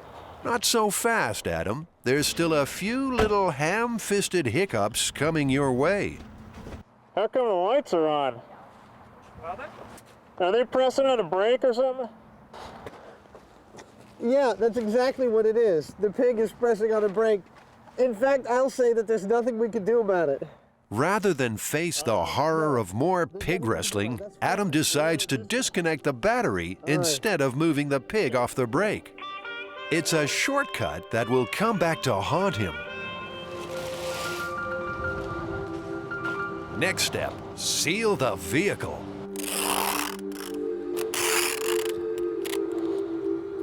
That pig's going to be one big bag of maggots, and at some point I wouldn't be surprised if it doesn't kind of like start to inflate and then explode, spewing stuff everywhere in the car. I still don't have a problem with pork. I can go right out tonight and have, some glazed ham.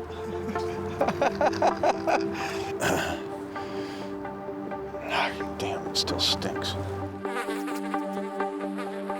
That guy missed the party. He's all like, yo, let me in, dudes. Yo, I know you got some good snacks in there. And they're all like, yo, dudes, we got all our kids in here. We can't let you in.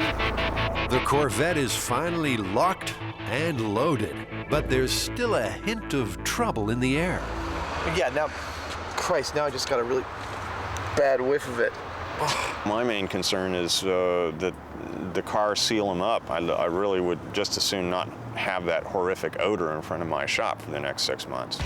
I don't want the smell getting out of the car. And right now, Jamie is convinced that smell has broken out and is making a dash for freedom. He reopens the car and tries to seal it even further. What's going on, hombre? Hop in, you want to take a ride? Thanks, but no. Well, it seems that the car's not as well sealed up as we thought. Someone's sloppy work is a little stinky, too. You didn't really do that good of a job of taping it up. No, I didn't. The smell, well, it's not like really, really powerful. It's just extremely pervasive. So the tiniest bit of it drives everybody nuts. The car also has to be moved, and that turns one of their earlier quick fixes into a big problem. The hardest part about this whole deal is we got to get the little pig off the brake. We got to get the little pig off the brake? Yeah. Oh. Damn. It's going to be kind of like surgery getting that damn thing out of there. And it's not pretty. Ah, yeah. Jamie and Adam thought parking 2 pigs in a car would be easy. We're going to need more people. But it's turned into a marathon with more to come. Hey, all right, that's good. Stop.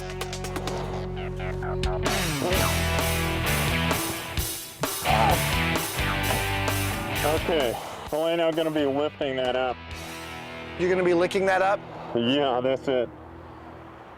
Did he say he's going to be licking that up? Even taping this Corvette into a modern-day sarcophagus isn't going to be enough for Jamie. Next, he calls in a pyramid for its burial, a hopefully smell-proof shipping container.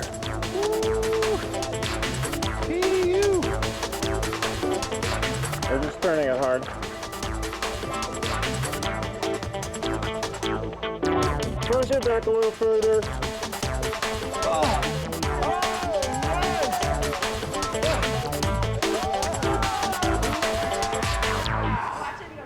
That was incredible, you people. Fabulous. I didn't think it was possible. Ominously crawling around the floor of the container are first maggots, a taste of the trauma to come. For now, the car is sealed and set to stew for 2 months. Will it set a new benchmark for stench? Find out later in the show when the real horror of the stinky car begins. Woo!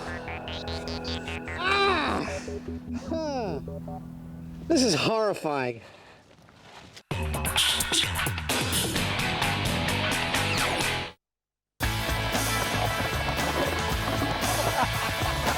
Roll up for the greatest MythBusters show on Earth.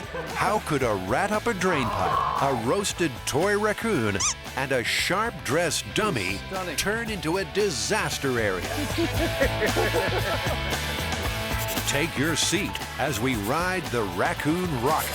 In 1998, in Carbon County, Pennsylvania, apparently some good old boys, from the sounds of it, were hanging out on their porch, drinking beer, and they saw a raccoon go by, and so they all opened fire on it. So they noticed that the raccoon's taken refuge in a drainage pipe. So one of the smart fellows goes over to the drainage pipe and he pours gasoline down there and he tries to light it. Unsuccessful at doing this, one of them decided to go down into the pipe to better light the gasoline and get the raccoon out, at which point the gasoline actually did ignite and it shot this guy out the tube at a high rate of speed. He goes shooting straight out of this pipe and he flies about 200 feet right over the house and falls. and manages to get up relatively unharmed. Well, it sounds like we have all the information we need to proceed. What is the plan? Have you got a plan?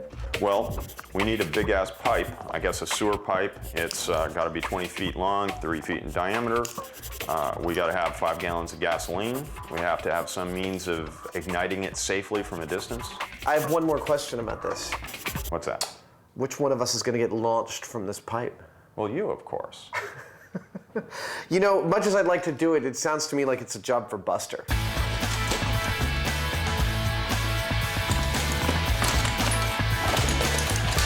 Buster is the silent partner of the MythBusters team, a long-suffering crash test dummy. I am making a new knee for the crash test dummy. We have busted him up so fully that both of his knees are completely shattered. Weighing in at 180 pounds and standing 5 foot 10 inches tall, Buster represents roughly 95% of the United States adult male population. His role is to behave just like a human would in extreme situations, something he excelled at for many years when he crashed cars for a living. Since joining the MythBusters, he's been through hell and high water, all without a word of complaint. Well, what's next in line for Buster is to put him in a 3-foot pipe with a bunch of gasoline and maybe even gunpowder and see if we can launch him like a cannonball. Before Buster becomes a cannonball, Jamie and Adam need to find the cannon. That means a trip across town in search of some monster drainage pipe. Hi, I'm Jamie. Andy. Adam. Nice to meet you guys. How you doing? Oh, pretty good. I think we're here to pick up some really big pipe. It's a pipe lover's paradise. What's this stuff normally used for? Storm and sewer drain, mostly stormwater. Bingo! Stormwater drains, 3 feet wide. Exactly the kind of drain a terrified raccoon and its boozy pursuer might stumble down. Adam tries it out for size. Oh, that's pretty cool. You know, it makes me want to like...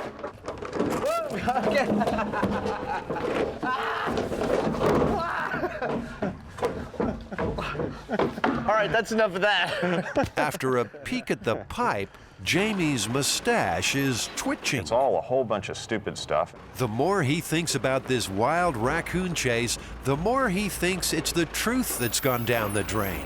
The biggest problem that I see is that you can see that I fit pretty easily in this pipe, and there's a lot of room around me, a lot of air room. And so even if there is a big blast, all this air is just going to go right past me if there's no seal. Thank you. This is one of the rare occurrences where Jamie and I agree all the way down the line on this. He's right. It's the problems are myriad. The myth is almost patently ridiculous just on its face. But when there's a hint of flames or explosions in the air, the MythBusters will make it happen. I think one way or another, we are going to propel that dummy quite energetically out the end of this tube. I don't think it's going to work quite the way the myth says, though. Let's bring on this raccoon.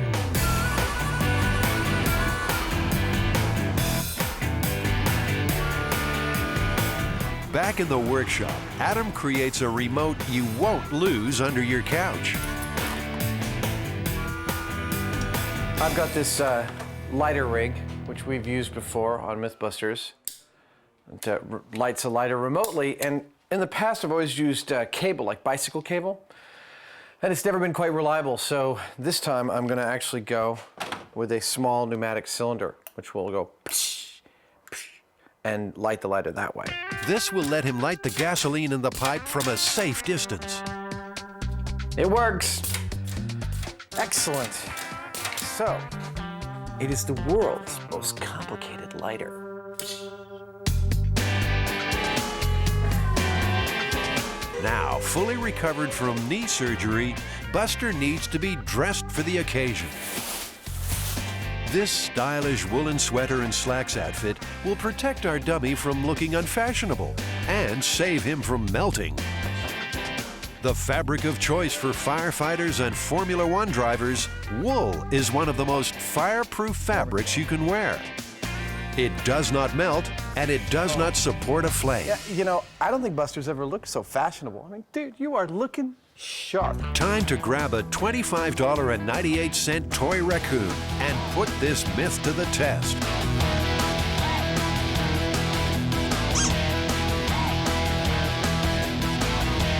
Our firing range is an abandoned airfield on the outskirts of San Francisco.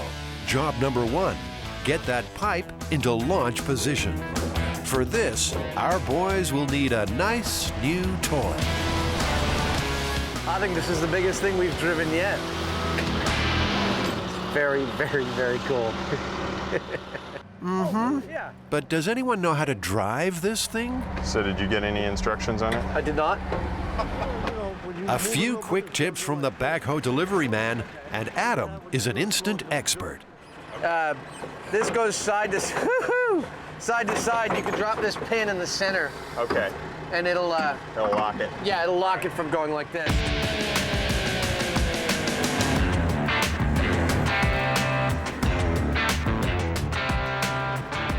That was fun. I'm gonna back it up a little bit more. Yep. It's like a secret escape hatch. Woo!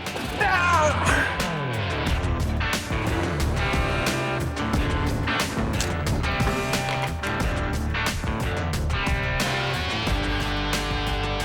You know, he's taking an awful long time to do this. I think he's having just a bit too much fun. Finally, our cannon is in position. Well, we've just covered the pipe with dirt, and so I guess we're going to pour some gasoline down there and light it with the dummy in the tube. We pretty well know that nothing's going to happen. We'll get a big whoosh of gasoline out of both sides of this tube, but besides that, it's not going to launch this dummy in any way. The stunt is ready. So where's the fall guy? For extra fireproofing, Buster gets a dressing down with a special flame retardant gel. Okay, so we're gonna shove him about 3 feet up in there? Yeah, feet first, because his head's got to be down, like he scooched down the pipe with a lighter and was like, you know, that kind of business. The scene is set exactly according to the myth. We have one not-so-smart man, Buster, who's crawled down a 3-foot-wide drainage pipe, chasing a raccoon. Like that. There we go. Like this? Yeah. The raccoon's probably all the way at the very end, you know, up against like a steel grate or something like that. So he's probably like right here, trying to be as threatening as a raccoon soaked with gasoline can be. Okay. Let me get my automatic match. The MythBusters team gets ready for launch. Cameras will cover it from every angle. Sensitive equipment is protected by a bulletproof plastic shield.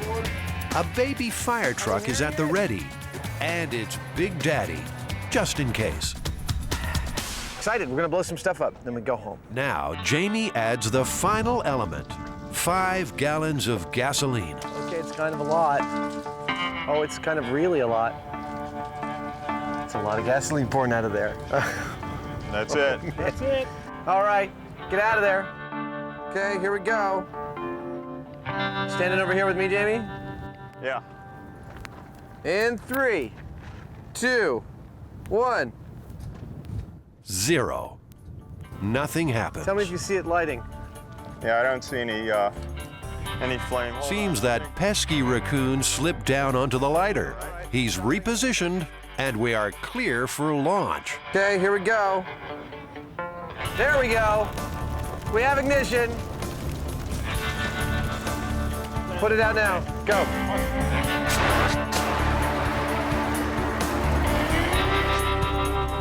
Well, that wasn't nothing at all. Nope. That was like a little campfire.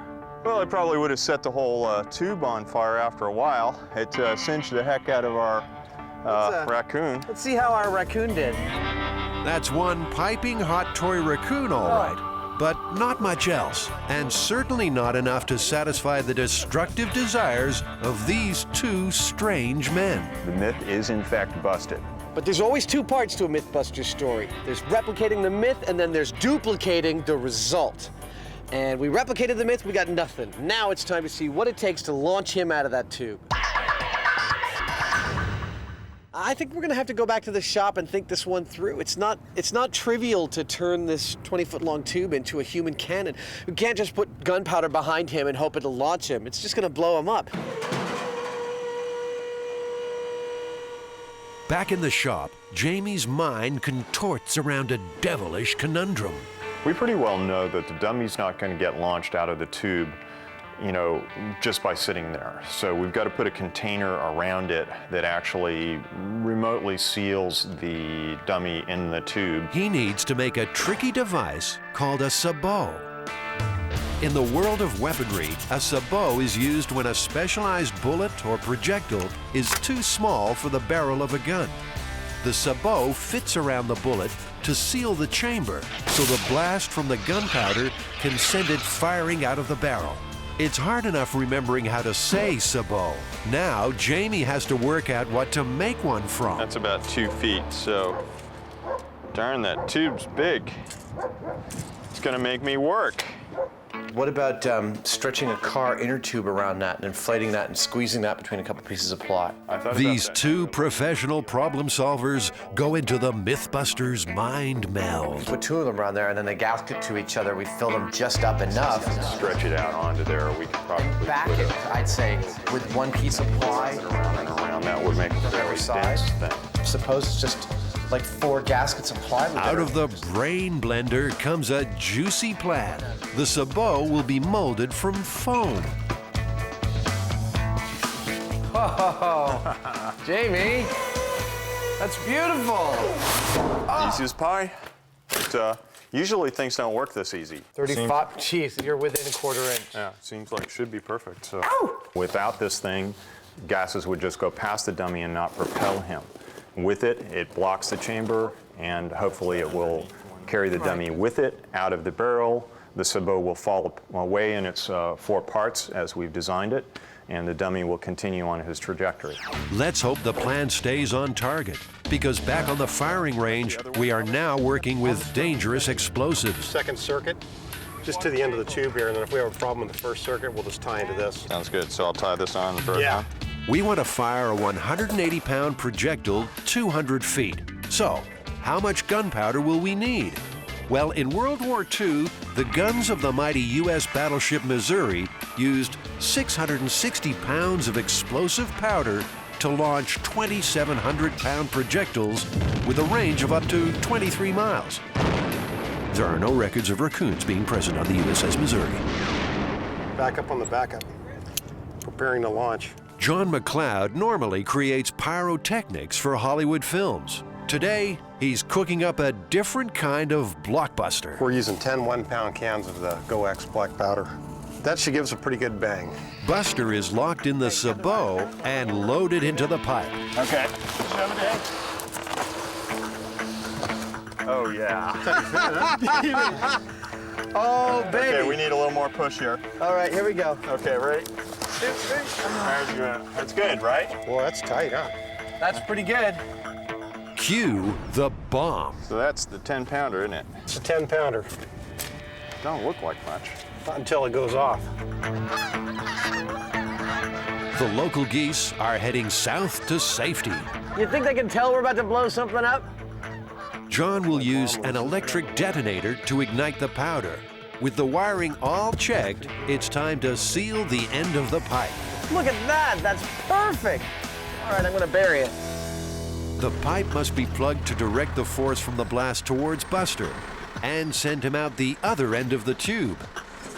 Will it work? That's in the lap of the gunpowder gods. I think the worst thing that could happen was it would rupture the back end of the tube and maybe shoot dirt and sand and possibly little rocks. It's also, I'd say, 50% likely that it stays back there in the tube and the whole thing just blows up. That's totally acceptable to me as well. The whole damn thing could blow up for all we know, but our best shot is that it's going to come out of there, and it's going to come out really fast, and it's going to look really cool. Jamie is so confident, he's parking Buster's wheelchair right where he thinks he'll land. Jamie, you hoping to catch him? Yeah. All right, that's about the most optimistic thing I've ever heard. If you catch him, I'll give you $100. Okay, let's put this Big Bang Theory into practice. You want to put some protection on there? I think I'm all right. He thinks he's all right. Firing in 3, 2, 1.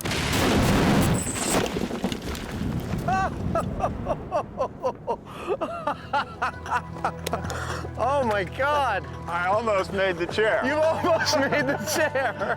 We've got two very excited MythBusters on our hands. He survived! Buster survived! Ah! Woo! Came out there with some horsepower, didn't it? How you feeling, buddy?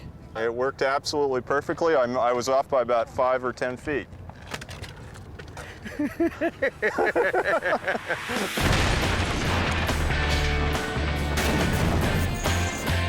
Buster heroically executed a textbook superhero-style exit from the cannon. Oh my God!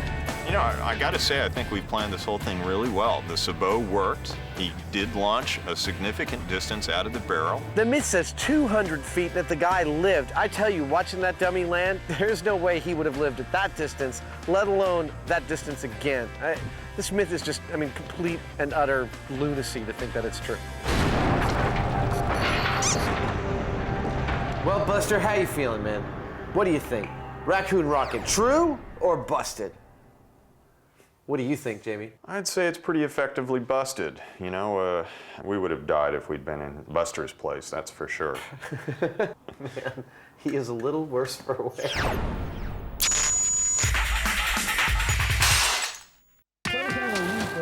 You've heard the fairy tale of the 3 little pigs, right? Well, in this myth-busting moral, one got away, and the other 2 have been quietly decomposing in a 1987 Corvette for 2 months. Huffing and puffing? You bet. The moment Jamie and Adam open the doors of that car. And it might be the MythBusters house that gets blown down.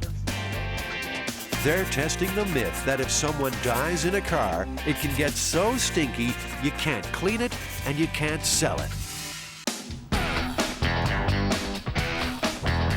Time to call in an expert in extreme cleaning. Neil Smither runs a business called Crime Scene Cleaners. It's a cleaning maintenance service specializing in biohazard, primarily homicides, suicides, accidental deaths. We're really known now for doing just extreme cleanups, stuff other people just won't mess with. He knows exactly what the stinky car of the myth would smell like. And that smell, you can taste it. You just can't even describe it. It's such a unique flavor, but you know instantly what it is. Time for Jamie and Adam to get their hands dirty on a training run with the Crime Scene Cleaners. We're here cleaning up a coroner's van. I expect to learn a lot about their protocol, how they approach moving through a vehicle to find the smells, and I think that's going to be invaluable to cleaning out the Corvette. That's not residue from melted popsicles, you know? It's the real deal. I'm afraid I'm not quite as enthusiastic as the owner of this company is about this kind of work, but it'll be interesting. Let's start with cleaning the top of it. Have you heard the myth of the stinky car that can't be sold? I have heard that. It's a fallacy. Totally. What was that? It's a fallacy. You can get the smell out? Wait a minute.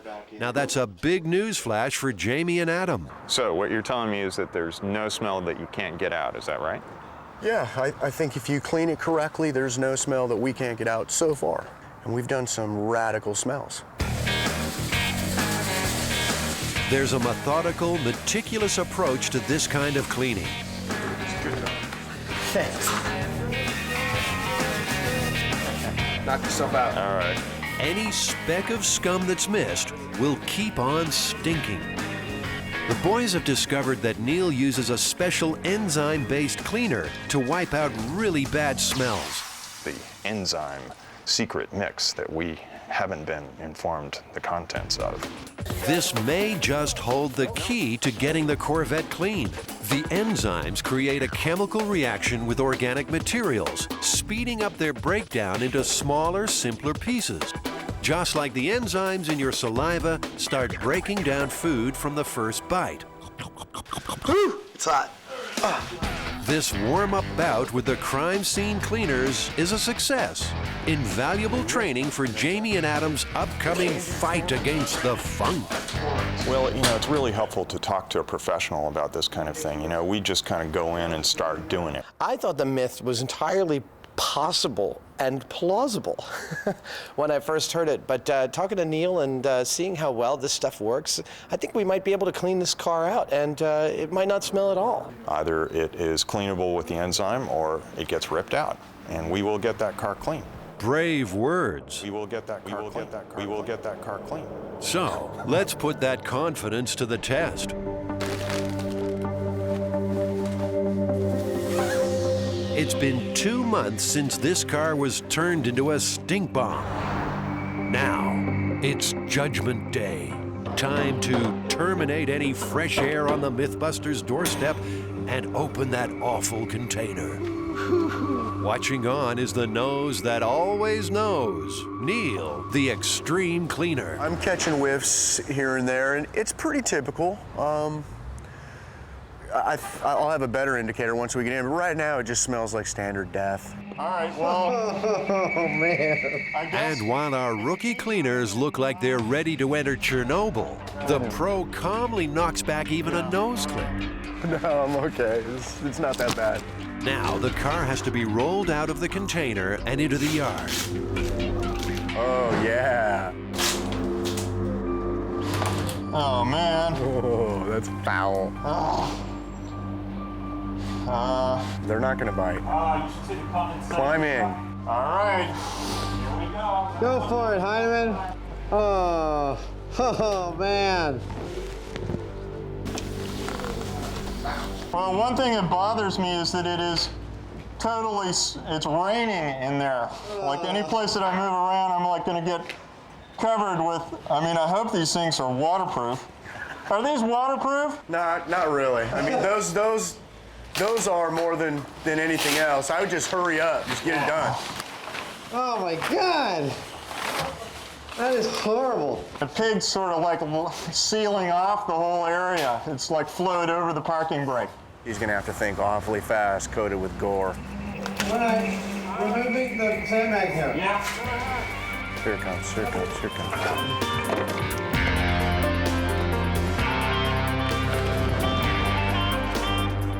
Then, an unforeseen drama. The decaying pigs have given off ammonia, a potentially fatal gas that almost overcomes Jamie. Woo! How you doing, Jamie? It's the ammonia. It's not the smell. I was not getting any air. It's not a spew. I was going to pass out. Because the Corvette was sealed so carefully, the gas was trapped and concentrated inside the car. I stopped.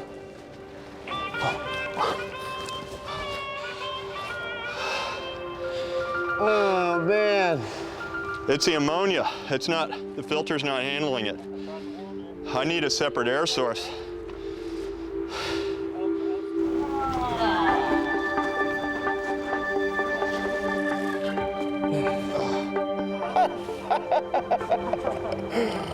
Oh my God.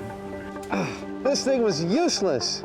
As the whole grotesque reality of this car lover's catastrophe hits home, the MythBusters are reeling. Jamie looks like he's about to pass out. And our own Mr. Confidence is going a little weak at the knees. No way. No way. There's no way we're cleaning this thing. This is horrifying. I think, having to get in there and close the car with these two remnants of creatures was probably one of the more horrible things I've ever had to do.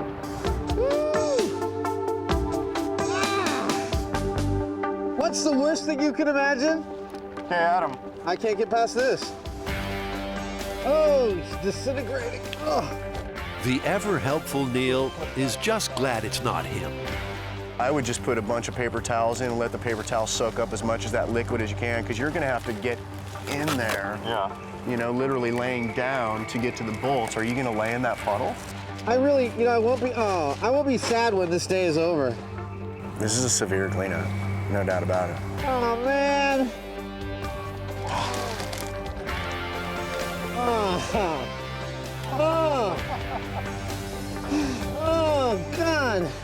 prepared for this cleanup at all. I gotta say, this respirator works really good because the smell even from over here is horrifying. Oh, my glasses are on. I'm gonna move over here.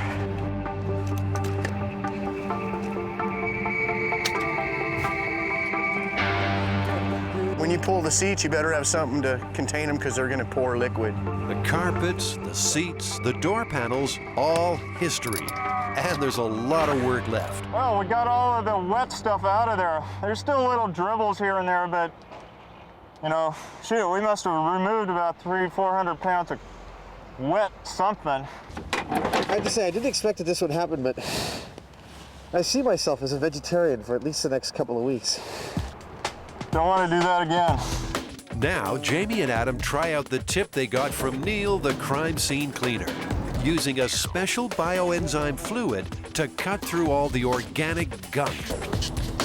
They're praying this might give them an edge in the war on stinkiness. The quantity of flies has decreased. We've been doing something. Well, I know we've been doing something. Something the flies don't like.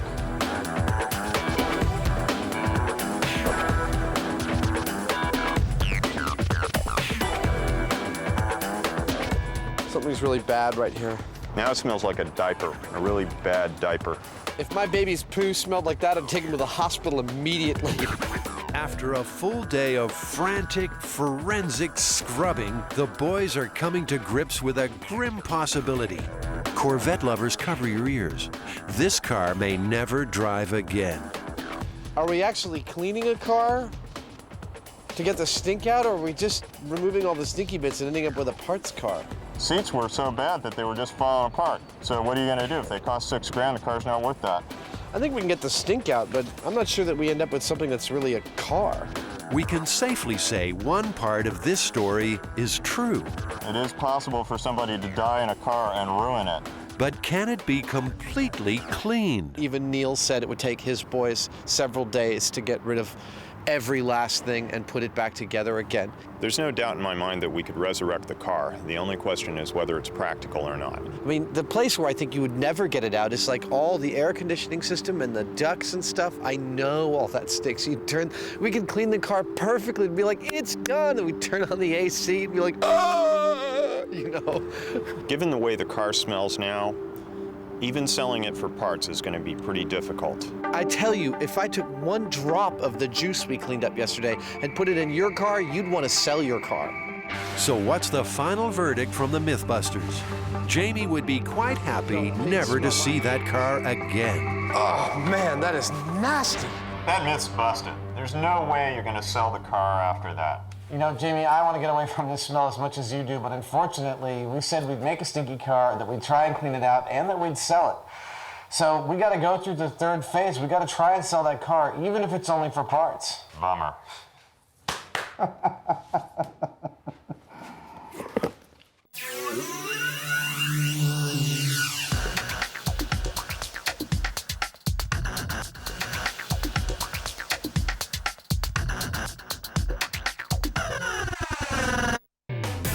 1 week after an infernal cleanup, it's time to sell. But will they find a buyer? Knowing how bad it was, it's not nearly that bad. But it's worse than anything anybody else but me and Jamie have ever smelled. It smells more like a barnyard now. No, the smell hasn't gone, and the car isn't going anywhere either. What is that? Ready? Yeah. Nothing. I'm not sure I'm getting any power at all to anything. Really would it be helpful to get it started to sell it? The fuse box is fried. Yeah, this is all corroded. It's all green in here. Maybe some more scrubbing will work. How is this doing over here? I'm gonna try and start it again. I'm not getting squat. Are you sure it's hooked up? Yep. Positive and all that? You bet. Adam is ready to raise the white flag. Now we push. But Jamie is determined to get this car started. It's just a little bit of corrosion is all we're talking about. It's a real simple thing if we can find the spot. Like the engine's fine. We should be able to sell it at better if the engine's running. You know, you can't really ask a lot of money for a car that doesn't start with no interior. If I can find the starter solenoid, then we can jump it. It's a total Jamie thing to like pursue these avenues that seem completely ridiculous and end up with total success. It's really unnerving. Eventually, Jamie admits defeat. You gonna help push? No, I was gonna watch from up here. You guys doing any work at all? I think I'm carrying this whole thing. It seems like we trashed this car, and that's all we did. Like, we put some pigs in it, it ruined the car, and it's junk. I think the question is, how much money can we get for a big piece of stinking junk? Not very much. Let's clean it, close it, sell it off. It won't start, and it stinks of dead pig, but it will look good. Time to place an ad on the internet to entice some buyers with an unbelievably cheap '87 Corvette. All right, so we're gonna sell this car. What should be in the ad? Well, I guess we should just list the good things about it. It's like shiny, it's got a good finish on it. Shiny. It's got good wheels and tires. It's a great parts car. We lost the interior. Yeah, we just lost it. Hidden cameras are set up to secretly record the reactions of unsuspecting buyers. So, who will buy this slightly soiled vehicle? Maybe a die-hard Corvette lover. I didn't know it was gutted. Yeah, well... Is that how you bought it? No, don't like that, huh? Jamie will have to do the hard sell on this one. I mean, we're only asking Yeah. $3,000 for it. You could, yeah. So you could take it for parts. The wheels alone are worth like $700-800, and still not impressed. No, I wonder how much that smell seeped into the fiberglass. No sale.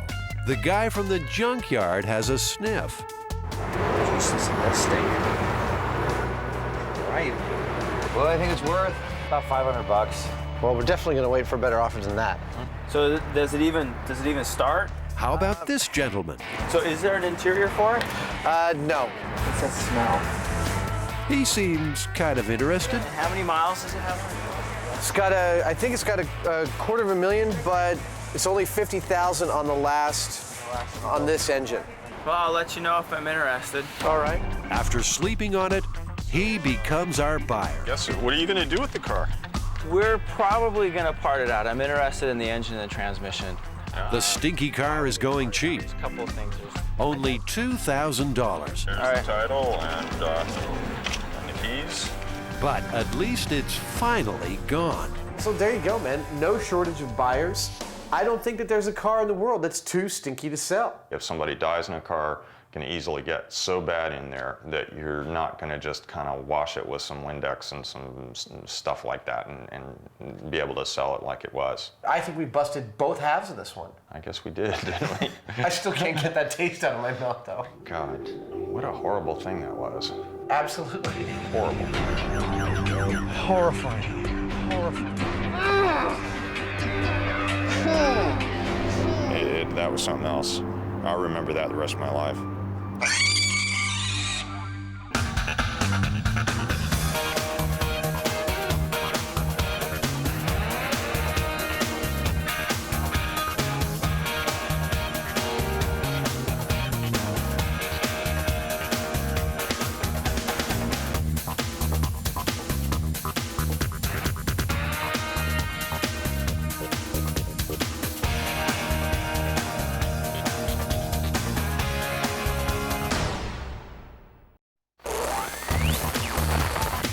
In this episode, struck by lightning. Where's your tongue? Let's see it.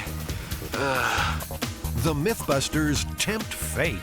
This won't hurt you at all. Feels like I got a barbell stuck in my tongue. Will body jewelry get you struck by lightning?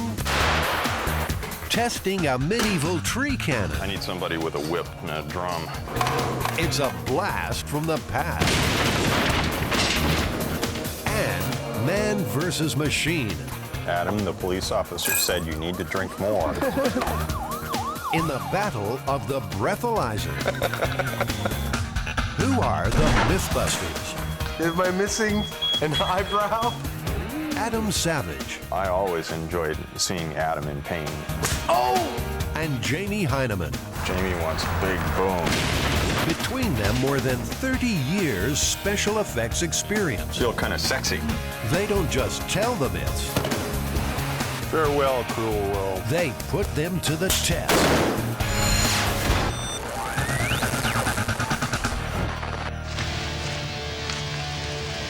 Come on, please help me up. Yes, we'll carry you. Hold on. I got struck by lightning? Yes. How the f did that happen? In August 2003, Matt Thompson was hit by lightning in the hills outside Keystone, Colorado. A bolt of lightning taken straight in the chest. It just came out of nowhere. The direct hit traveled all the way through Matt's body. I had no clue what happened. Matt's story was big news. On websites worldwide, the issue was raging. Matt, you almost died. Was Matt's metal tongue stud the reason he was struck? So my tongue ring. I don't know, dude. You might have swallowed it. Let me see. Where's your tongue? Let's see it. Oh, it's broken off in there, it looks like. Let me see. Body jewelry attracting lightning strikes? This looks like a job for the MythBusters.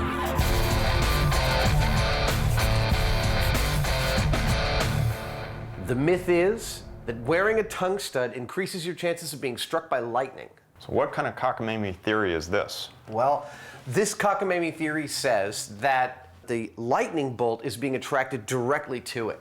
Like a lightning rod. Yeah, exactly. It sounds kind of silly.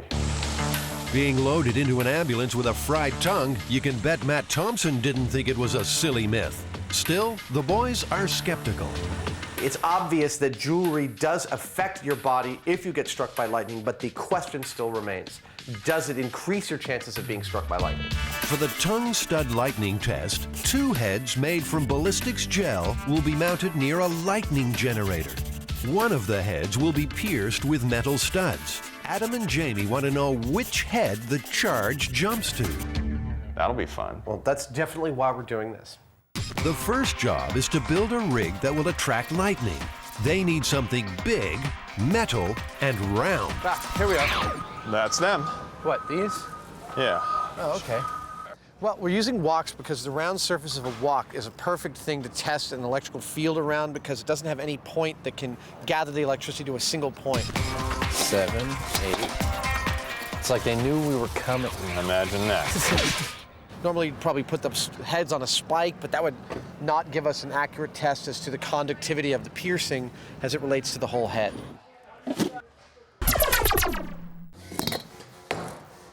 How the hell am I going to get those out of there? Back at the workshop, while Jamie grapples with removing the quack handles, Adam is going into reproduction mode. I am going to take this casting of my head, and it is me, I swear, and I'm going to fill it with some rigid foam so I can cut it in half and turn it into a vacuform mold to make a bunch of ballistic gel heads. This is where things start to happen kind of fast. There's a point at which it gets clear again. There, see? Now it turns dark. Now it's just about to bubble. That's the trick. Now if you look in here, we can watch it. It's gonna glow all the way up. Isn't that amazing?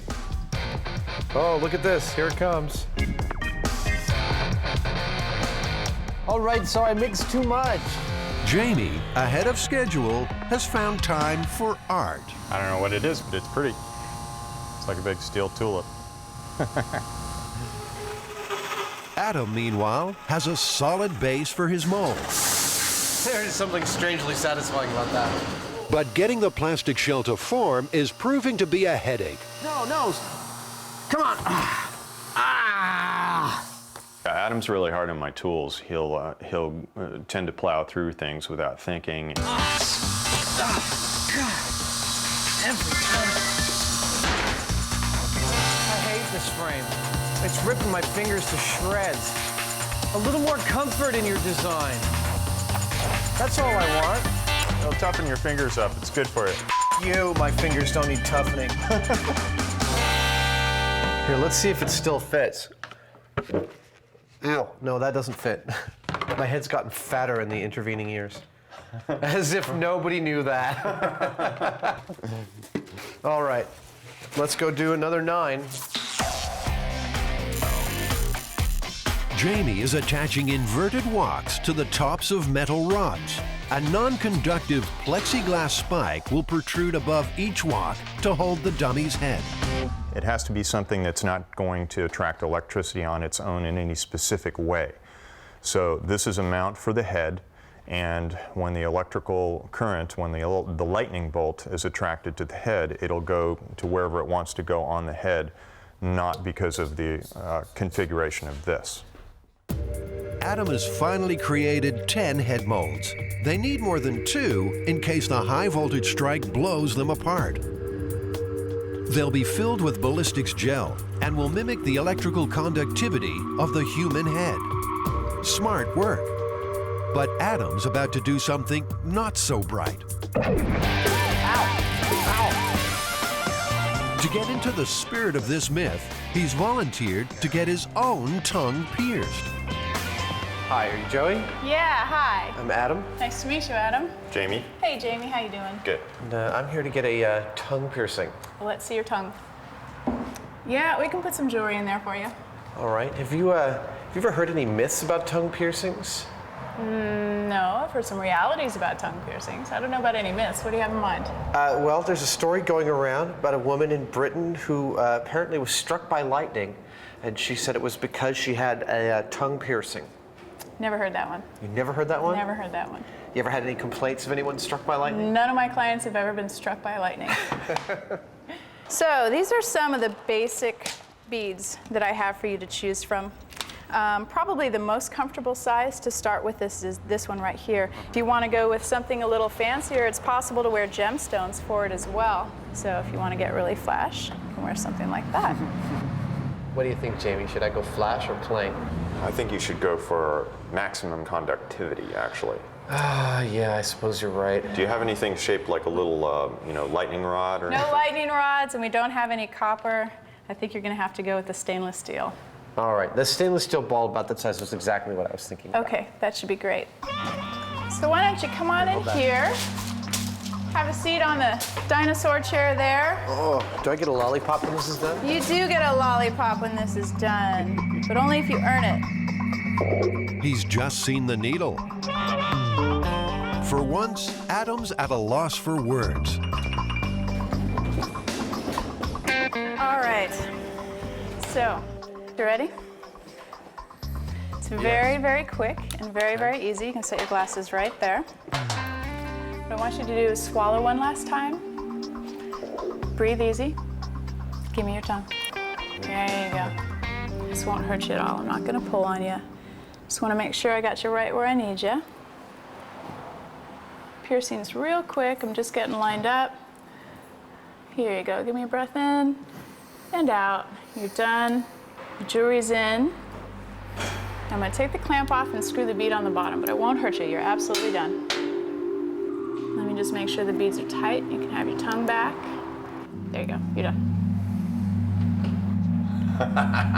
All right. Woo. That was not so bad. Oh, but now I'm talking all funny.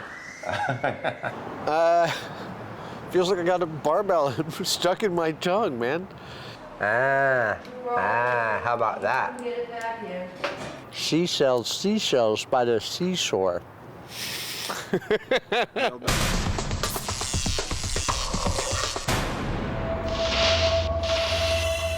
In August 2003, Matt Thompson was struck by lightning in Colorado.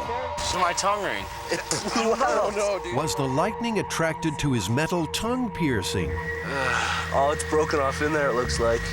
To test the myth that body jewelry increases your chance of being struck, Adam and Jamie have enlisted the help of Delta Star West. They manufacture industrial-grade electrical machinery. We still feel nice and cool. Adam's freshly made gelatin heads are the focal points. He has to suffer as much as I have. A metal stud expertly fitted to one dummy's lower lip. I should have been a surgeon. All right, let's see how it does. We have this gigantic bank of capacitors which creates over 1 million volts at something like 1,000 amps, and it's sending electricity across this wire through this electrode, and these heads, which are grounded, will complete the circuit. Essentially, they're making mini lightning at the flick of a switch. 1 million volts stored in a capacitor will discharge down a wire, jumping to the ground through one of the 2 heads. We're hoping to find that it shows a preference to go to one head or the other.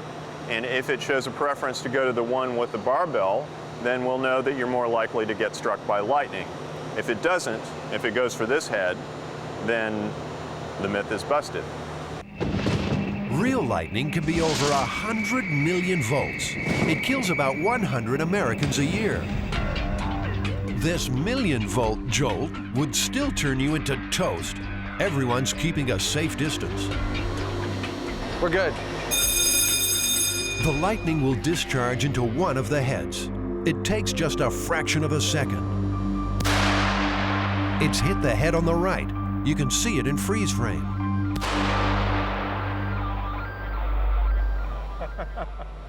Here it is again on high-speed camera. Well, it went to the one without the barbell in it. It did. We learned a couple of really important things from the first test, and the first thing was that the lightning bolt went to the top of the head and no place else on the electrode, which tells us that that our rig is nicely set up. It's pretty neutral, and we are getting current to go through the head itself and not through the steel. The second most important thing that we learned about this was that the discharge actually went to the head without the piercing. So this not looking too good right now. But the testing has just started. In the interests of accuracy, they move each head to the opposite spike. We're just doing a control by swapping the heads on the rig and making sure that the rig doesn't prefer one direction or the other.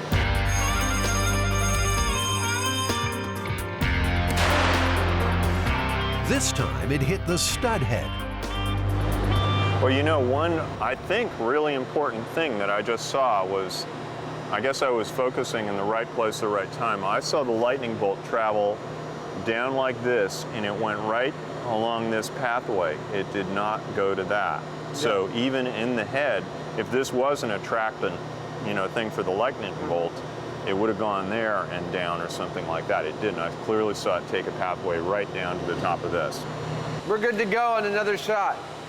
So the lightning hit the head, but not the stud. Same thing. Yeah, I saw that too. Interesting that it really doesn't do anything to the gelatin that we can see. Truly. So that's 2 strikes to the pierced head, 1 to the control head. Will swapping them back make a difference?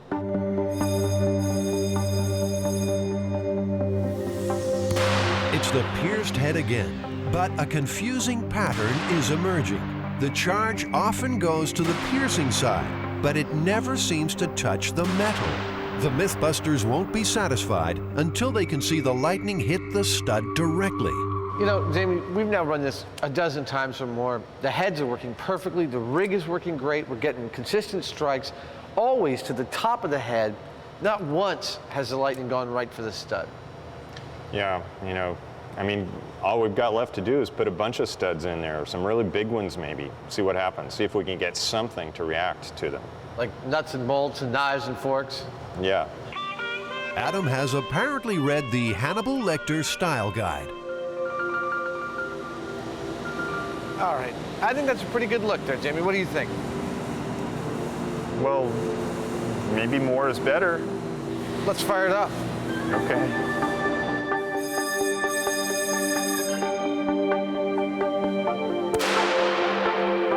It went to the head with the studs in it. Still didn't touch the studs. Went right down through the middle. Yeah. Maybe even more metal. Of course, if your tongue piercing is this big, lightning is the least of your worries.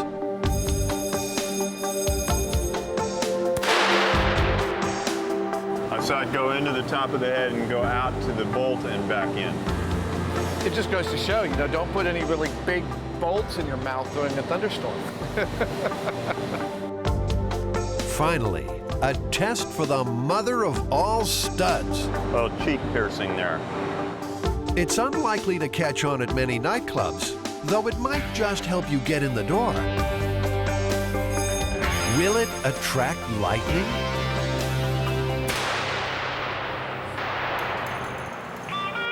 At last, a direct hit. Well, that knocked the doorknob right out of his face. The Mythbusters are unconvinced that studs attract lightning. While the Zap did seem to prefer the head with the piercing, a lack of consistent direct hits suggests some other unknown factor was involved. We could have done this 1,000 times and still not gotten that same result. You know, lightning is just really unpredictable. You know, that might be the case, Jamie, but we do know that metal does have an effect, you know, depending on how much of it there is and where it is on the body. And we did get a strike right to the doorknob, but come on, who wears a doorknob? The only thing this myth has shown the guys for sure is that Adam's wild days are over.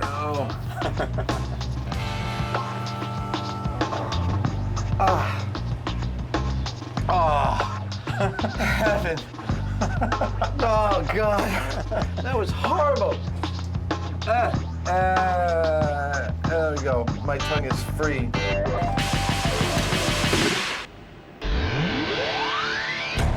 The Mythbusters get medieval. Can they turn a log into a lethal weapon? Fire in the hole!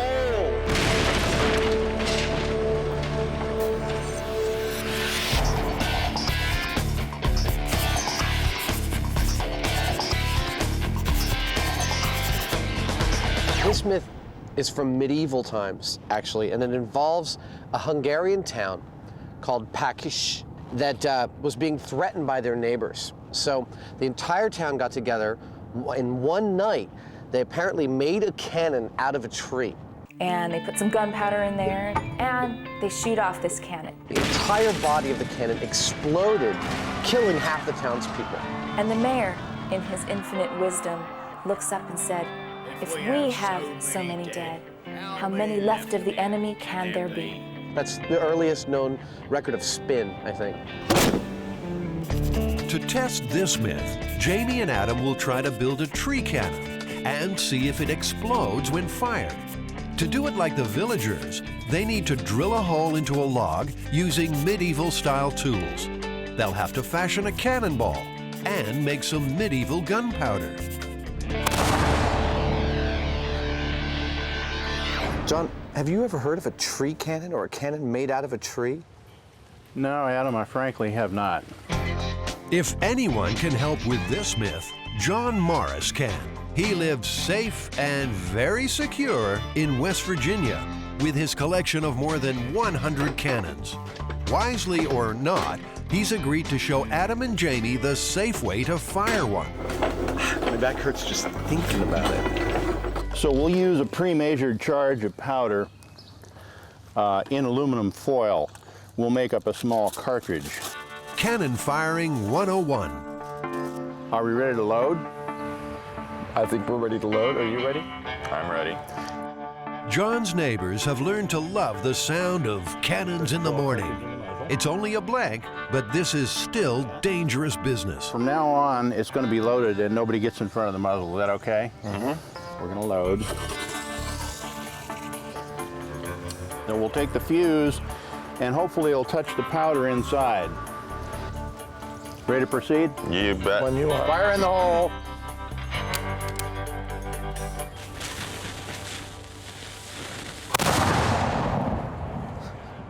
I knew that was going to happen. You did. They've seen how it's done. Now, it's the guys' turn. Is it possible to put too much powder in a cannon? Certainly. What'll happen? Well, it will overstress the cannon, and the cannon could blow up. Now, you shouldn't be in front of the piece. Exploding cannons. Food for thought for two first-time firers. Fire in the hole.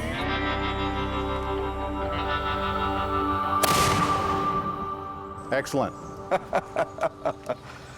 Wow. Very good. You're now qualified. That's very exciting. Thank you so much. Yes, sir. That was really cool. Tree cannons were used in 14th century England and just 100 years ago in Eastern Europe. To make theirs, Adam and Jamie need a European hardwood log, a big log. This is a piece of English elm here that we took out. Is a tree that actually died from Dutch elm disease, and this weighs several hundred pounds, this piece here. If I can do that with it, we can get it on the truck. Jamie, you're doing such a good job. Get out of my way.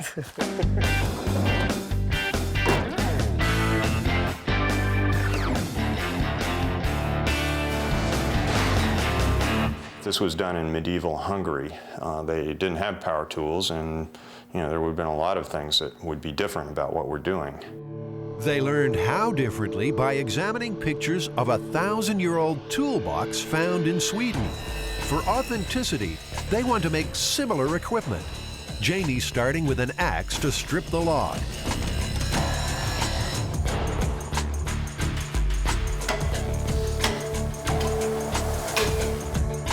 Getting a little workout this morning.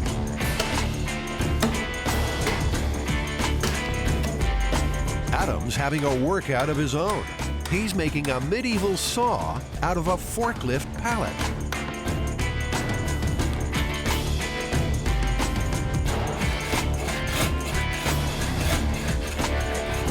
Come on. Now there's some medieval workmanship. Well, I'm gonna heat this piece of metal up until it gets red hot. Hopefully I'll make something that resembles a spoon drill, which is one of the first drills that they used.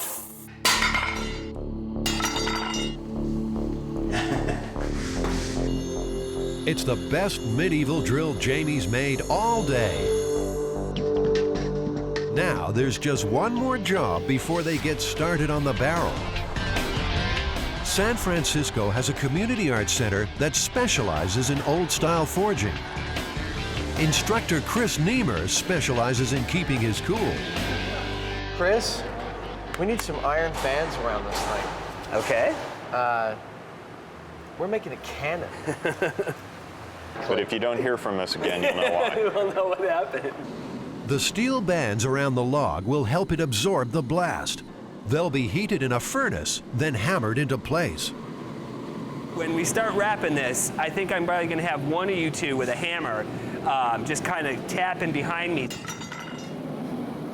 Test run number 1. They've got to pull the band tight while it's red hot, then rivet it in place. That's the ticket.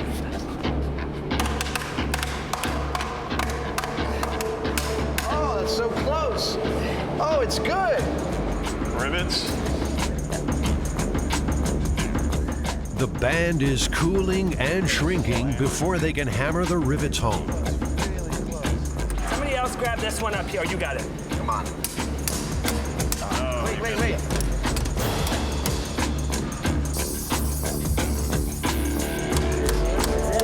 Yeah. Oh, it's beautiful. Yeah, that's it. That's it. All right. We got it. Quenched with water, the band will shrink tighter onto the log. Just 4 more to go. You know, it's funny how ye old techniques take ye old sweet time to get done. Medieval techniques take some mastering, but each band is going on easier than the last. Oh, but the vibration feels really good.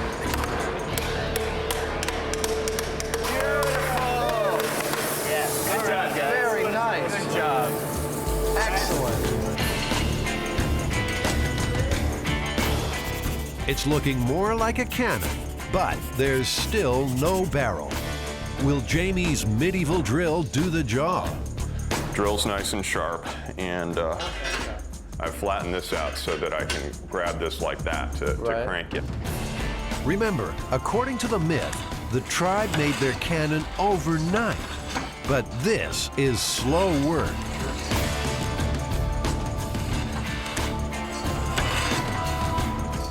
We're about ½ inch in. I need somebody with a whip and a drum. They've got to drill through about 5 feet. You know, we're just moving more, I guess. Let's see. Medieval tools just weren't built with myth busting in mind. Based on what I'm seeing here now, I'm thinking it'd probably take a couple of days to get through it. The myth says that overnight they'd be able to drill a cannon, and I would say that is unlikely. I would say that the myth is busted because of that. They've come too far to stop now. Adam and Jamie resolve to test the rest of this explosive myth, and that means building the cannon their way. I'm not doing anything that the Packish wouldn't have done if they had had a chainsaw.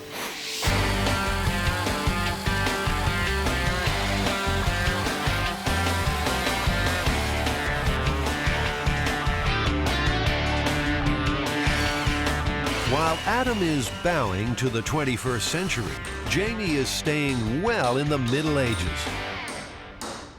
I'm making a cannonball out of granite, or a mess. He plans to hand chisel a perfectly round cannonball. It's precision versus power.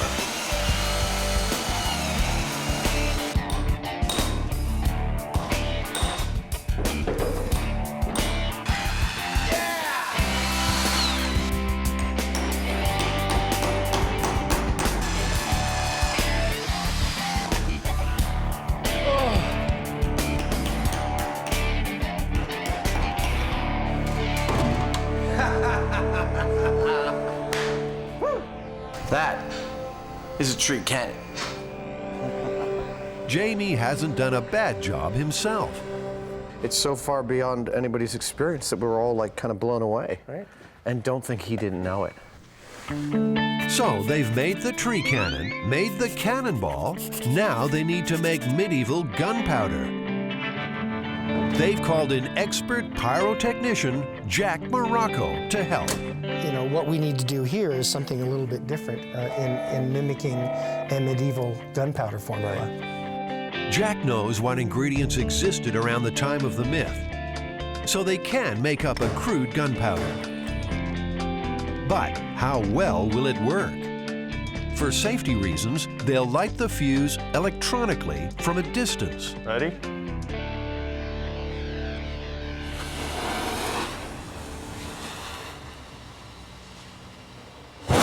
Oh, wow. Nicely done. I think that's very respectable. Okay. I think that'll do. I think that's going to work quite well, yes. I personally don't think we'll be able to blow this thing up. I think you could put a stick of dynamite in it and it still might not blow up. Of course we're going to try to blow it up. That's what we do. Once more, in the name of myth busting, Jamie and Adam head into the world, armed, dangerous, and set on destruction.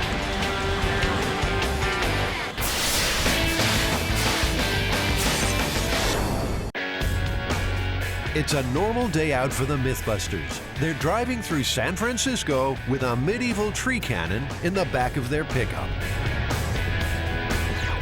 Their destination? The abandoned runway at the Alameda Naval Base. The cannon is a replica of one built by medieval Hungarian villagers, which, myth has it, blew up when fired.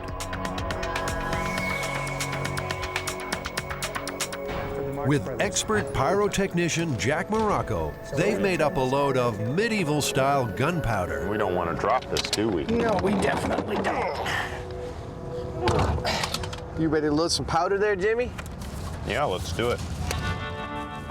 They're starting with 2 3-ounce cartridges of gunpowder. All right.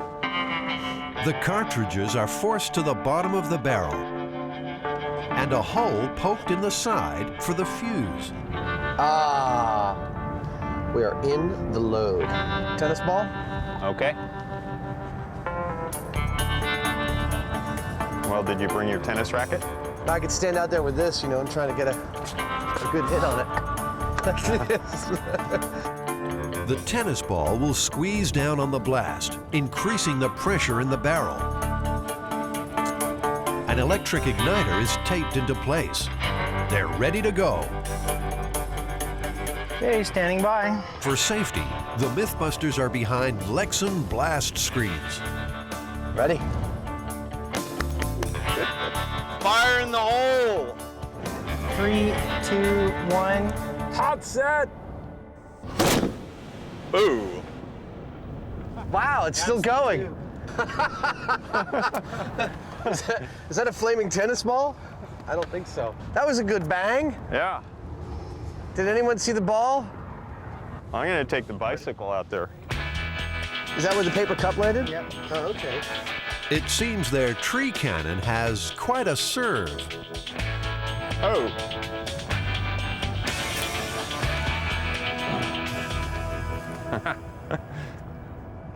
A little singed. You found it? Wow. That looks great. Doesn't look very much the worse for wear. No, just lost some fuzz. Well, the tennis ball went a little more than a football field in length, which for a tennis ball is a lot. And I think that, you know, when we put the stone in there, it's really going to take off. Next up, the real thing, Jamie's hand-carved cannonball. We're debating whether or not to put a single or a double load, either 3 or 6 ounces of powder behind it. The extra weight of the cannonball will further compress the blast, increasing the force up the barrel. The guys know the safe way to go is a single 3-ounce load. You comfortable with 6 ounces, Jack? Yeah. All right. Loading the cartridge. It's double or nothing. Twice the powder, twice the danger. At this point, no one crosses the front? And be careful with that, because that's going to roll down there fairly quickly. Yeah, so I gather. Shock it. Jamie's great creation is headed for a great adventure. Satisfying little thunk. Do you think we'll be able to find it? You know, I'm feeling pretty certain that it's going to launch that thing a fair ways, but I don't have a clue how far. Are we ready, Jack? Fire in the hole.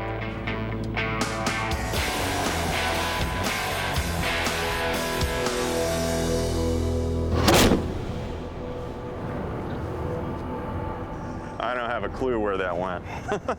I didn't see a darn thing. Did you see anything? Wow. What everyone did see was a remarkably successful tree cannon.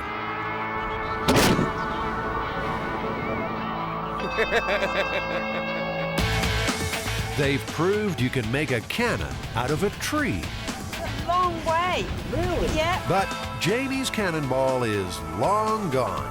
A little bummed out not to find the ball, you know, I put a lot of work into that thing. It's a rough thing trying to find it. We've got a runway that's 1.25 miles deep. I didn't think we were going to find it, and I don't think it's unreasonable that we didn't find it. The ball might be gone, but the myth-busting continues. Remember, the cannon in the story is said to have exploded. Well, we're going to take all the powder we have left, which is about 12 ounces, 14 ounces of powder left. We're going to dump it all in here, see what happens. Remember, children, MythBusters has hired a licensed pyrotechnician to help us blow stuff up. You should never try anything like this unless you have your own television show. I wish I had my rock back. This is twice the amount of powder they've tried before. They're jamming everything they can find down the barrel to clog it up and increase the chance of explosion. You have one other thing you want to add to this, Jamie? I want to see this thing blow up. You know, it's keeps working. What are you going to do? So I'm going to jam a can of soda down this. It's a tight fit, maybe too tight. Oh, ladies and gentlemen. That's not good. Oh, it squirted out of the hole.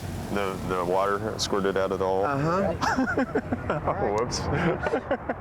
You could have done something worse, but I can't for the life of me think of what that might have been. Okay, here comes the golf ball. Oh, there's a lot of soda. Oh, yeah, it's definitely been contaminated by the powder.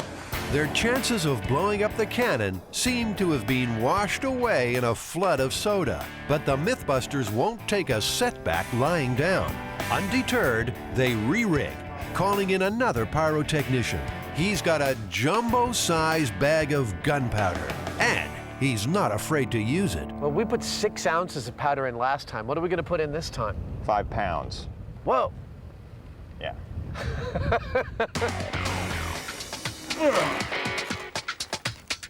5 pounds of gunpowder. On a danger scale of 1 to 10, this rate's about 9. Now it's a 10. They're sealing the end with an aluminum plug. If this doesn't blow up this cannon, I don't know what will. This is basically going to be a bomb, and there's going to be splinters going everywhere. So it's not a question just of hard hats. It's a question of you have to have something like a shield or an automobile or something like that between you and the cannon. I'm going to get back about probably 150 feet out in the field there, just in case. The rest of the team is even further back. They're hoping that'll be far enough.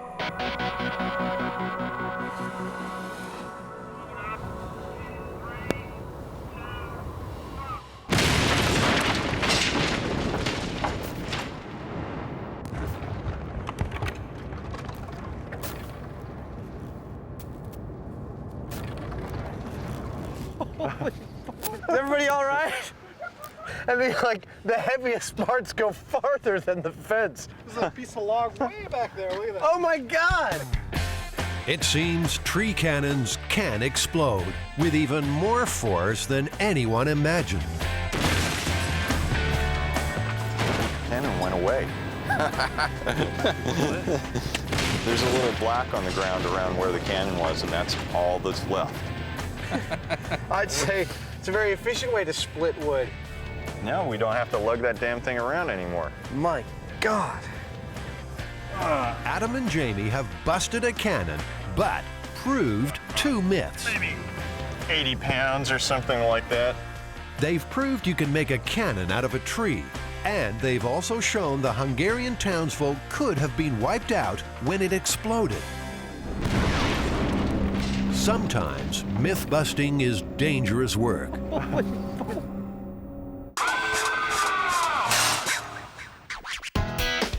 One for the road, as they say. But they bit off more than they could chew. Cheers. Can they beat the breath test? This is definitely going to be a strange day.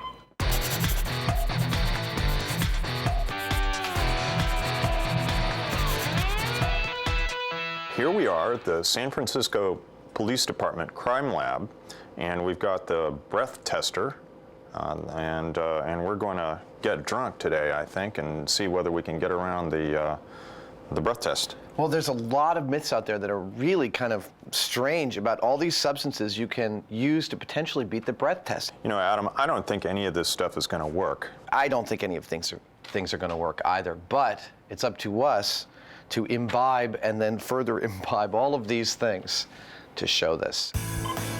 So the idea is to get drunk, then put different products in their mouths to try to fool the breath test machine into giving a lower reading. The San Francisco Police Department generously offered its crime lab for the day. Officer Bruce Gendron will be watching over Adam and Jamie. Adam's drink of choice is scotch. Neat. Jamie's mixing vodka with cranberry juice. I don't know if I've ever had a drink this early in the day. Nostrovia, Kampai, Prost. Right there with you, buddy. In California, you're considered legally intoxicated with a blood alcohol concentration of 0.08. Spirits are about 40% alcohol. How many the guys need to reach the limit depends largely on their weight and how fast they drink. A little bit of food to cut the alcohol.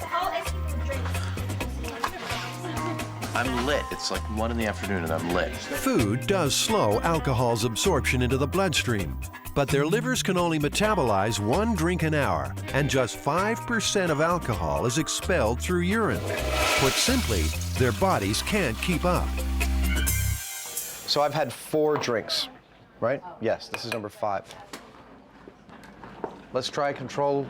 There you go. Here we go. You want to try one? Yeah, let's try one. Go ahead. Very good. That's very good. Thank you. He's an 03. That's an 03? It's an 03. Wow. I swear I'm a cheap date. Adam, the police officer said you need to drink more. You know, my doctor was also telling me that I'm not getting enough tar, so I need to start smoking again. Make it a double. The guys have to drink up for science, far more than either would normally imbibe.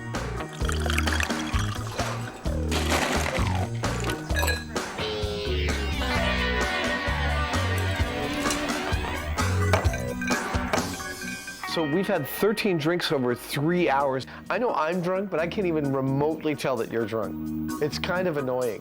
I want to see you like put a lampshade on your head or something. Sorry, bub. All right, let's go. I feel totally fine. Allow me to place this on your breath testing machine and I'll be happy to be tested. You are pretty smelly. That's it, keep it up. Listen to the music, and that's what we're trying to do, is keep that sound going. Very, very good. That's good. 1-1. 1-1. All right, finally. Woo, we're at 1-1. We're over the limit. I'm guessing Jamie goes to 0.9. I think the extreme difference in muscle mass will make Jamie process alcohol a lot more efficiently than I do, apparently. He's doing fine. You just sit over there and be quiet. It's rough enough having one of you here, but having two. Of course I'm causing trouble. Yep, 09. 09, legally drunk. Legally drunk and illegal behind the wheel.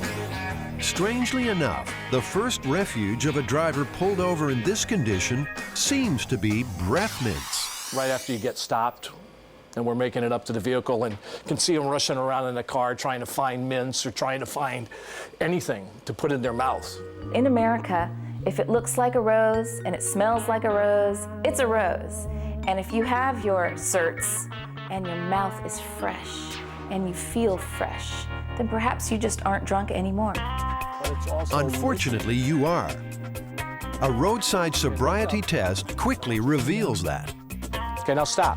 I want you to turn around just on the balls of your feet. With your right index finger, touch your nose.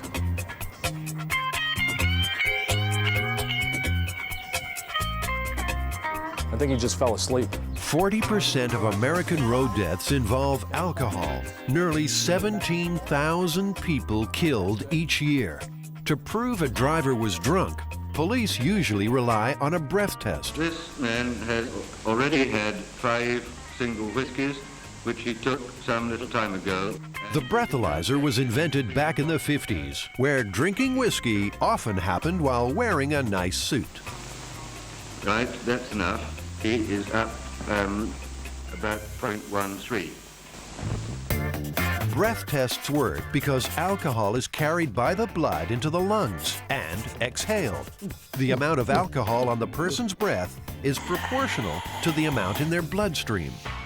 Over the limit, the guys will now try to beat the breath test using products that, urban legend has it, will confuse the machine. First up, those mints. Will getting rid of the smell get rid of the alcohol?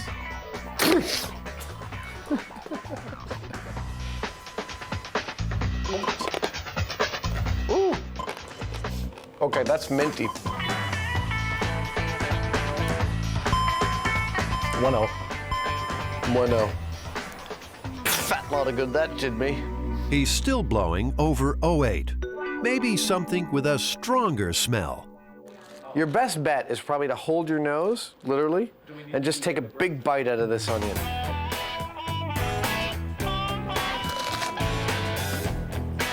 My eyes are watering here. Let's try and see if you were able to fool us. Nice and steady. Keep going. Keep going.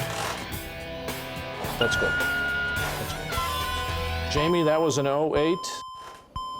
The onion didn't do anything.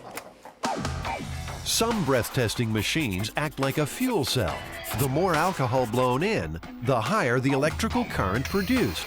that could well have sparked the myth keeping a battery in your mouth would beat the test. Stuck on the battery now? You get the battery. Yeah, I'm letting you off easy, baby. Being able to put a battery in your mouth and keeping it there without me knowing that it's there would be very, very difficult. I would agree with him. It would be very difficult to talk with a battery in my mouth.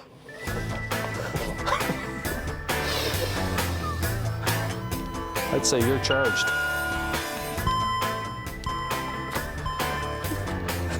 It's a 1-0.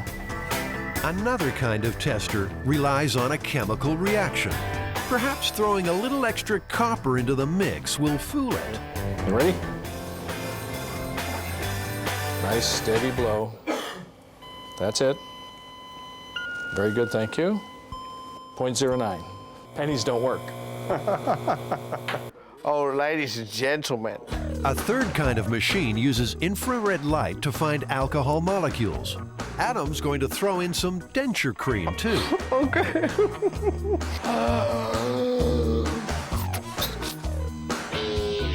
Adam, you did a great Oh, that was nothing, baby. 0.11. 0.11. So, denture cream, a no-go. Another pseudo-scientific mythology suggests hyperventilating might cleanse the lungs of alcohol for just long enough to pass. All right. 1-1. That doesn't work either. In fact, the myths are running dry. One last contender, mouthwash. One wonders where you do this in a car while the police are like coming around to your window, but nonetheless, we'll try it. Just nice and steady again. 0.43. 4.3. Really? Yeah. Oh, 0.43. Yeah, that's way, way, way, way, way gone. Something's causing a false reading. A little higher at 0.5 is lethal. To iron out glitches like that, police always test you twice. Very good.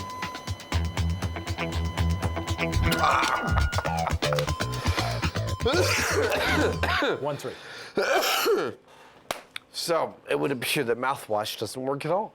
I mean, even if they got two readings that were grossly out of sync, all they do is take your blood test, and your blood test would tell them exactly how much alcohol you have in your system.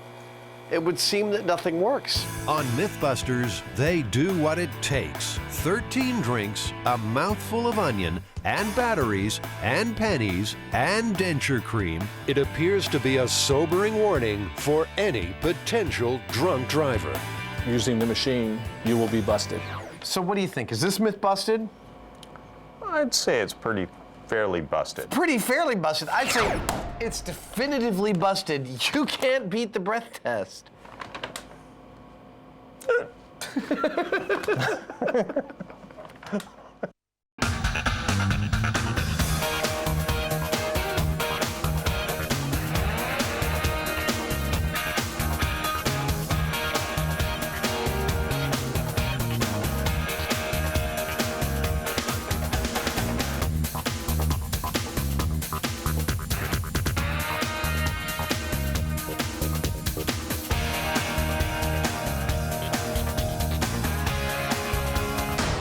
I'm Jamie Hyneman. And I'm Adam Savage. We're going to find out what happens when you strap a rocket to a 67 Chevy. Oh, yeah. Coming up, we turn a Chevy into a 350-mile-per-hour road warrior. This is so exciting. I'm going to have a grinectomy. Pop rocks and soda. Urban myth or recipe for disaster. Dude, your stomach's gonna burst.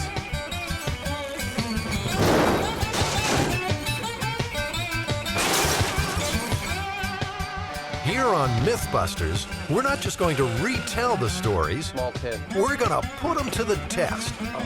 We're prepared to put our bodies on the line. There's just one problem. Some aren't myths at all. Which one would that be? I don't know yet. So why should you trust these guys? Well, Jamie and Adam have over 30 years in model building animatronics, and toy prototyping. They've worked in features, television, theater, and games. They can build just about anything, and probably have. This is M5, my special effects shop. Come on in and have a look around. Jamie's amassed an awesome collection of tools, talent, and techniques. If we can't find it here, I'm trying to locate a pig's stomach. there's always Adam's eclectic collection. I come from the planet Butthead. And if that fails, the guys are backed by experts in folklore, crime, medicine, and engineering. Jamie and Adam are supposed to be experts in what's real and what's not. And they'll need every trick in the book. So where do we begin? What do we got? Let's go.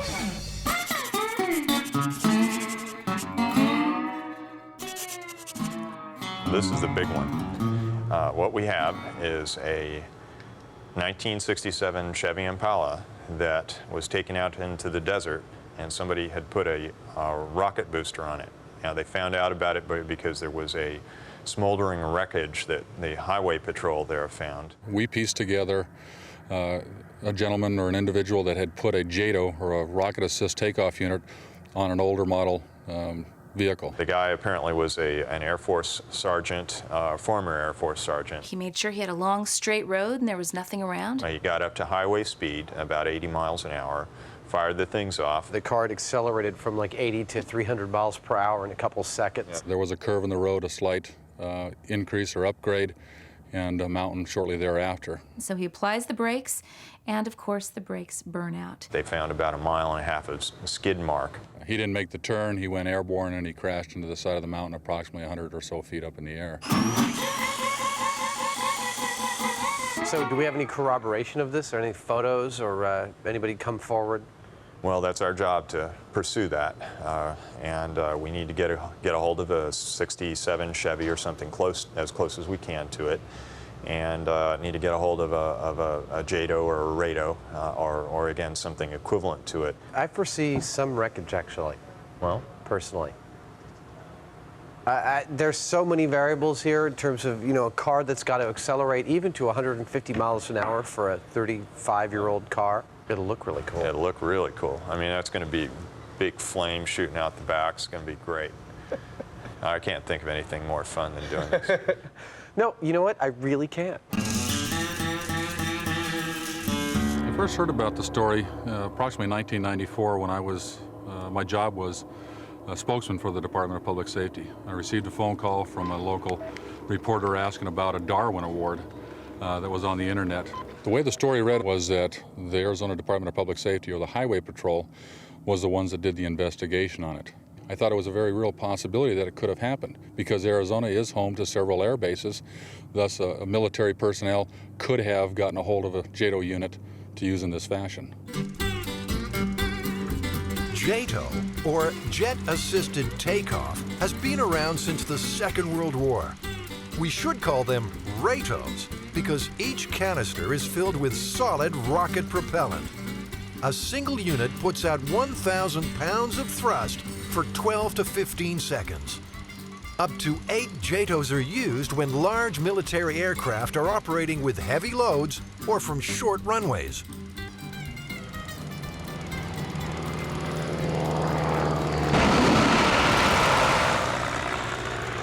Do we think the military's just going to hand over one of these JATO bottles? What do we do if they don't actually let us have one?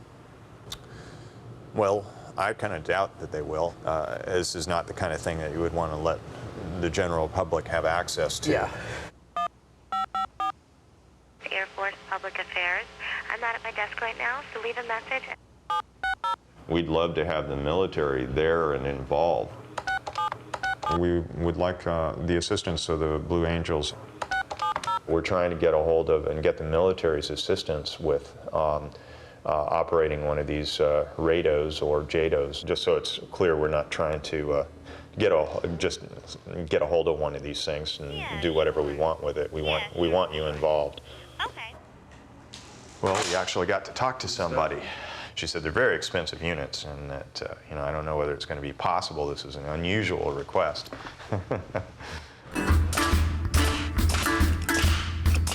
Most good urban legends have good details, names, places, dates. In this case, often it's a Chevy Impala that the man was driving. So we need to find a 67 Chevy. I wonder where we're going to do that.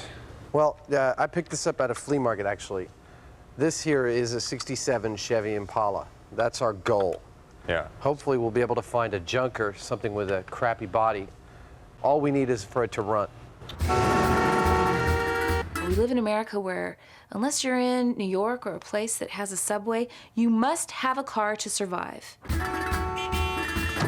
Not an Impala, we got a Pontiac. It runs? The Pontiac runs? Not at the moment, it just needed the transmission on. Oh. Yeah. Only? Yeah, but you know.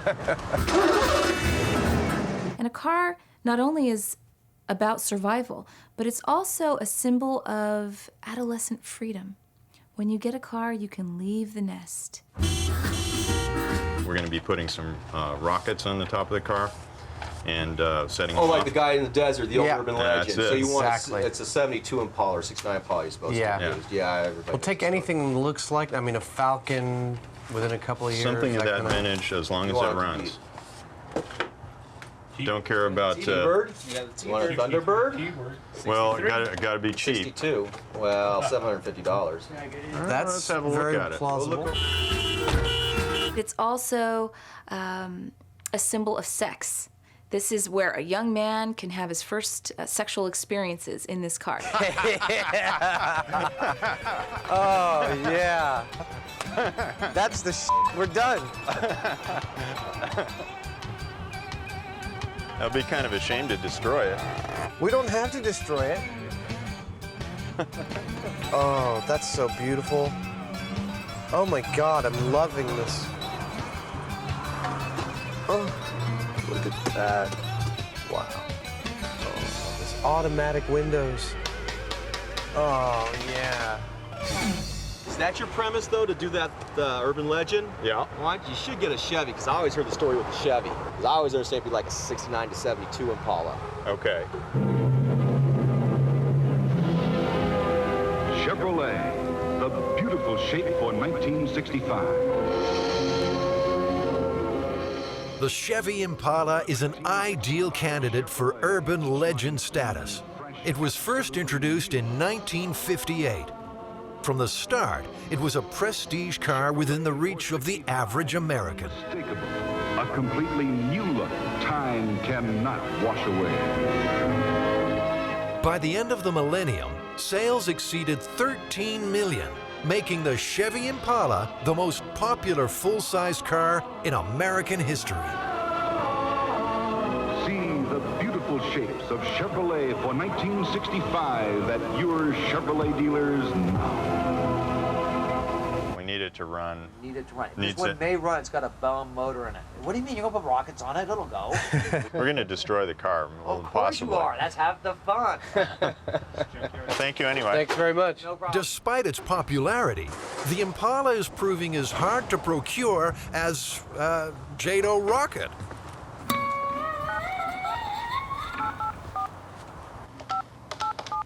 We called you last week concerning procuring a Jado. Procuring a Jado or a Rado. So far, we've had very little luck with getting anybody to return our calls. I'm Sergeant Bob Stein with the Arizona Department of Public Safety, and you're watching MythBusters. Jamie and Adam are following a promising new lead on that 67 Chevy. Well, we're gonna strap some rockets to its back end. Yeah. You know that thing where they took it out in the desert and set those up? I got the perfect car for you. We're going to do that. You got it. It's a 67, all right, but unfortunately, an Oldsmobile. Heavy. Very. So far, we haven't seen a single 60s Impala. We were looking at a T-Bird. It was that they had for $750. It was pretty nice. Adam's beautiful T-Bird's already been sold. 67.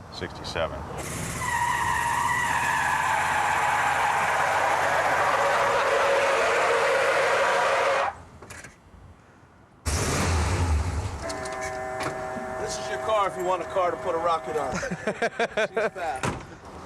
Just as we've given up hope of finding our car in time,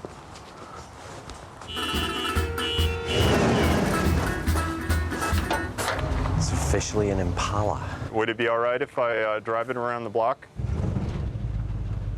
Oh, yeah. Oh, whoa, whoa. I got it, lady. it's a working 66 Chevy Impala with some decidedly non-standard features.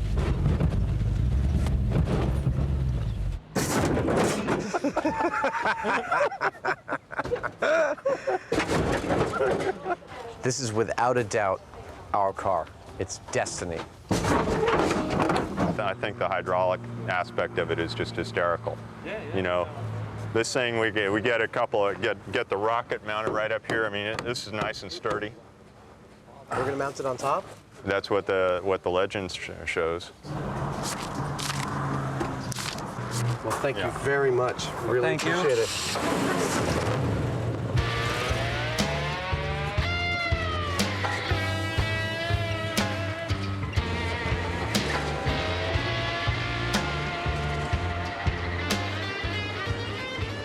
We are 8.5 miles from where we bought the car. It's 100 degrees. We're 3 hours from the shop. And thanks to a blocked fuel filter, our rocket car is doing exactly 0 miles per hour.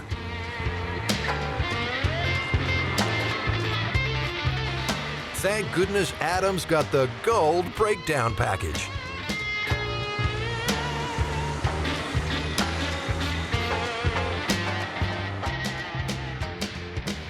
So, the Air Force apparently called us back and turned us down on the JATO rocket? Permission denied. Yeah, I think, did they call us back again just to deny permission again without being asked? Twice. So we got these things. Yeah. How are we gonna, these are the hobby rockets. This is like an example, one of the tubes. How are we gonna fire these off? Well, these are actually more powerful than the JATOs.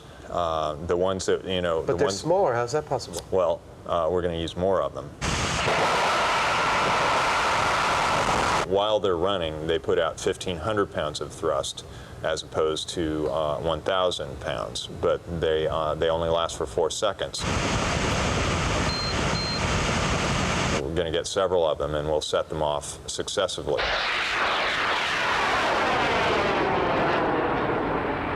So we're going to put 3 of them on, and we'll probably put them on the car like this. We have a qualified operator that you have to have a license a federal license to be able to purchase these things and operate them. I would hope so. Yeah, and so we're going to have those guys set them off, and so that's what it's going to look like. Yeah, that's essentially what we're going to do. We'll have to reinforce it and everything. That's all fine in theory. But it's an awful lot of power to put on the roof of a junker.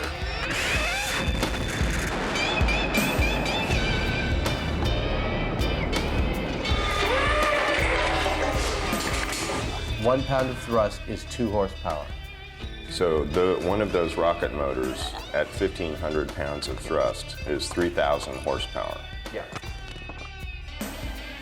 That'll make our Chevy almost 4 times as powerful as an Indy car. Think of putting another car on top of this car. It's that kind of weight that's up there. So we want to probably build some kind of steel cage within the car's body to support this. Yeah, we need to have. We don't just want to like tie strap it to the roof or anything. Yeah, that would be a bad idea. Could probably rip the roof right off the car. Oh, how about that? There we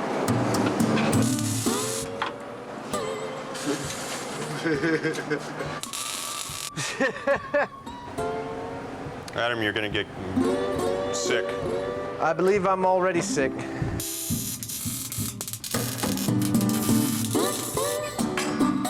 me the fire extinguisher. What the? This time it's no joke. The fire's burning through the hydraulic lines. That sawdust with the hydraulic fluid's a nice little kind of wicky thing. Yeah. Wiki. I was thinking that we would drill up through here and bolt the top frame onto here. With this design, the whole roof structure becomes part of the rocket rack.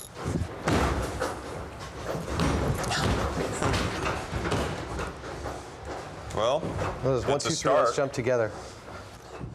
These tubes will hold the hobby rocket motors firmly in place. Fins for the rocket.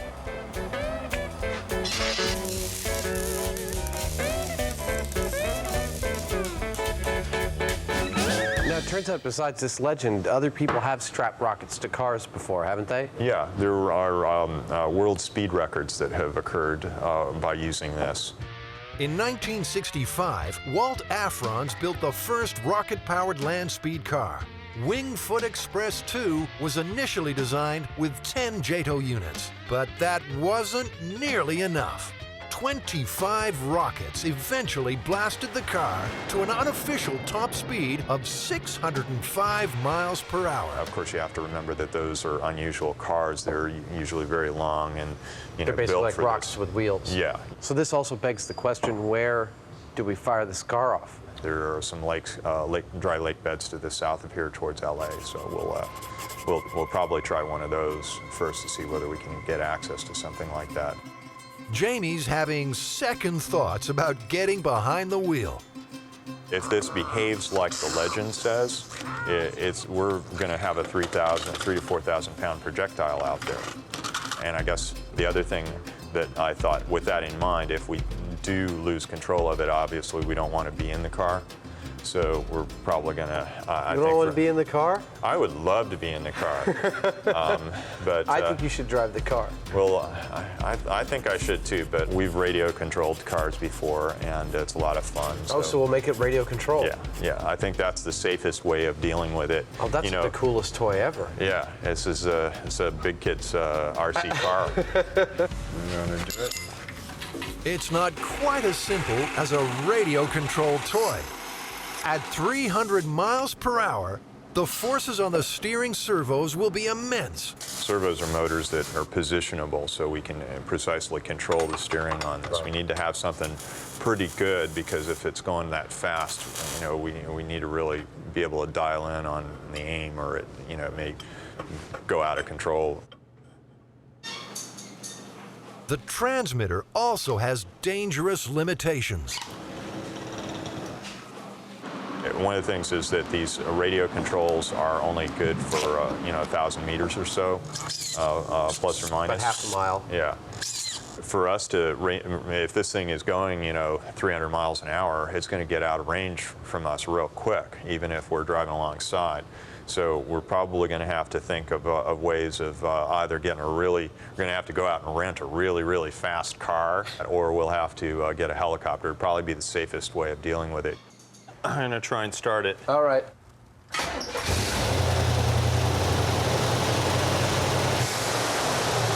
Yeah! Jamie's going to need every bit of control when he hits top speed. At 350 miles an hour, a Chevrolet Impala, all the windows will pop out of it and the roof will pull off. Andy Granatelli knows all about speed. He holds 21 Hall of Fame records. Many were set in conventional vehicles. He claims the top speed for a street machine, an awesome 241 miles per hour. At this velocity, wind resistance is the biggest enemy. The car would become airborne at a little over 200 miles an hour. The car would just raise the front of it up and would flip over. In other words, because the air would get underneath the front of the car. Yeehaw! Jamie plans to use the Chevy's hydraulics to combat those forces. Lowering the hood should give considerable aerodynamic efficiency. It will also help with what he's been told is the most vital factor. The most difficult thing about this whole deal is probably getting this straight on the car. There's no real true center line that we know is actually the direction the car is going to go. We have, according to the experts, a 6-degree misalignment is going to put about 100 to 150 pounds of push on the tail of the car. You come over that way. I'm okay. I'm all right. I'm all right. I'm just fine. Nothing's broken. Nothing's hurt. That was a little bit of a shock. I just had a massive release of adrenaline. Okay, so... I am my own stunt double. That way. All right. Yeah, that's as good as anything. So that's right about 86. And that's right about 86. Beautiful. Let's tack this puppy down.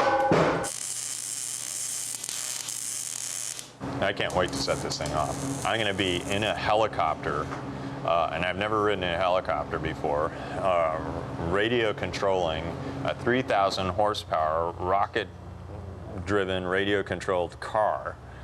What could be better? You know, you could just kill yourself when you were done, because it's just like, it ain't getting any better than that. It's all going downhill from there.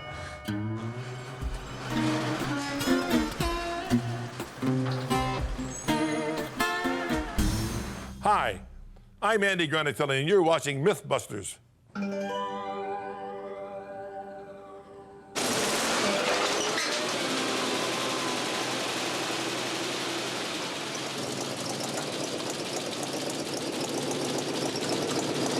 And so the fun begins. It's such a treat to see the sunrise over the desert. What am I saying? It's a treat to fly over a rocket car in the desert.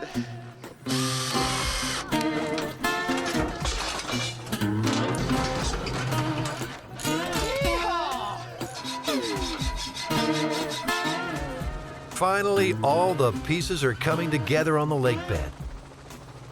With a bit of luck, we'll soon know if the JATO rocket myth is indeed possible. I'm just setting the fail-safe on this. These radios actually leave an instruction with the receiver to return to a certain position if they should lose communication. Yeah, I think so. Jamie will be joined in the chopper by Eric Gates. He and his brother Dirk have over 20 years' experience in amateur rocketry. They plan to fire the motors by remote control. Go. 1, 2, 3, 4. 1, 2,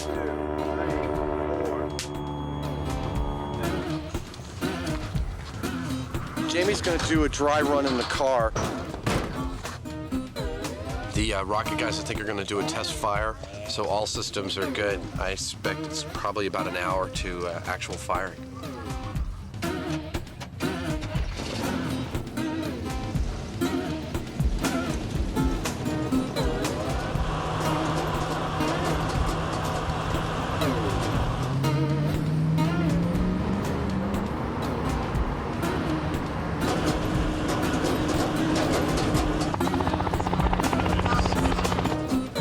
The remote control and fail-safe are working perfectly.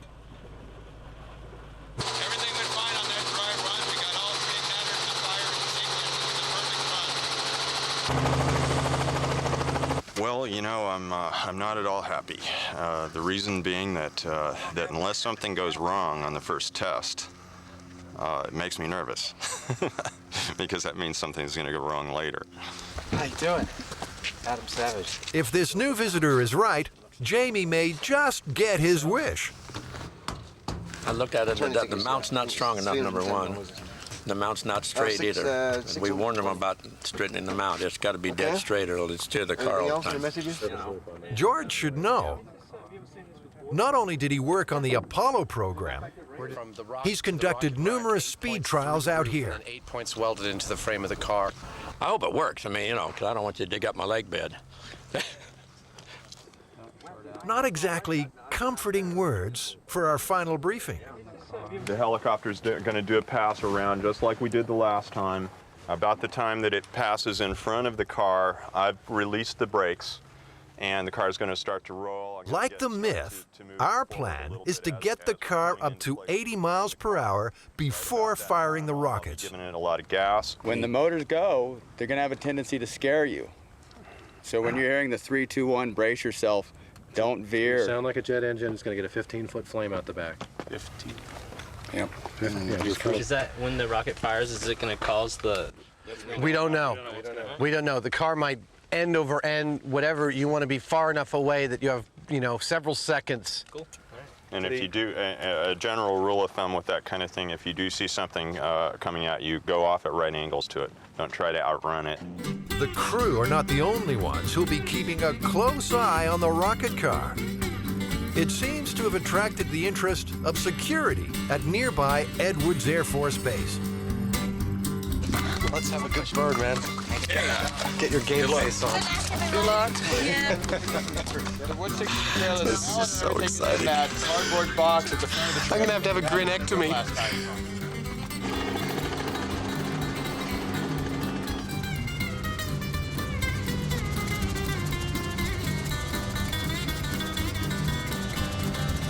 Green light to go. They're starting their circle now. Brakes are coming off. We are a go. Nothing's happening. We're aborting? Yep, we're aborting. We are aborting. We are aborting. Copy that. Copy that. Let's abort the whole thing. Okay, helicopter's coming in. Doesn't it go through the inside? So how do you get it? Looks like the car's old gremlins are back to haunt us. With all the focus on horsepower and thrust curves, we never did fix that fuel problem.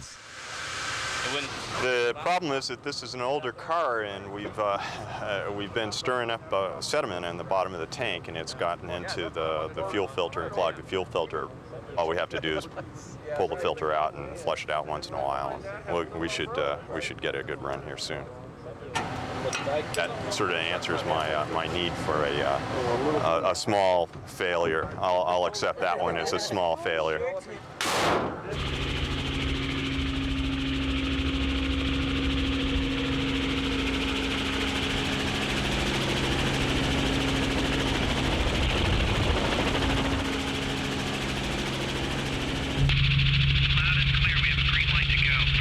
To go. Car's starting to roll. Okay, we're in line. Okay, coming out of full throttle.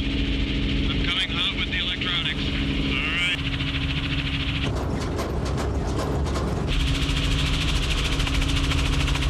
Okay, good luck. Go ahead and set them off. Okay, helicopters at speed.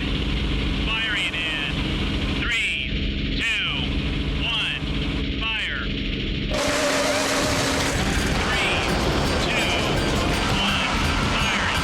3, 2, 1, firing. We got them all. It's been a long road, but finally, we have liftoff. 3 rockets, 4 seconds, and 1,500 pounds of thrust apiece.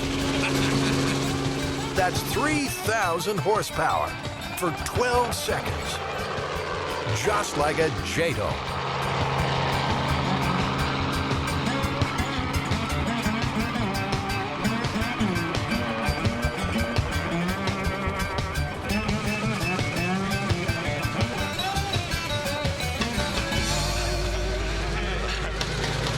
That was hysterical. That was absolutely outrageous. What kind of speed do you think it got to? I don't know. The helicopter was having trouble keeping up with it. The chopper's top speed is 130 per hour. Hey! Yeah! That was beautiful. We lost track of it. Oh yeah, we couldn't keep up with it with the helicopter. It just once those suckers lit, it just like It's one thing to see him go up, it's another thing to see him go horizontal. Leave you guys in the dust.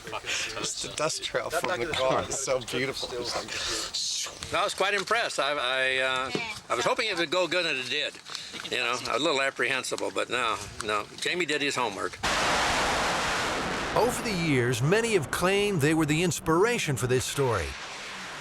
For those who really tried it, the results were the same.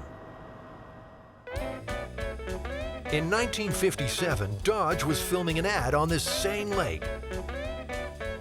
They replaced the gas tank with a single JATO bottle. The car topped out at 140 miles per hour. So, Jamie, given the structure of the original myth that the guy ignited the rocket, accelerated to like 350 miles per hour, supposedly hit the edge of a curve of the road and was airborne for several seconds before hitting the side of a cliff, do you think it's possible? Didn't happen. Yeah. They'd have to have at least around 4 times the power that we did. Back in '46, Andy Granatelli and his brothers did just that. They put 8 JATOs on an Indy racer. The explosion was horrendous, and the thrust was such that you couldn't believe it. We looked at each other as if we were going to the moon. The rocket left not a little fizzle like this, but for a lot 300 feet long, for wider than the road and higher than the telephone wires, a tail of fire. And the car accelerated up to approximately 180 miles an hour. I mean, and believe me, I mean, it was unbelievable. Andy's antics may well be the origin of the JATO myth. One thing's for sure, we can all quit calling the Arizona Department of Public Safety. There never was a crash site found in Arizona, nothing even vaguely familiar. On occasion, we still get people inquiring about it, and we posted it on our website stating that it is a myth. That was a lot of fun, though. Yeah, it was great. Just those few seconds being in that chopper, right trailing behind the car, seeing those things set off, it was indescribable. Just seeing that car kind of go. I mean, it was beautiful. It was gorgeous.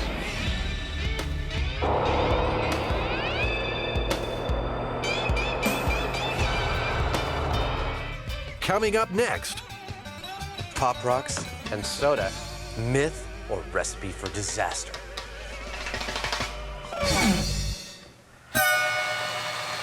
I'm Jamie Hyneman. You're watching MythBusters. I hope you cut that out.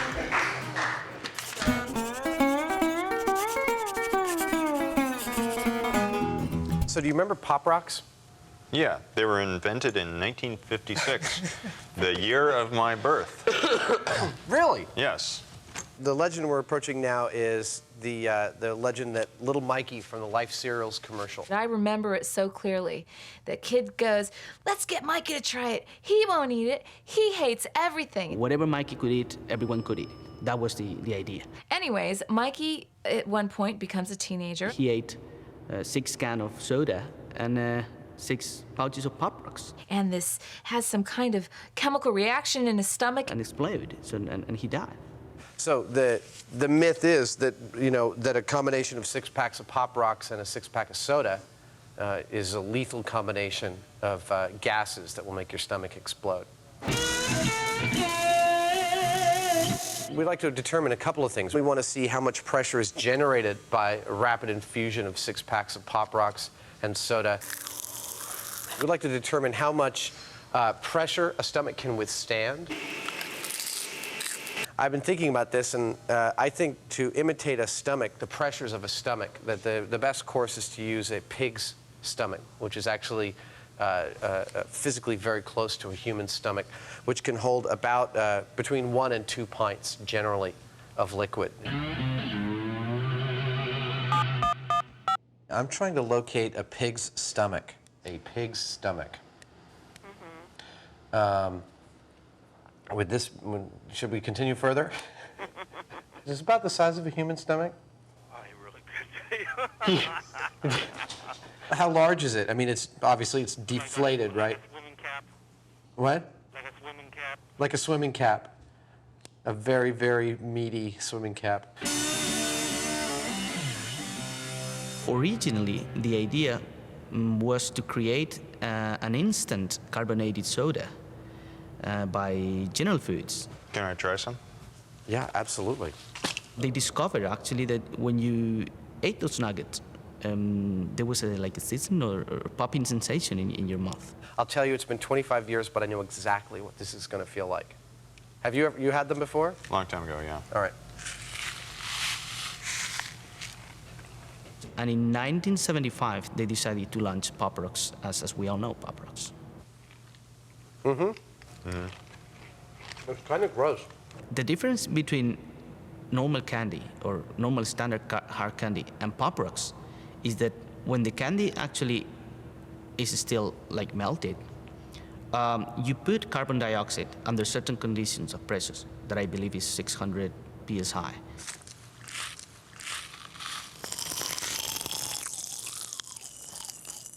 This isn't getting us any closer to that pig's stomach. Does it have like the esophagus and the intestines attached at all? No, just the stomach. I need all the tubes attached to it. Would it be possible to get it with as much of the attachments to it as possible? No. It turns out that the Food and Drug Administration have listed the esophagus and bowel as hazardous substances. 582.5 south. It looks like that says 580 is going. Well, I think we should just get a real pig and feed him. It'd be kind of fun to watch see what a pig does when you feed him a bunch of it. See, again, there goes your lack of political understanding. You can raise so much hell with that. It's better to kill the pig first and then give it to him? Absolutely. And people are much more comfortable with that arrangement. All right, here we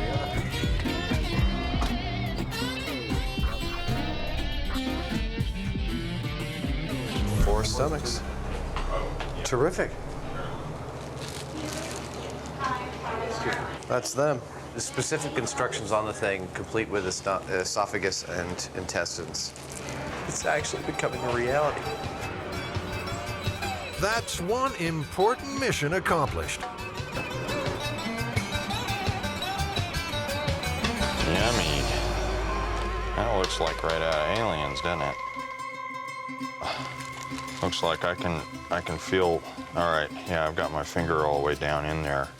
So that's I don't know which one's the intake and which one's the output.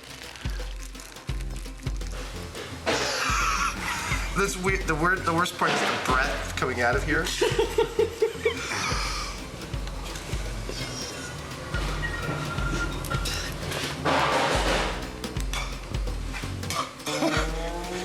Soda. It's interesting that the valves on this thing actually work. That's like it's holding its pressure. We just put air in there and walked away.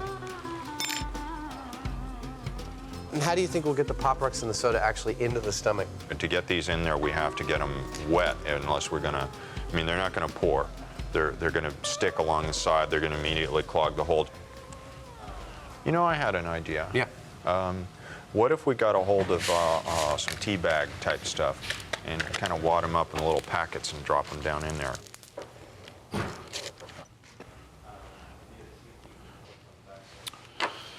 It's too big. Well, the packet's not going to work. It's too bulky, and so that's that. I think we want to equate a worst case scenario here. You know, like the Pop Rocks are going in one bunch along with the soda, I guess as rapidly as you could do it. I mean, as rapidly as someone might drink it. Big syringe then. A big syringe? The myth appeared, I believe, was in 1979, 4 years after the candy was launched, and actually has devastating consequences for the brand name. Sales dropped down to almost nil. Okay, so one of the things we have to figure out is how are we going to hang this thing? What about mounting it in our skeleton over there? Sure. There's plenty of tie points in the rib cage. Yeah, and it'll, we'll get to see, fluid dribbling out, out of the skeleton, and you wanted the dramatic effect, that'll do it. Yeah, and of course, actually, the inlet tube will have to come up and out through the mouth of the skeleton. Yeah. And you know where the outlet tube is going? No. Where is the outlet tube going? Oh, don't make me say it. By the time we're done, he'll be playing the piano just like old times. What the company tried to do to address that problem was basically they ran around 45 advertisements, big full-page advertisements in magazine, and they wrote about 50,000 letters to different high school headmasters and school headmasters explaining that there was no problem. Frequently, legends are believed, and what happens is something called ostension. Ostension means that a legend is believed to the point that you change your behavior. Once a belief is out there, it's pretty difficult. You have to take some gargantuan steps to disprove it. We've got to mix up one last ingredient before the experiment can begin. I'd say it's about a pH of 2. Okay. So that's the equivalent of one stomach's contents of hydrochloric acid, That's 1.7 pounds of water. Okay. Gastric juice is secreted, actually, we believe, as a protective mechanism. It's not designed to aid in digestion. It's designed, the hydrochloric acid along with pepsin is designed to kill things. So it's kind of protection over when we were back there fighting the hyenas for the bones. It might not aid in digestion, but we think a quart of hydrochloric acid will be critical to busting this myth. Oh, yeah. Oh, yeah. Your gloves. Now, the fun begins. Once you're pouring the liquid, I'll be opening cans of soda, handing them off to you. Okay. We're clamped everywhere. All right. Oh, man. All right, Mike, he's had 2 cans. He's out of control. Oh, my God, he's going for another one. Mikey. All right, Mikey, man, you can't drink those last 2 cans of soda. Dude, you are an animal. Dude, your stomach's gonna burst. All right, here comes the plunger. Slow down. You didn't drink it that fast. Listen to that. You can hear those pop rocks going for it. Well, that's pretty impressive. Oh, there goes a burp. Mikey's burping. Come on. Oh, man. Look how big that stomach's getting. All right. It's more or less got it. All right. Wow. Okay, I wouldn't have called that he could drink all that soda and pop rocks at once. That's huge. That's like 3 times the size of what it was.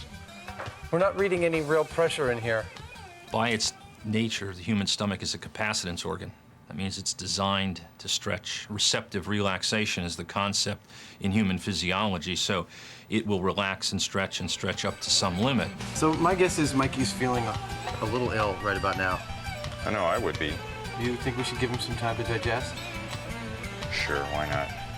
You got 2 built-in vents, one on either side of the stomach, that should be the places that this air goes if you reach those kinds of pressures. Even with time for digestion, the pop rocks and soda just don't produce enough gas. We put 6 cans, about another, almost a liter of acid, 6 doses of pop rocks. I can still hear it, can't you? You can still hear it crackling. Yeah, pop rocks are going. So, does this myth contain any elements of truth? The human stomach clearly can rupture. There's no question about that. You can get rupture in blunt trauma, automobile accidents, for instance. It's starting to get kind of special in here from a olfactory standpoint. After a quick reset, we're going to try and see if we can make our pig's stomach explode. Who the hell could be calling me? I can't answer that. I'm tying a pig's stomach into a skeleton. Clamp. My name is Fernando Arguis, Vice President and General Manager of MythBusters Incorporated, and you're watching MythBusters. Now, it turns out that in the annals of medicine in the last century, there are a half dozen cases of people's stomachs exploding from an excess of CO2, usually from something like baking soda. We're going to see how the bicarbonate of soda compares to Pop Rocks in terms of the expansion of the stomach. Oh, right. 1. Let's do 3. That's an awful lot of sodium bicarb. Well, you know, I've taken 2 with heartburn. Let's say someone feels Unlike really bad Pop and Rocks, the baking soda and acid react. injecting acid. All right. The result is carbon dioxide gas. Lots of it.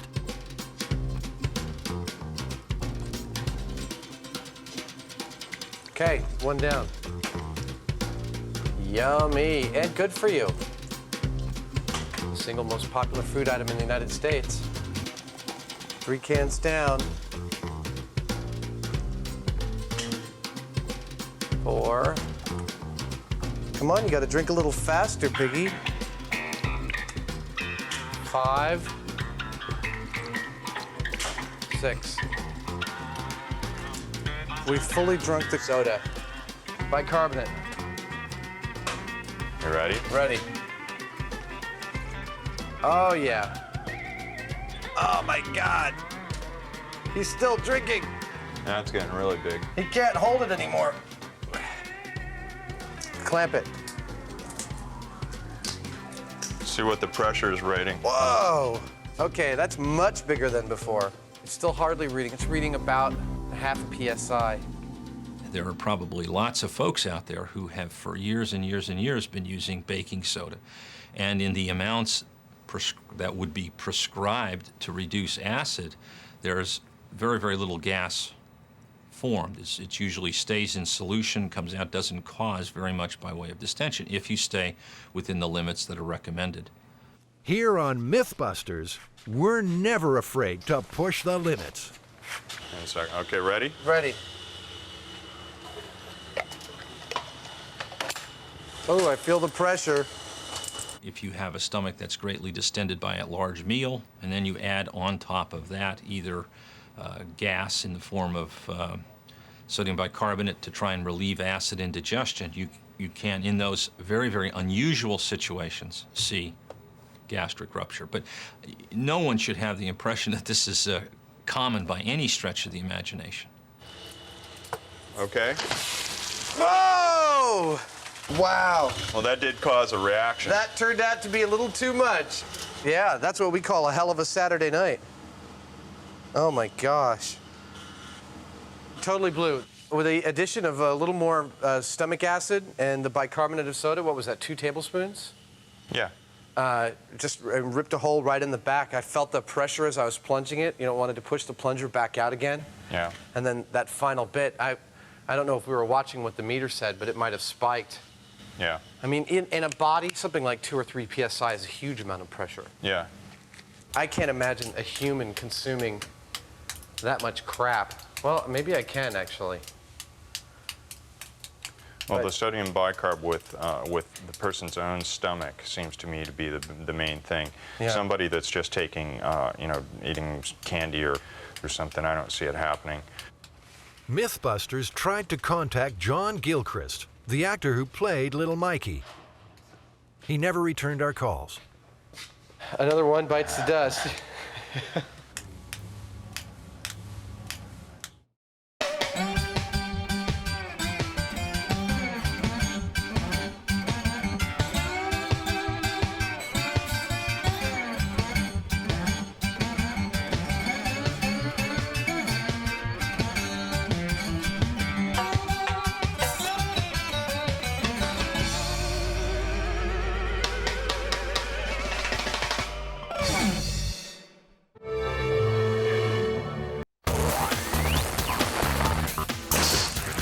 On this episode of MythBusters, Like that. sparks are flying. Totally me. We finally get a reasonable experiment here, and he's like, and trouble's brewing. I would say that the rig is not safe at all. Adam finds out that the falling penny myth can really be a pain in the... Oh! We'll see why these guys don't have their own cooking show. And find out the link between Japanese spies and Lucille Ball's teeth. The Morse code, right? Who are the MythBusters? Am I missing an eyebrow? Adam Savage. I always enjoyed seeing Adam in pain. Oh! And Jamie Hyneman. Jamie wants a big boom. More than 30 years special effects experience. Feel kind of sexy. They don't just tell the myths, they put them to the test.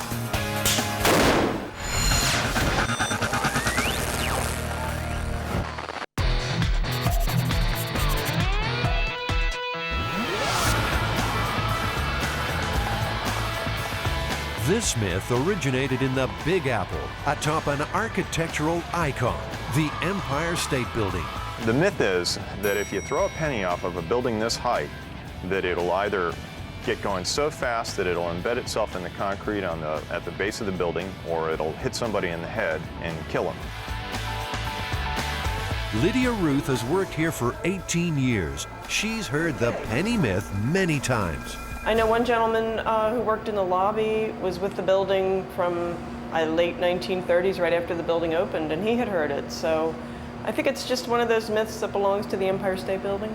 Tossing a coin off the Empire State is not as easy as it sounds. Tall buildings like this can generate their own unique weather conditions. Some updrafts can reach cyclonic speeds. It's 8 a.m. in the morning and the wind's already starting to pick up. And there's every possibility that if you hurl this thing off the edge of the building, that it'd just blow it back over. When the wind blows against the face of the building, the wind blows up. And you might have heard the story of it raining up or it's snowing up. Well, that actually does happen. It will blow against the side of the building. There's an updraft. So if you throw something off, no matter how far away you throw it, the wind is going to catch it.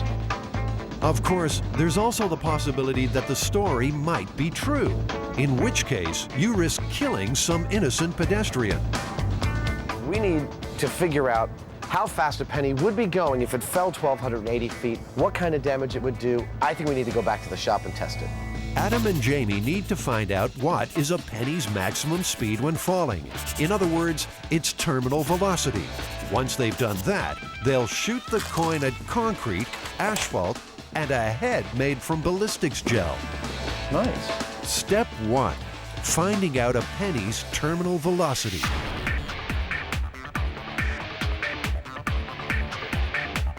Now, we know a person's terminal velocity is about 120 miles per hour. But is a penny's the same? In his quest to find out, Adam's willing to jump out of a perfectly good plane for the first time. As he plummets, he releases handfuls of pennies.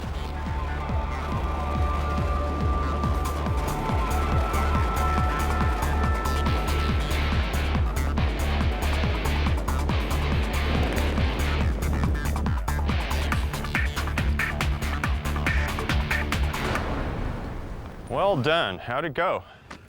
That was amazing. I mean, it's unlike anything I've ever tried before. You really should have done it. What'd the pennies do when you let them go? The pennies flew right out of my hands. I opened one hand and then the other, and the pennies just like shot out towards the sky. Out of one hand, they hovered for a second in like the burble above my hand, you know, the air bubble vortex, and other than that, I was traveling way faster than they were. I want to do it again. That was awesome. The guys have seen complex equations that put a penny's top speed at somewhere between 35 and 65 miles per hour. I used to be able to juggle them. But Adam's not taking those figures at face value. He wants to test them in his own penny wind tunnel. At the bottom, wind speed is clocked at 65 miles per hour. Holes in the tube allow the air to dissipate, so the speed at the top drops to 35 miles per hour. If the penny stays in the tube, then the equations are correct. Bingo! Adam's one happy Mythbuster. If only Jamie were as excited. This matches the math, the complex equations that we have showing the velocity. I think we should go for a worst case scenario, like 65 miles an hour.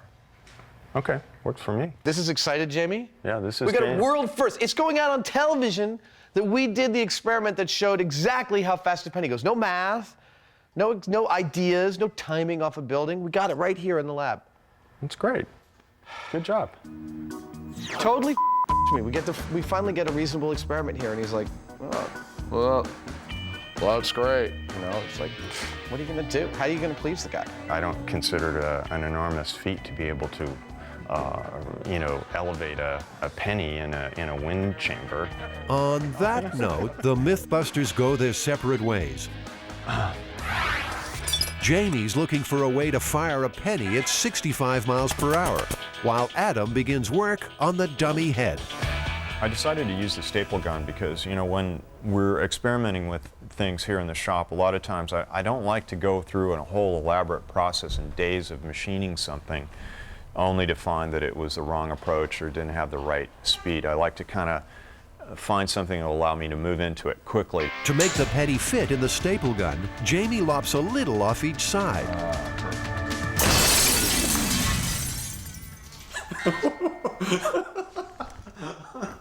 Whoops. We should get out of here. That's mercury vapor there. Okay. Well, the good news is it works. I guess I should look up before I shoot those things. Well, that worked. Next, Jamie has to measure how fast the penny is going. We've taken a staple gun, like what you would have in a normal wood shop. We put it in front of a chart that we can track the speed of the penny with. We've got a concrete block and a high-speed camera. So we've modified this staple gun to accept the penny. We're firing it and tracking it, recording how fast it goes based on this information.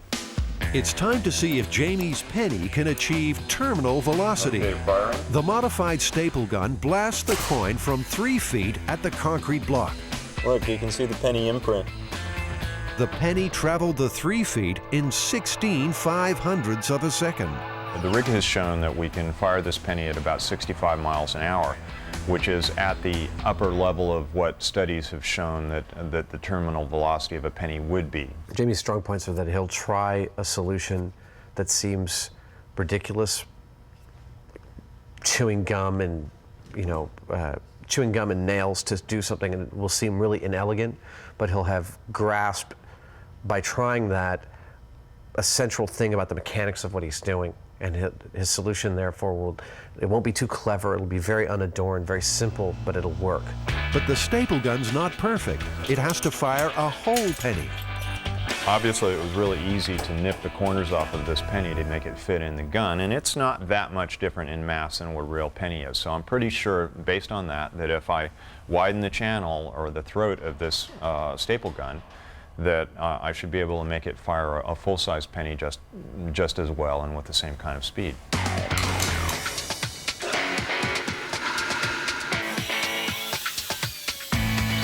Well, it took relatively little work, and this is it's a high-velocity penny shooter. Terminal velocity gun right here. Meanwhile, Adam's mood has changed dramatically. Oh, screw. No, that's total wash.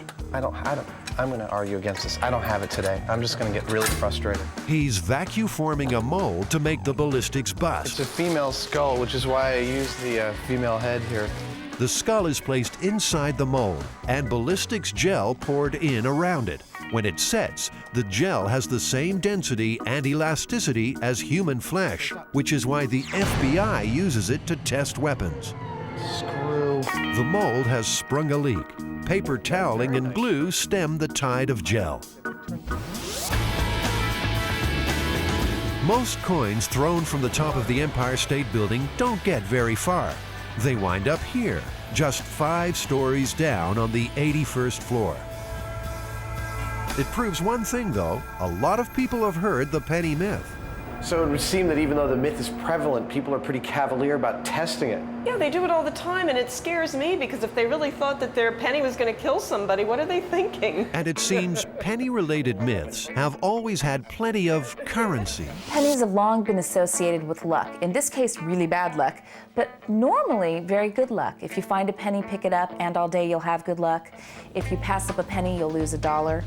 If you find a penny that's heads up, it's particularly good luck, and you should carry it with you as a charm. A bride should always have a penny in her shoe, and following the wedding, she should take that penny and get it made into a piece of jewelry, a pendant or a bracelet or something like that. Back in the workshop, Jamie's showing off his penny gun. Adam can't hide his approval. Oh my God. Damn, that is some serious impact there. I mean, are you sure this is 64 miles an hour? 64.4. Of course, now he wants to have a turn. He also apparently wants to do his own narration. Adam loads a penny into the lethal penny shooting device. This time, the penny is launched at a block of asphalt. The penny bounces right off. So the test shows that a coin traveling at terminal velocity cannot penetrate concrete or asphalt. But what about flesh and bone? Remember, the penny myth talks about a penny shattering someone's skull. Enter Norma, Adam's ballistics dummy. Norma's cranium will take the full brunt of a penny traveling at terminal velocity. Lights. Perfect hit. Lights off. Yep. The penny broke through the thin layer of ballistics gel, but the skull is intact. So, you ready to put that to the ultimate test? We've tried it on all the other stuff we've got. Want to try and catch it in your hand? The penny is leaving an imprint in the concrete when it hits, so, you know, I'm a little hesitant about catching it, actually. The MythBusters are about to find out what happens when a penny traveling at 64 miles per hour hits skin. I'll do it. Okay. But you got to do it too, otherwise, you know, you're like a wuss. Okay, you first.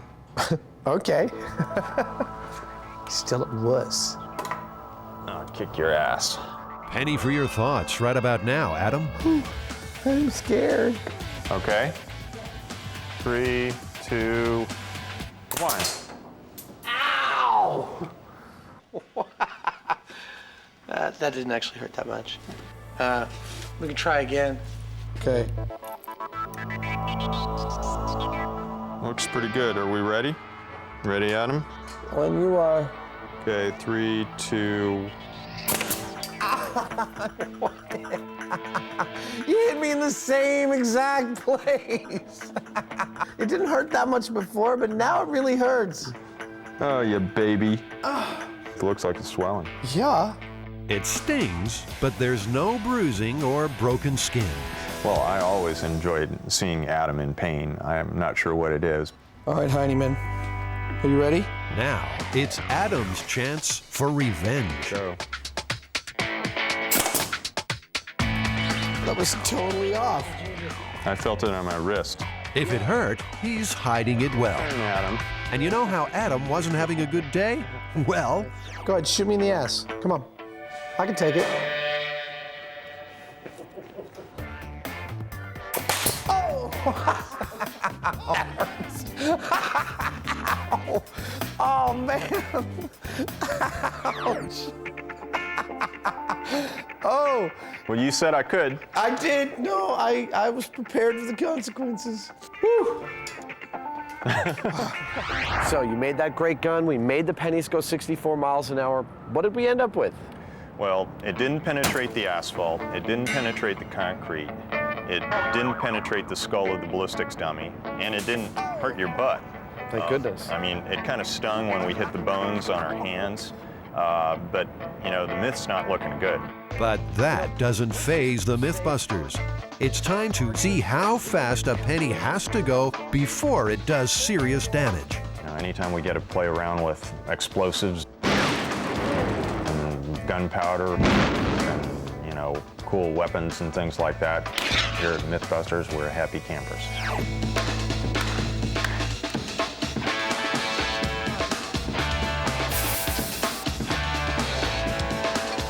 Adam's modifying a high-powered rifle so that it will expend a penny. That's not chambering around, I'm just test firing. The coin will be fired from a special aluminum barrel attached to the rifle like a silencer. The rifle itself will be loaded with a blank round. When it's fired, the expanding gases from the cartridge will explode along the barrel, propelling the coin from the slot with bullet-like speed. It's a bold plan and a potentially deadly one. We're live. Jamie's far from convinced. I would say that the rig is not safe at all. There's a significant chance that there will be an explosion and either the breech of the rifle will blow out or what may well be likely is that the whole head of the rifle, the device that Adam has constructed on here, may just shoot off the end of the rifle. Well, Jamie, take cover, because Adam's taking aim. All right. Firing. And 3, 2, 1. Well, that seemed to work like a charm. Look at that imprint. You can clearly see where it hit. The penny is shot from the slot at almost 3 times the speed of sound. The high-speed camera result apparently is 3,000 feet per second. That's like a bullet. That's the speed of a bullet. The coin still did not end up embedded in the block. Where's the penny? This is one penny, however, that has been well and truly spent. The detail on the face of it is flattened. Work like a charm. And Jamie's forced to eat his words. Yeah, congratulations, Adam. Thank you. I wouldn't want to get hit by that thing. 1 penny down. 1 to go. Even at supersonic speed, a penny weighing just 2.5 grams simply doesn't have enough mass to break through concrete or bone. Unlike, say, a real bullet, which in this case is 6.65 millimeters of solid lead. The penny drop myth isn't worth a dime. Oh man, I hate when that happens. Eliminating all the things that are in the penny's way from just reaching the ground. 64 miles an hour just wasn't enough to cause any kind of damage to a person. And then when we made it go almost 3 times the speed of sound, it still wasn't enough to break the bones. Yeah, I mean, the worst thing I can come up with is if you were looking straight up in the sky and you got hit in the eye, it probably wouldn't be very good for you. But even then, I don't know whether it'd take your eye out. I think we busted the heck out of this one. Myth busted. Yeah.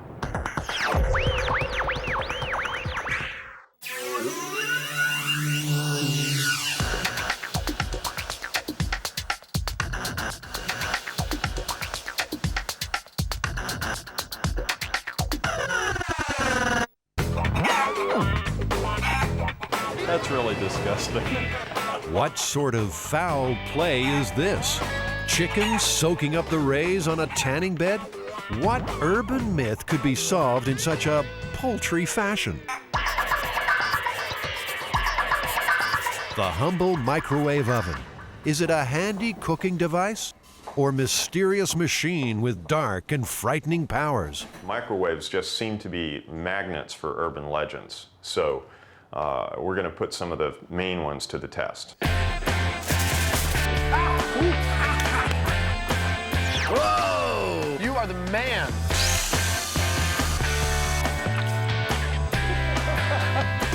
Of all the myths surrounding the microwave oven, none is more famous than the story of the poodle, sent for a spin in a microwave to dry its fur.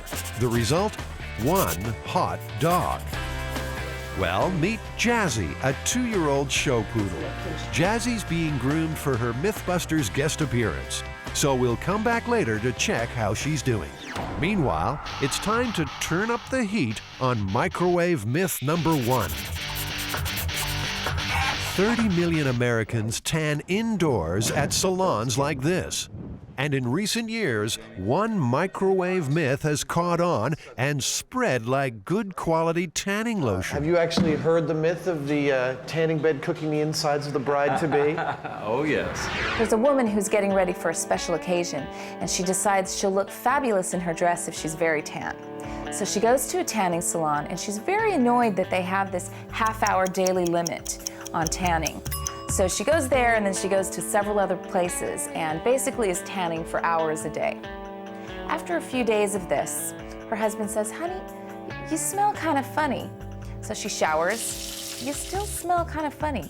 So she goes to the doctor, and the doctor does numerous tests, upon which he finds that she's microwaved her internal organs and only has 2 weeks to live. Rick Mattoon is director of the National Tanning Training Institute. How many different versions of the story have you heard over the years? We have a tendency of getting a different version about every month for about the past 4 years that I've been involved in the indoor tanning industry. Do you keep an archive of all the stories that you've gotten? I do, and it's very interesting. It's picked up typically anywhere, or it grows anywhere from the local level to a national level. And bottom line is, it always has a tendency to go back to the microwaving theory or story. Can a tanning bed act like a microwave oven? Will overexposure result in a baked bladder as well as a golden glow? How are Adam and Jamie going to test this myth? The simplest way would be to strip off and submit to the simulated sunlight. But they don't look like the tanning types. No, I think it's really quite obvious that I don't tan. Not at all. Just why I've got to wear these glasses in the sun. So that explains why these chickens have been plucked from the local deli. They'll give the birds 4 straight sessions on the bed and see whether or not the result is lunch. This is right up there with one of the weirder things that we've had to do. Trying to put a dead chicken in a tanning booth? Hello?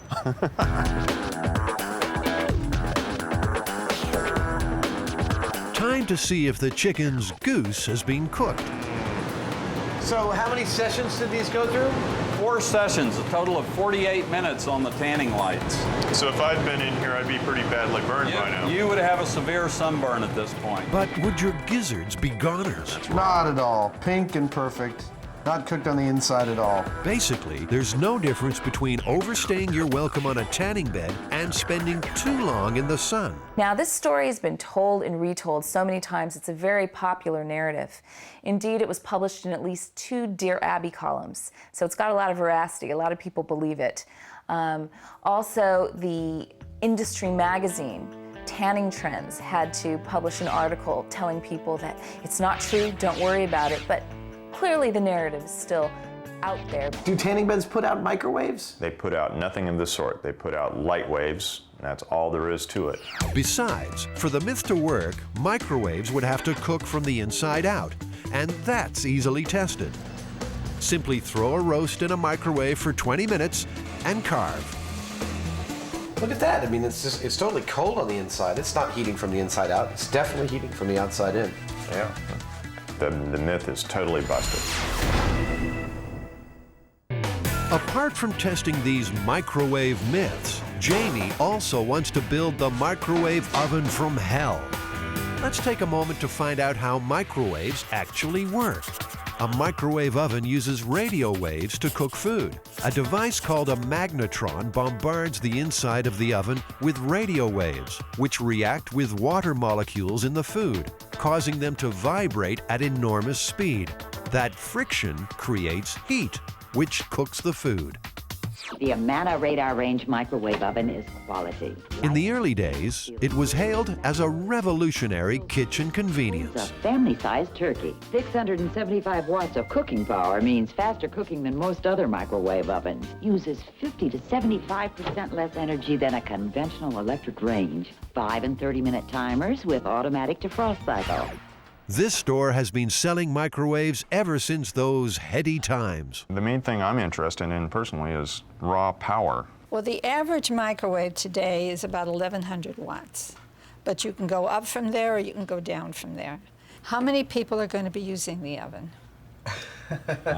One very strange television show. Just one. Is this the soul of the microwave oven? More the heart of the microwave. This is a little radio transmitter, and you plug it in and it converts it to DC voltage, and out comes the microwave. And it looks like Jamie's suffering a little microwave madness. Sorry. Did you get enough, Jamie? Microwaves are really cool. You know, they're like X-ray guns. And I think the same thing that makes people afraid of them and makes them generate a lot of myths about them is what's always fascinated me. I'm gonna, make this super powerful microwave gun that I can heat things up around in my shop with. And, that for me is a lot of fun. I think he wants to take apart all these microwaves and make some kind of super microwave. And I don't know if he's planned on shielding or anything, but I don't necessarily want to be in the building when he does it. Back at the workshop, it's time to test microwave myth number 2. That microwaving metal makes the oven explode. I once had a roommate where I accidentally put a spoon in my coffee cup in the microwave, and he refused to use it ever again. Made me buy him a new one. Wow. It's just those kind of misconceptions I want to clear up here on MythBusters. Yeah. There you go. Adam and Jamie are going to microwave several metal objects. Just in case something dramatic does occur, the pair will watch from behind a Lexan shield. Lexan is a bulletproof material used in the windshields of NASCARs. It's time for the first metallic test subject.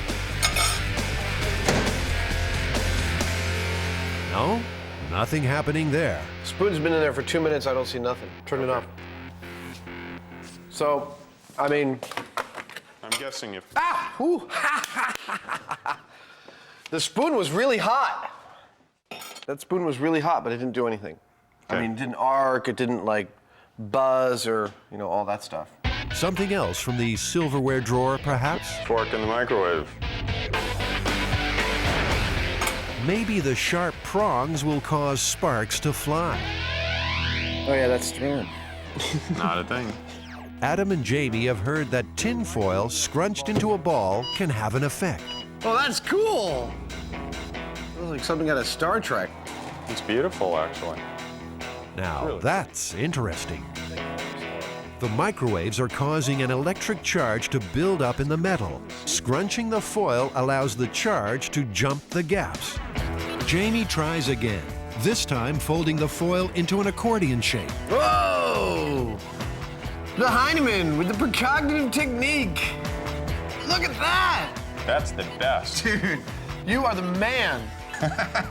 It just goes. Spectacular, yes, but explosive? No. A warning though, microwaving metal might result in magnetron meltdown. So metal in a microwave, is it true or is it false? Well, that's false with provisions. Only in the case of an object that is made out of metal that is contacting the sides, you can create some arcing there that would feed back into the magnetron and reduce its lifespan. That's 2 myths done and busted. Meanwhile, what's Jamie up to? Does he have a screw loose? Jamie's harvested the magnetrons from 4 microwaves. Looks like he's serious about building that super microwave machine. Scary stuff. Microwave oven. So we know metal won't turn your microwave into a bomb. It's time now for Adam and Jamie to investigate a microwave myth that is potentially lethal. If you overheat water in a microwave, you may take the cup out of the bowl and then the water is going to explode in your face, injuring you or burning you in some horrific way. We're gonna time how long it takes to bubble. After a little research, Adam and Jamie know that the only way water could explode is if it's being superheated, that is, heated beyond boiling point, without actually boiling. Tap water always boils because it has impurities. Distilled water has no impurities. That means no boiling. Yeah, the smaller experiments, you know, they look a lot simpler because they're tabletop, you know, we have small amount of variables, and really invariably they turn out to be the most complex and difficult ones to get a real result from. They put 2 cups of water in the microwave, 1 distilled, 1 tap. When the tap water boils, they'll know that the distilled water has become superheated. Just dropping in a sugar cube should make the boiling process happen instantly and violently.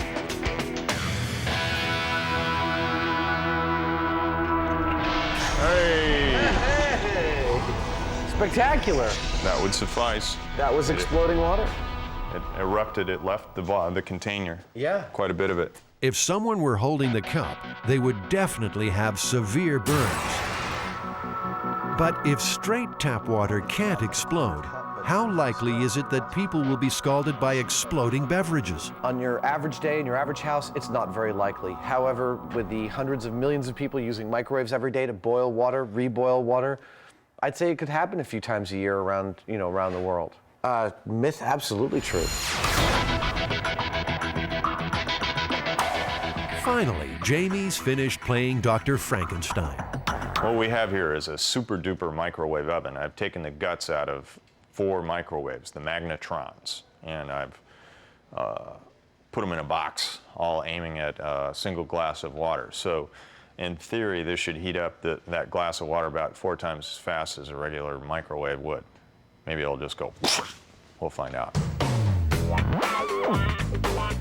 Jamie, I'm ready to test this infernal machine of yours, but could you wrap me up a little more? I don't feel quite safe yet. What are you, a turkey?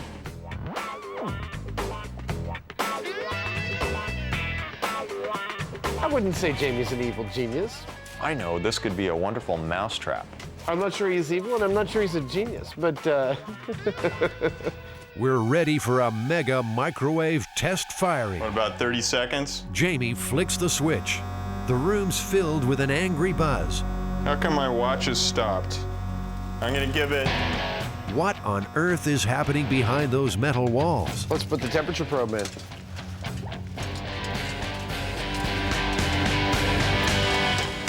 That doesn't look like it's boiling. No, in fact, 66 degrees.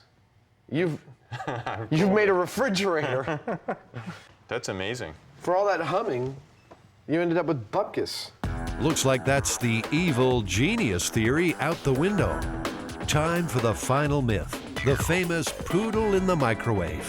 It's the moment of truth for our guest star Jazzy, who's been primped and preened to perfection. Or is it? There's some things that even we on MythBusters can't do, and I think this is one of them. There's just no way that we could put a poodle in a microwave. It might dry her hair, but it'd kill the dog. Fortunately for the viewers, this one's just going to have to remain a legend.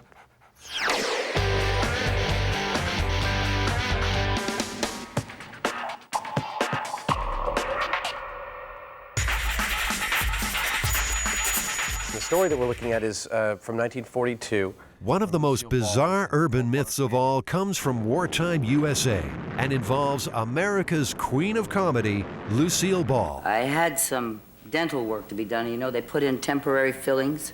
I was just driving along, and a road that I'd taken many times, and all of a sudden, I heard music. But I mean, with a great beat, you know. And I looked down to turn off my radio, and it wasn't on. And the music was getting louder and louder and louder, and I realized it was in my mouth.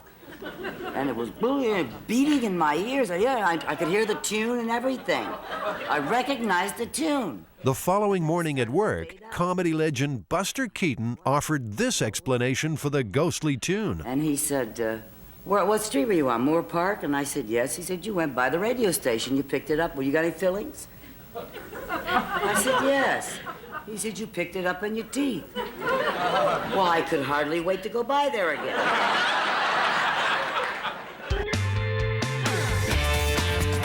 Here's a challenge Adam and Jamie can really get their teeth into. Is it possible to receive radio transmissions through the fillings in your mouth? We need to get a skull. 2 of the skull's teeth will be given different fillings. One gold, the other amalgam. Also, obviously have to have some sort of a radio transmitter. That transmitter will pump radio frequencies into the air around the teeth. A voltmeter will monitor any change in electrical activity across the fillings. Well, let's do it. Okay. First question. Where are you most likely to come across a spare cranium? The number 4, the bone room. The number 4, UCSF School of Anatomy. The number 4, UCSF Dental School. I'm looking for a human skull. Do you guys have any skulls? A rental? Yes. Finding a skull is hard enough. Finding one complete with fillings, well, that's another matter. One with fillings. Would any of them happen to have fillings in them? So you don't have any with fillings right now?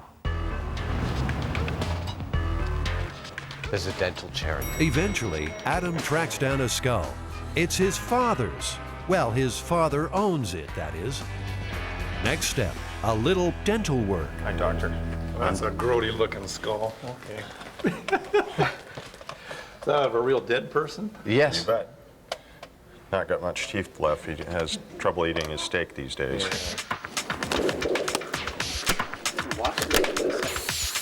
This guy have a name? He's a very dried out teeth.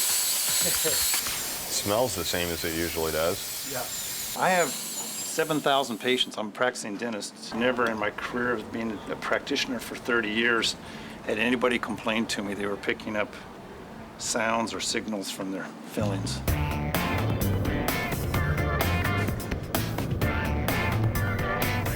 Lucy, even in her later years, she was always at the dentist. She was always having some kind of dental work. I don't think she was blessed with great teeth. If anyone should know about the state of Lucille Ball's teeth, it's Jim Brochu. He was her close friend, unofficial biographer, and one of the last people to see Lucy alive. I spent every day with Lucy from, I would think, the middle of April of 1988 until the next year, April of 1989, when she died. And her name is Lucille Ball. Come on!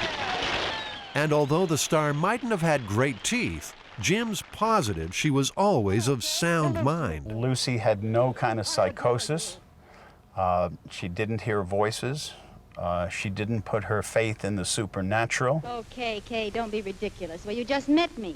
Hey, listen, a chowhound doesn't have to wait for dinner to be hungry, you know.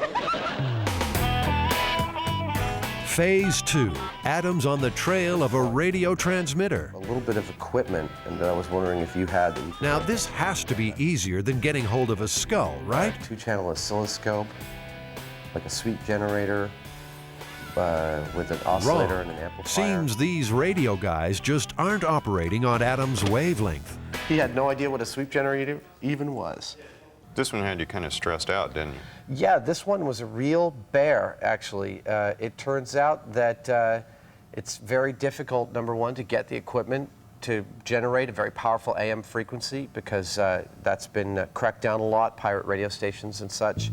Like all great stories, the Lucy legend has plenty of details that lend it credence. Then there was the radio station, which is a 50,000-watt radio station that we understand now that there was some kind of clay in the ground that aided the transmission, that amplified the 50,000-watt transmission. So I associate that radio station as where she heard the music coming from that night as she passed by.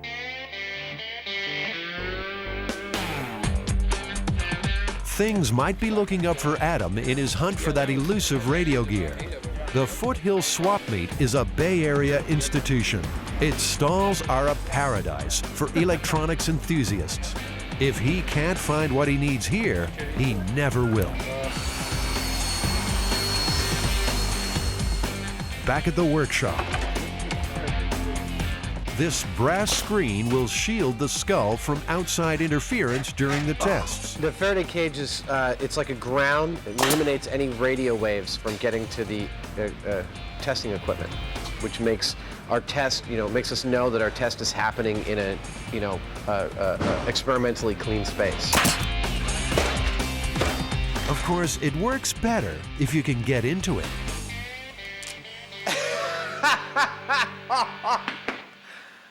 I locked the door from the inside. All right. There's my Faraday cage.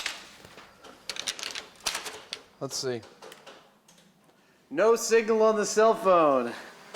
No signal at all. One theory is that if Lucy's fillings were made from different metals, then they might just have acted as what's known as a point contact diode. Point contact diode is the basis of the earliest radio crystal sets. In fact, in World War II, soldiers in foxholes built what's called a foxhole radio, which we have a crude model of here, in which our point contact diode is simply a razor blade and a pencil lead. Two different metals combining to capture a radio frequency. I hear a buzz. A pencil and a razor blade and some coiled, some common household objects. It seems unlikely that we could actually hear a radio signal from that, but we can. Yeah, well, right now we're hearing a buzz. Yeah, we're pulling something out of the air. Did Lucille Ball's fillings fleetingly become a primitive radio, picking up a signal and broadcasting it into her head? Tune and everything. I recognize the tune. One tooth already has an amalgam filling. We need another metal. And Adam and Jamie are going for gold. That is real gold foil.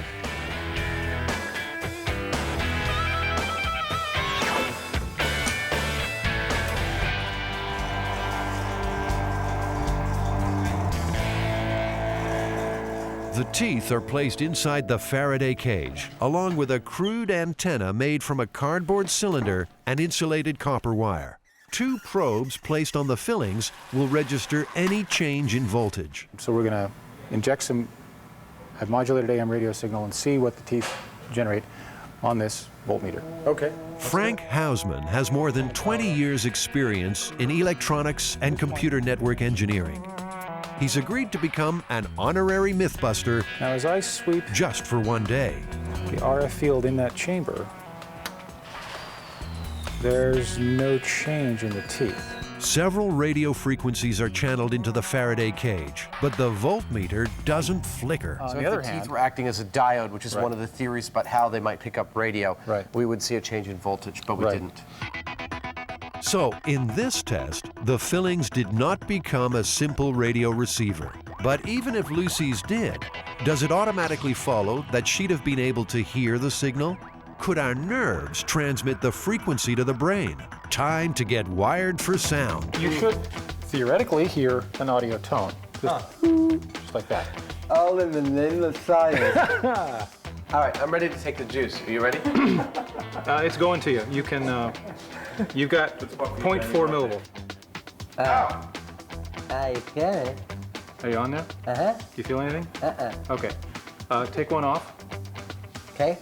Well, I'm going to turn it up to 300 millivolts. This is about the highest voltage I'm comfortable putting out into your head. Of course, you say that, I'm just going to ask you to bump it up one more. No, I don't feel anything. I've just run it across several combinations of all my fillings. But what if you had metal somewhere else in your head? In 1981, the Veterans Medical Center in Miami reported a remarkable case. A Vietnam veteran claimed he was picking up radio through shrapnel embedded in his skull. He started to hear music, and then he became very frightened, very scared. He thought that he may be going psychotic, being delusional. The man was successfully treated for post-traumatic stress disorder, but still, the band played on. It's the only case of this kind in the last half-century to be published by a medical journal. For Lucille Ball, the radio filling story didn't end when the music stopped. In fact, it got even zanier. I was going up another street, almost home, and I was passing 4 vacant lots. And as I went by there, I heard, and I'm picking it up with my teeth. I stopped the car. Then I looked around, the Morse code, like. And I couldn't wait to get back to MGM the next morning and tell the security office, and they found an underground Japanese transmitting radio station. Honest to God. Is that a great story? A great story, without a doubt. But Morse code? Tapped out through tooth fillings? One of the theories is that it could be a galvanic reaction, i.e. that the, let's say you have 2 dissimilar metals in your fillings. You have a gold crown and an amalgam filling, that those in the solution of your saliva might actually be generating a small amount of electric current, like a battery. In that case, the galvanic reaction would be building up a charge that it was discharging. Build up and discharge and build up and discharge. And you might actually think that was Morse code. Jamie and Adam want to recreate what might have happened in Lucy's mouth. It's been a little while since this mouth saw any saliva, so Adam and Jamie are going to sit the teeth in vinegar. Vinegar's level of acidity should make it an excellent conductor. That ought to be enough for a little galvanic resistance. I have the teeth in solution just so that they're, the metal of the teeth is both in the bath of vinegar and slightly above. Okay, we'll set some probes next. All right. We have positive contact on everything here. Great. Adam and Jamie have heard the Japanese bombing of Pearl Harbor had just forced the United States to join the Second World War. It was after they had taken the Japanese out of California and unfortunately put them in the camps. With people fearing a full-scale Japanese invasion, panic and paranoia raged. Professor Rusty Capps was with the FBI. He now lectures on Japanese espionage during World War II. There were all kinds of rumors after the attack on Pearl Harbor. There was one I'm aware of a Japanese submarine that fired, and I think the number is 20 or less than 20 rounds into a petroleum tank farm. There were also instances of Japanese trying to bomb America with high-altitude balloons that were going to drop incendiaries. You didn't know how to reconcile this fear. So then suddenly you have Lucy, of all people. Hey, what am I gonna get, a kiss or a quart of milk? If these incompetent Japanese people couldn't even get one over on Lucy, how could they hope to win out over our American military? So it's really a comforting tale for people of that time period. It's saying, well, they couldn't possibly win. All in all, I'm quite pleased. Okay. To test for a galvanic reaction, the probes are once again placed on the fillings. But now we're seeing 7 millivolts. Okay, let's see. And if you lift the probe off, Lifting. it should go to 0. And there it is.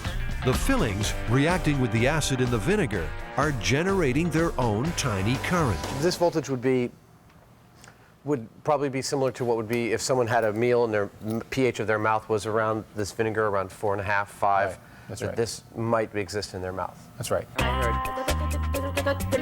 Was Lucy's spy message nothing more sinister than a reaction between her fillings and her saliva? So it's possible someone could mistake that voltage discharge, if they had a nerve close to a filling, for something like Morse code. That discharge would be an oscillation and they would feel it. And it wouldn't be pleasant, actually. A galvanic reaction can only occur in new fillings before the metal starts to corrode. Lucy's fillings were only a week old when the Morse code began to transmit. It would be more helpful if she actually knew Morse code and was able to translate the message. In 1994, 5 years after her death, Lucille Ball's FBI file was released to the public. All 142 pages refer to her involvement in the Communist Party. There's no mention of her role in foiling a Japanese spy network. If it had been true, I can think of no reason why it wouldn't have been widely published. The FBI, you have to remember, like all law enforcement and counterintelligence services, has one basic rule. If it ain't on paper, it didn't happen. And one of the things that she's thinking about, I'm sure, as she comes forward is, well, how about my career? You know, I'm an actress, but if I'm also a war hero, if I'm also able to help the war effort in this way, I mean, it's going to raise my stock dramatically. I don't know how much publicity this story actually got when it happened. I know eventually there was a Broadway show called Something for the Boys with her friend Ethel Merman in it.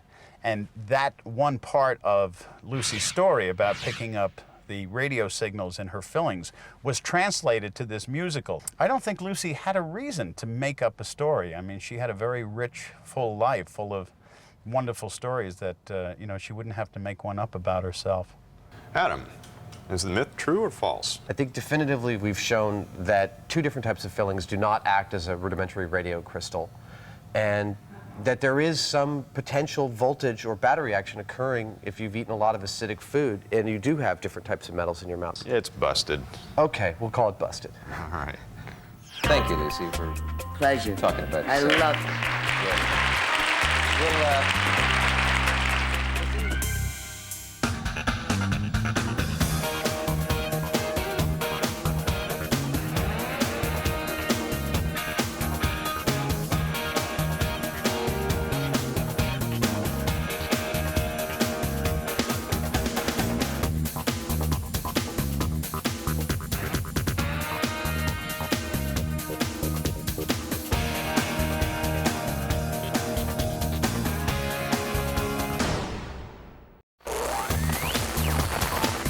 Here come chickens of mass destruction. The MythBusters are firing their chicken gun to see which does the most damage, thawed or frozen. I would say that what you got there is a potential supersonic chicken. Doing the laundry can be a killer chore, but can it actually kill you? The washing machine from hell is about to be unleashed upon the world. Adam and Jamie are getting intimate with a giant octopus. Could a human give birth to one? No, really, honey, those are octopus hickeys. Who are the MythBusters? Am I missing an eyebrow? Adam Savage. I always enjoyed seeing Adam in pain. Oh! And Jamie Hyneman. Jamie wants a big boom. Between them, more than 30 years special effects experience. Feel kind of sexy. They don't just tell the myths, they put them to the test.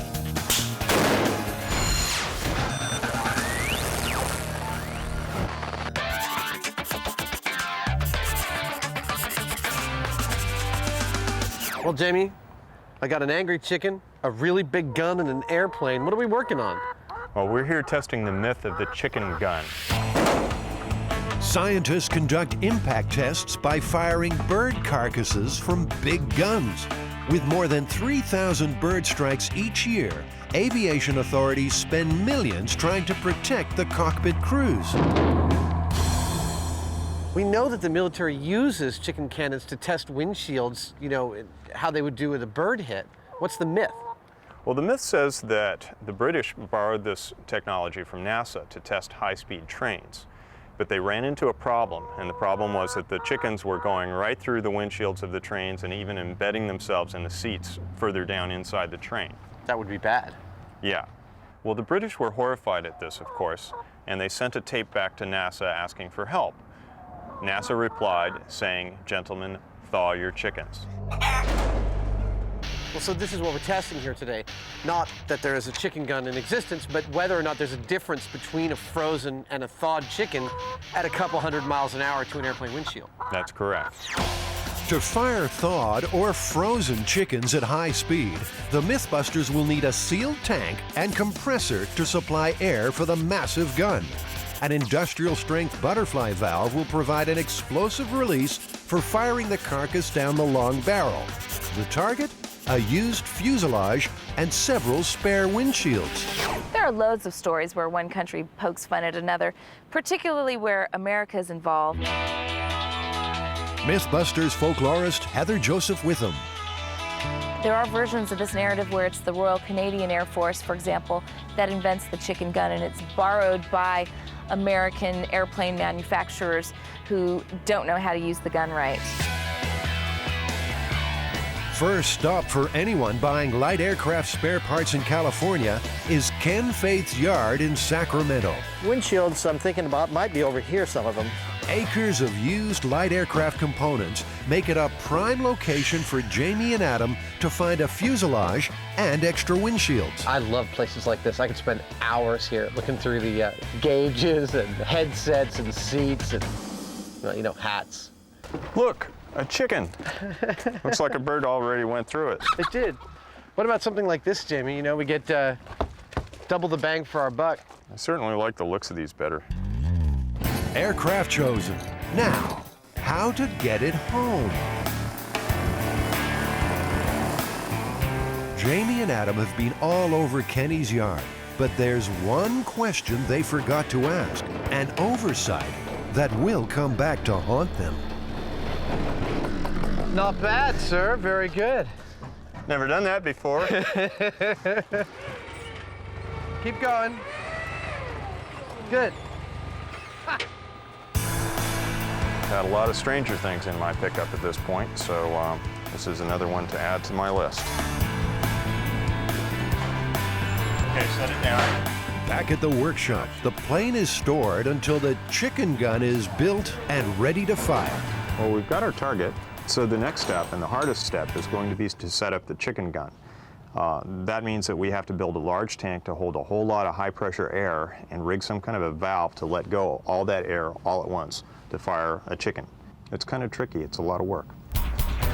And Jamie should know. He's solved the compressed air problem once before. Yeah, baby. He built this 7-Up vending machine with attitude for a TV commercial. Cool. With impressive results.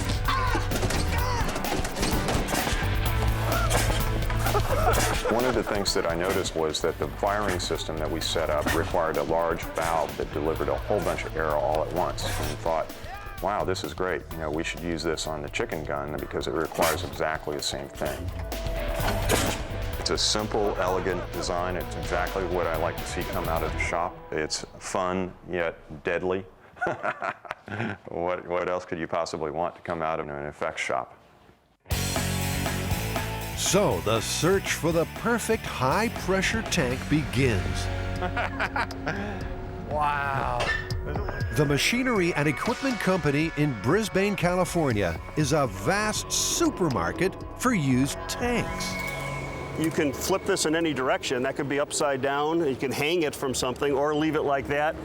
What do you want for this thing? This is $750. Okay. Jamie, it still occurs to me that it's way overkill for what we want to do. Jamie has made his choice, but Adam is not happy about safety. He feels that the tank is too sophisticated and that over-modification could weaken the structure. It's like your intuition is that it's not like a bomb. Yeah. But if it is, we're all dead and Well, this is true, but... So, erring against the side of caution, Okay. even if your intuition is right, is stupid. Okay, well, think about it, though, before you go off like that. Well, You know, when everyone who you talk to describes 250 pounds per square inch as being like a bomb, and Jamie just says, well, I'm not that concerned about it.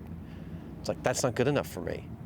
Adam was just having a little bit of a hissy fit about the safety aspect of this thing, and, you know, I don't hold it against him at all. The possibility of having the tank rupture and somebody get hurt is something that we should be very concerned about. However, I don't think it's going to blow up. But Adam's not convinced. He's called around town and found another tank. What I've got, I found a guy who's got one. It's about half that size. I think it's just perfect for us up in Petaluma. Okay. I need some cash and I need the keys to the car, Dad. Okay. 500. All right. Drive carefully.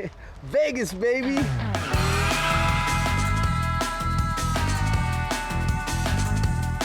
Adam's ideal tank is waiting out back at Maselli & Sons. And what's it rated for? 200 PSI. There you go. That is good. I love it. Let's do it. That's it. Meanwhile, Jamie has found an oversized butterfly valve that will release the pressurized air. He also ordered 20 feet of quarter-inch steel pipe for a 10-inch diameter barrel. Hey, Savage. Yo, Heine. So, Here she is. Even Jamie is impressed with Adam's purchase. It's an ideal tank for storing enough compressed air to propel chickens. I recognize that your intuition, like mine, is... It appears Adam has a little something to get off his chest. I didn't mean to call you stupid this morning.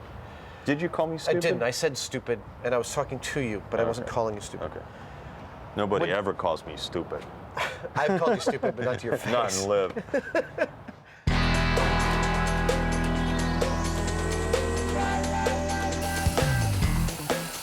Jamie's using a plasma cutter, a high-energy precision tool to cut the pipe to length and to make a hole in the tank for the barrel. For the explosive release of air, the butterfly valve will be fitted between two lengths of pipe. Adam's job is to fit the short end to the tank.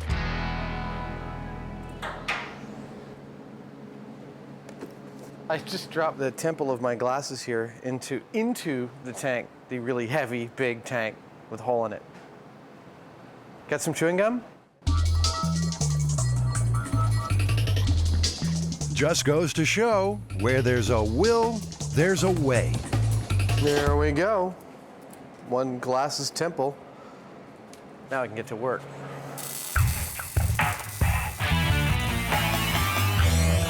The big valve is the most critical aspect. It's the only mechanism standing between a great shot and a weak one. When we pressure this tank up, this can hold 250 PSI. We'll get it to about 200 and then yank on this, and chickens be flying. The air compressor is connected to the tank. Time for a chicken-free test blast at 200 pounds per square inch of pressure. Stand clear. There goes the neighborhood. Give us a countdown then. 2, 3, 1.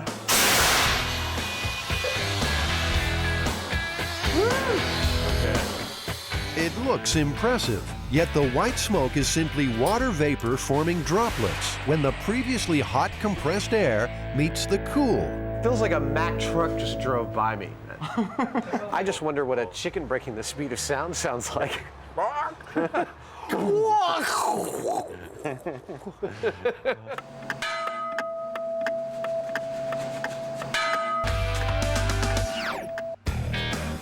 If you're going to let your chickens fly free range, there's no better place to stock up than Tarantino's. Tony's family has been in poultry for years, and he's heard all the chicken stories. Tony, do you think there'd be any difference between whether they use frozen or thawed chickens? I would imagine frozen would be harder. They could do more damage. Do a little bit more damage. I think the fresh just might kind of splat. Yeah. So if you were in a plane, you'd rather hit a thawed chicken than a frozen one? Correct, yes. Yeah, I don't imagine there's many frozen chickens at 2,000 feet. No, maybe. It's cold up there. And freezing down here. Their chickens of choice, 8 rock-hard 4-pounders. The key to launching chickens explosively is to ensure they fit the barrel snugly. Adam places them in a mold of expanding rigid foam. The result is a sleeve called a sabot. It enables projectiles to be fired from weapons of a larger caliber. So once the foam sets up and gets rigid, what we end up with is this perfect sort of molded cartridge for the chicken that equals the size of the barrel and allows us to propel it out. I would say that what you got here is a potential supersonic chicken. Just a few bolts to tighten, and this very potent chicken gun is ready for its first outing. Bringing up the rear is Bruce Bradford, a man who knows all about gigantic guns. He's the designer of one called Second Amendment. At the annual Punkin Chunkin in Delaware, these huge air guns blast pumpkins nearly a mile. With Bruce, the 2002 and 3 world champion, who better to consult on the business of big barrels? I think it's a great looking gun. It's got all the basics. It's got a tank, it's got a valve, and it's got a barrel. Excellent job of welding by Adam, that's for sure. And it's going to shoot a chicken at high velocity. The countdown to chicken blastoff has begun. Unsure of the chicken gun's firepower, for safety reasons, they sit the plane inside their blast chamber. You want to lean it right there? To check their aim, they need a test shot. So a sheet of Lexan is positioned to protect the windshield. So our first test is a frozen chicken. Let's see here. The tank is primed to 120 pounds per square inch of air pressure. There we go. That is one loaded chicken gun. I'm good. All right. Get out of here. We are arming the chicken cannon. I'm going to stand back here. All right. 3, 2, 1. All right! I told you right there. Oh, good man. Out of the barrel and free of the sabot, the frozen chicken clocked 121 miles an hour. Wow! So much for the blast shield. So even if you're flying with a rated plexiglass shield in front of your plane, you're in some serious danger. Where's the chicken?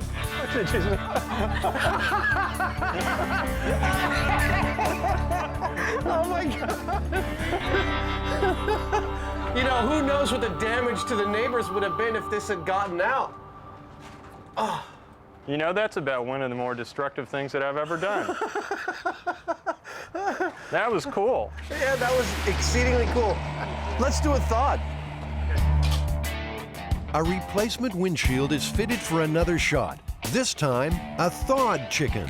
The big question, will it cause as much damage as a frozen one?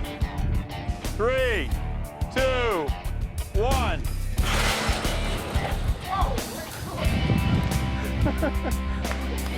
Under the same pressure, the thawed chicken was marginally slower than the frozen one, but still reached a destructive 99.5 miles an hour. For the next shot, the tank pressure will be reduced by more than half, down to 50 psi. They're hoping to see a difference between frozen and thawed at a slower speed. And 3, 2, 1. Another frozen bird is blasted. This one at 128 miles an hour. Jamie. Yeah? There was no difference in speed between 120 psi and 50 psi. It may just be that initial blast, like it's probably within the first like eighth of the valve opening, it's gone or something, you know? The rapid air release is crucial. Bruce's winning blast flew a 10-pound pumpkin almost 4,000 feet. Sometimes we can shoot just as far, shooting 75 pounds as we put 200 pounds in. Really? Yep. Yeah, just the timing and the way the valve opens. Yeah. Wow. Yeah. Once more into the breach for the thawed bird at the 50 psi mark. 1. Its clocked speed a shattering 132 miles an hour.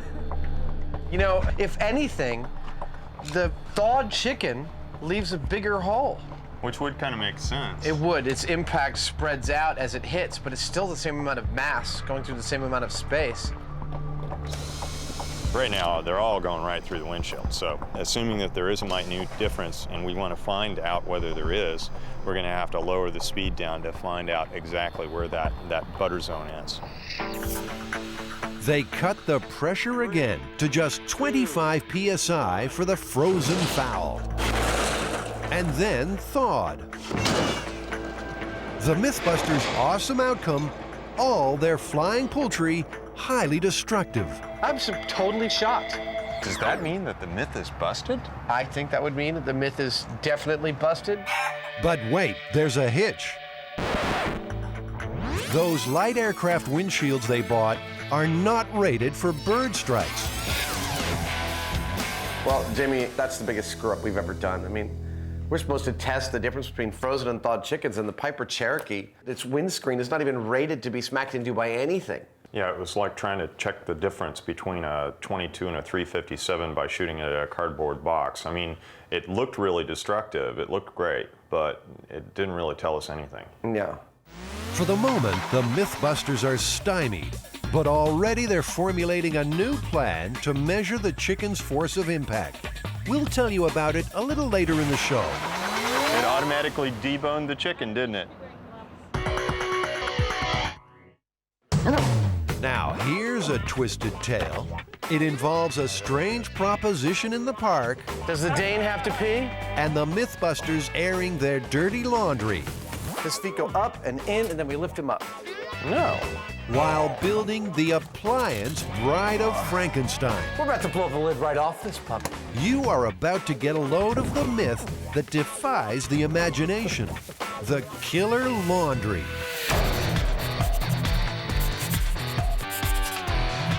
In 1998, a Charlottesville man attempting to do a large amount of laundry stuffed his washing machine with 50 pounds of clothes. So he wants to get all of his laundry into the machine at once. So he takes this 50 pounds of laundry and he's jumping up and down on top of the machine to get it in there when his foot accidentally kicks the on button. He sort of fell into the machine. His legs got stuck by the laundry and he banged into the shelf. He hit some bleach. Bleach blinded him. Apparently he might have even swallowed some. At this point, his dog runs in to see what the commotion is about. And as he spins around, this time he hits the shelf again and some baking soda pours out.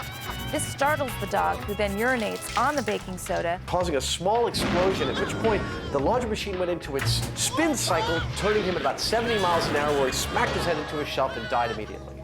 Well, that sounds ridiculous. Now, we do need some dog pee, but let's not rush into that. Start simple. Buy a washing machine. What's the largest one that you would have in stock? The large one. Yeah. It's a heavy duty, super capacity. Do you think that this could hold 50 pounds of clothes? Oh, yeah. Really? Yeah, I think. All right. So what do you think, Adam? My vote would be this one. Yeah? Yeah, for the volume. Okay. We, of course, went for Super Capacity Plus from a major maker of washing machines, and hopefully it'll be as powerful as about anything that's out there. And already, one part of this myth is looking a little busted. The very first precept of the myth, which is that he's standing in a washing machine that's running, is probably impossible. All the washing machines they have in here have cutoff switches when the lid is open. But this visit has proved one thing. Adam Savage can never leave a junk shop empty-handed. I'm thinking of, like, you know, maybe having it a way that my kids can get the toys out of their closet. Next on our laundry list, 50 pounds of clothes. Adam's favorite thrift store has what we need. Men's, women's, children's, you know, lingerie. You can get a lot of lingerie for 50 pounds. We actually use a lot of lingerie on this show, don't we? We For have, some strange actually. reason. Okay, let's see how much we got there. You got the scale? There we go. I say we're good, 50 pounds. 50 pounds of laundry is a lot bigger than I thought it was. I mean, it's like 2 full, hard-to-lift garbage bags of clothes. I know we're not going to get all of that in the washing machine. You know, maybe about half of it at most. And that wouldn't wash it very well. The guys construct a mini laundry in the workshop. Just like in the myth, bleach and baking soda are placed on the shelf. As far as I can tell, it's working. The machine runs like a dream. But they need to disable the cutoff switch so it can spin with the lid open. Go ahead. So is this the moment of truth? So it doesn't even want to spin me around. Like, I can go like this. I can stop it. All right. Okay, myth busted. We're done? No. I think the next thing is to get 50 pounds of clothes and see if we can even get this thing to run with that.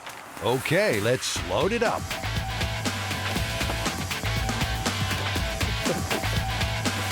Oh, yeah.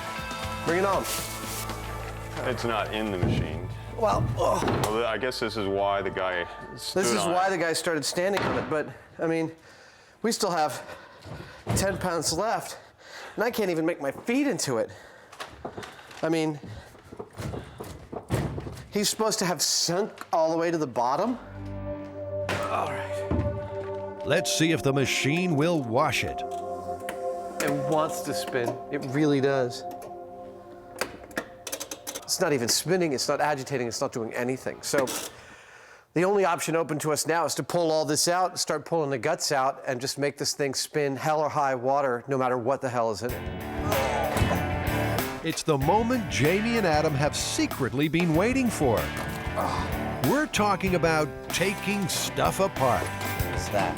That can't be that necessary. I don't recognize it. Ooh. This is the clutch, man. I think you're probably right, 'cause I don't see any belts right offhand. Why don't we run it through a light cycle right now Okay. and observe it? This should be pretty cool. How many of you have ever seen a washing machine naked? To prevent accidents, like the one in the myth, the machine has an emergency clutch. It stops the wash cycle before the motor burns out. To make this machine spin Buster, the crash test dummy, the clutch will have to be bypassed. Yeah. Well, we have done what we can to modify this machine to get rid of a clutch and get rid of actually every safety feature it possesses. Now we'll find out if it is in fact strong enough to do any damage once those have all been overridden. The washing machine from hell is about to be unleashed upon the world. Before Buster and his dirty clothes go back in, a test run. It's spinning. It's going real fast. But despite 630 revolutions per minute, they can stop it with their bare hands.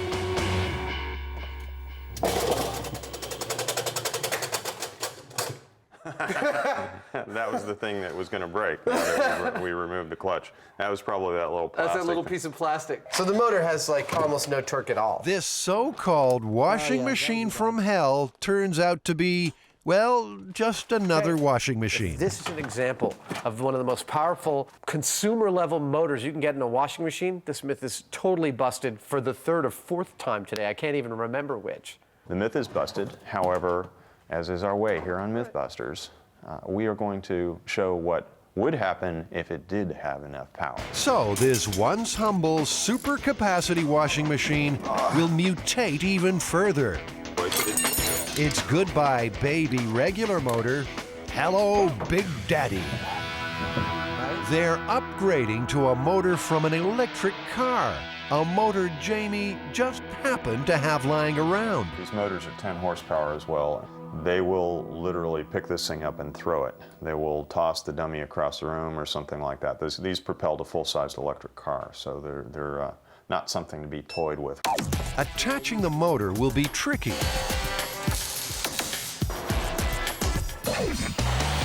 But Jamie has come up with a brilliant solution.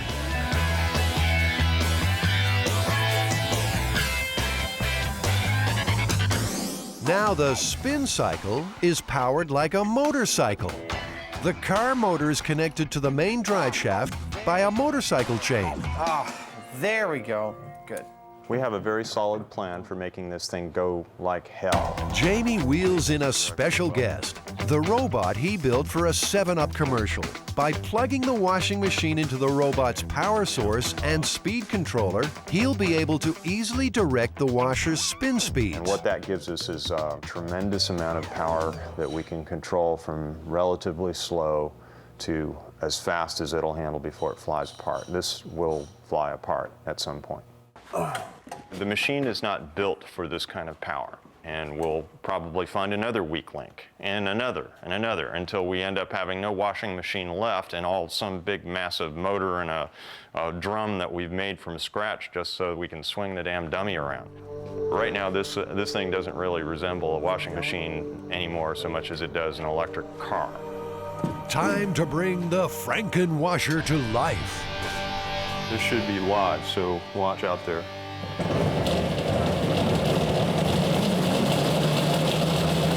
Is it faster or slower than the spin cycle? That looks pretty close to the spin cycle to me. It looks a little bit slower, but it looks pretty close. Okay, I wasn't going all the way up yet. So we've done it. We got it. Okay, I'll power it off. With the washing machine ready to go, it's time to tackle the task that can be delayed no longer. Does dog pee plus baking soda equal explosion? According to the amazing killer washing machine story, it does. Jamie and Adam need some willing donor dogs. Does the Dane have to pee? Oh, no. Now, where's the likely tree? Any ideas where the most likely tree is? That garbage can right there. That garbage can? Is that it? Stop and pee on the garbage. Excellent. Okay. All right. Jamie is sticking with the cup and stick method, while Adam is confident the foil pans will produce the gold. And sure enough, here's our first customer. Jamie! What? He was going to go in my pans. You messed it all up. Here, you take this camera and you go over there. Okay. You and I'll stay right here. Then a dog-loving friend of the MythBusters tries a rear guard action. Meanwhile, out on the park's perimeter, a lone wolf is on patrol. Is your dog like getting close or no? Yeah, he's not putting out. Then a bounty hunter nabs a sample. Wow. Thank you. Good job. Seconds later, the persistent tailing by our panhandler brings up a speck of gold too. There we go. Beautiful. Excellent. That's not much, but that's all that I need. I got it.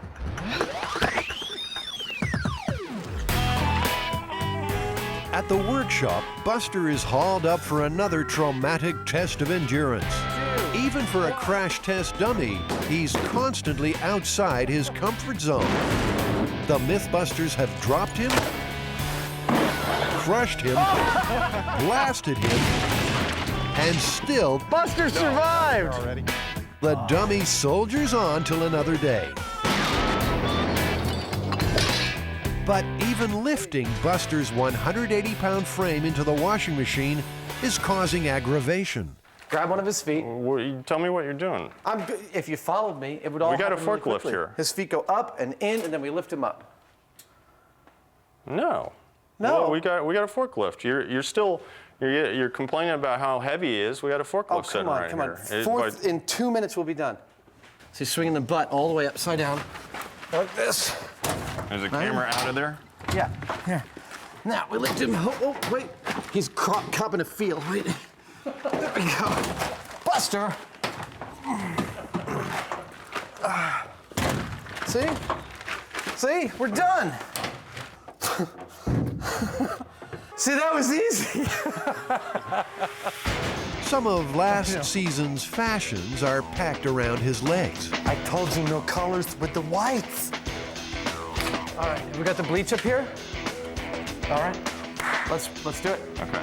I'm gonna operate it from over here at safe distance.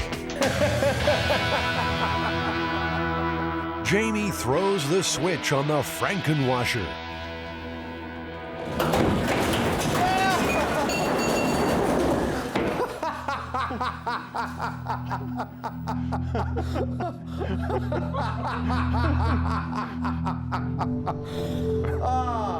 I'm glad we were all suitably safe distance.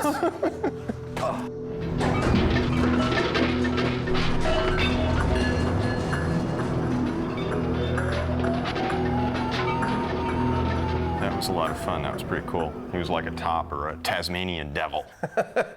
And now, for the experiment's final phase. There's the baking soda.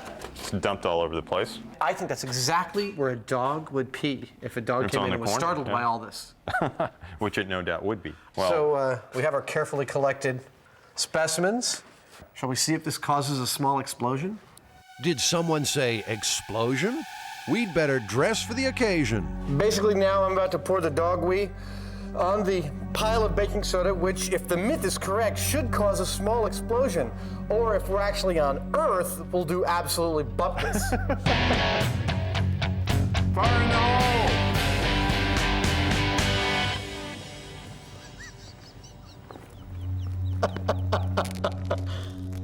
Nothing happened.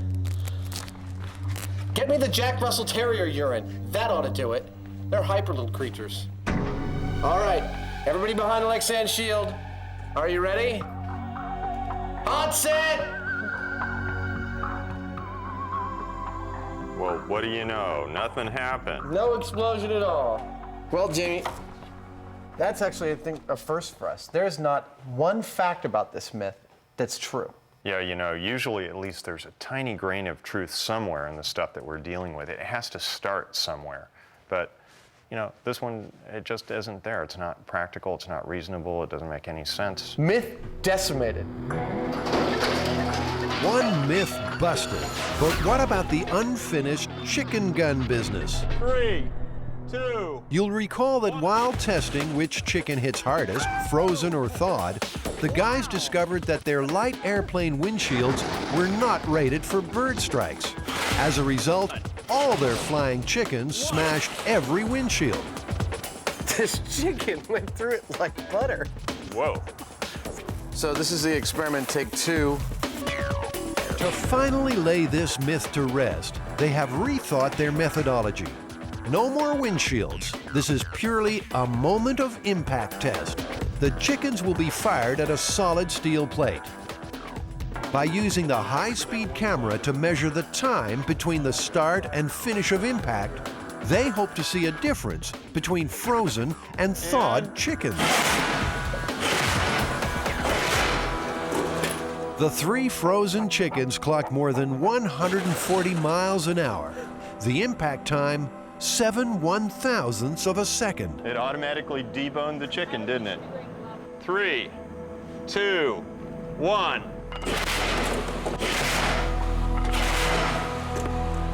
Impact times for the 3 thawed chickens showed a perfect match with the frozen poultry, 7 1/1000ths of a second.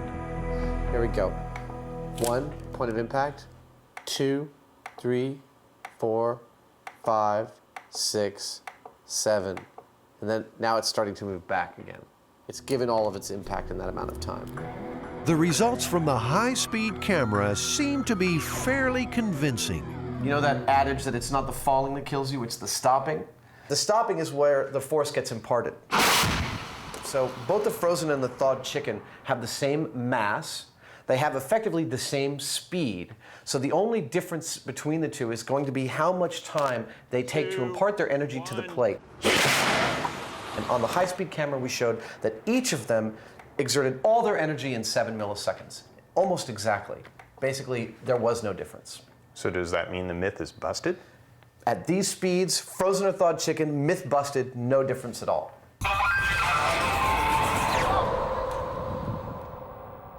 Now that we're done testing, we get to have some fun.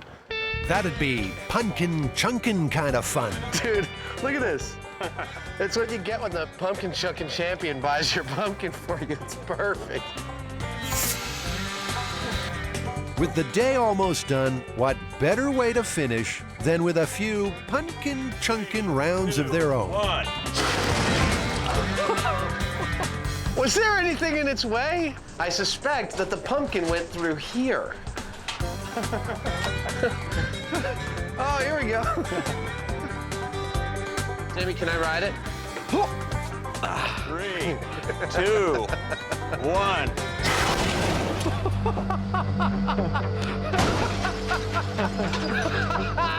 Woo! That was so cool! You feel a little tingle between your legs when that sucker went out? I do. It's gonna be hard to top that.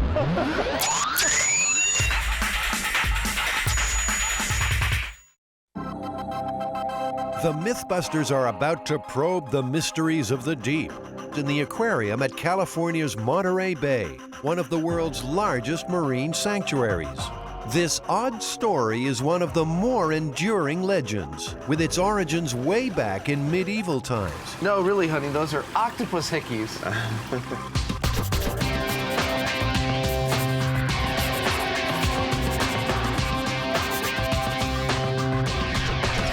Well, this one might seem a little silly at first, but I think we're gonna have some fun with this. This woman admitted to the hospital with abdominal pains, and the doctors, upon examining her, thought that she was pregnant, so they did an emergency cesarean on her and pulled what turned out to be a live octopus from her belly. This is the myth. It seems that perhaps 6 months before, she was diving and ingested an octopus egg while diving, and it had grown to full size in her stomach. I think partially this story is playing upon young girls' fears of pregnancy and their mothers' fears that the young girls could become pregnant. I mean, it's almost the same as the story that you can get pregnant by going in the swimming pool if there happens to be sperm floating around in that pool despite the chlorine. To ground this myth in reality, Adam and Jamie consult the experts at Monterey Bay Aquarium. We have shrimp and squid. That's exactly what I had for dinner last night. Sauteed in a little butter. Yeah, exactly. Feeding the giant Pacific octopus is Julia Mariottini's job. But today, it seems Adam is on the menu. You taste different. Oh, wow. Oh, you must taste really good. Because he's really interested in you.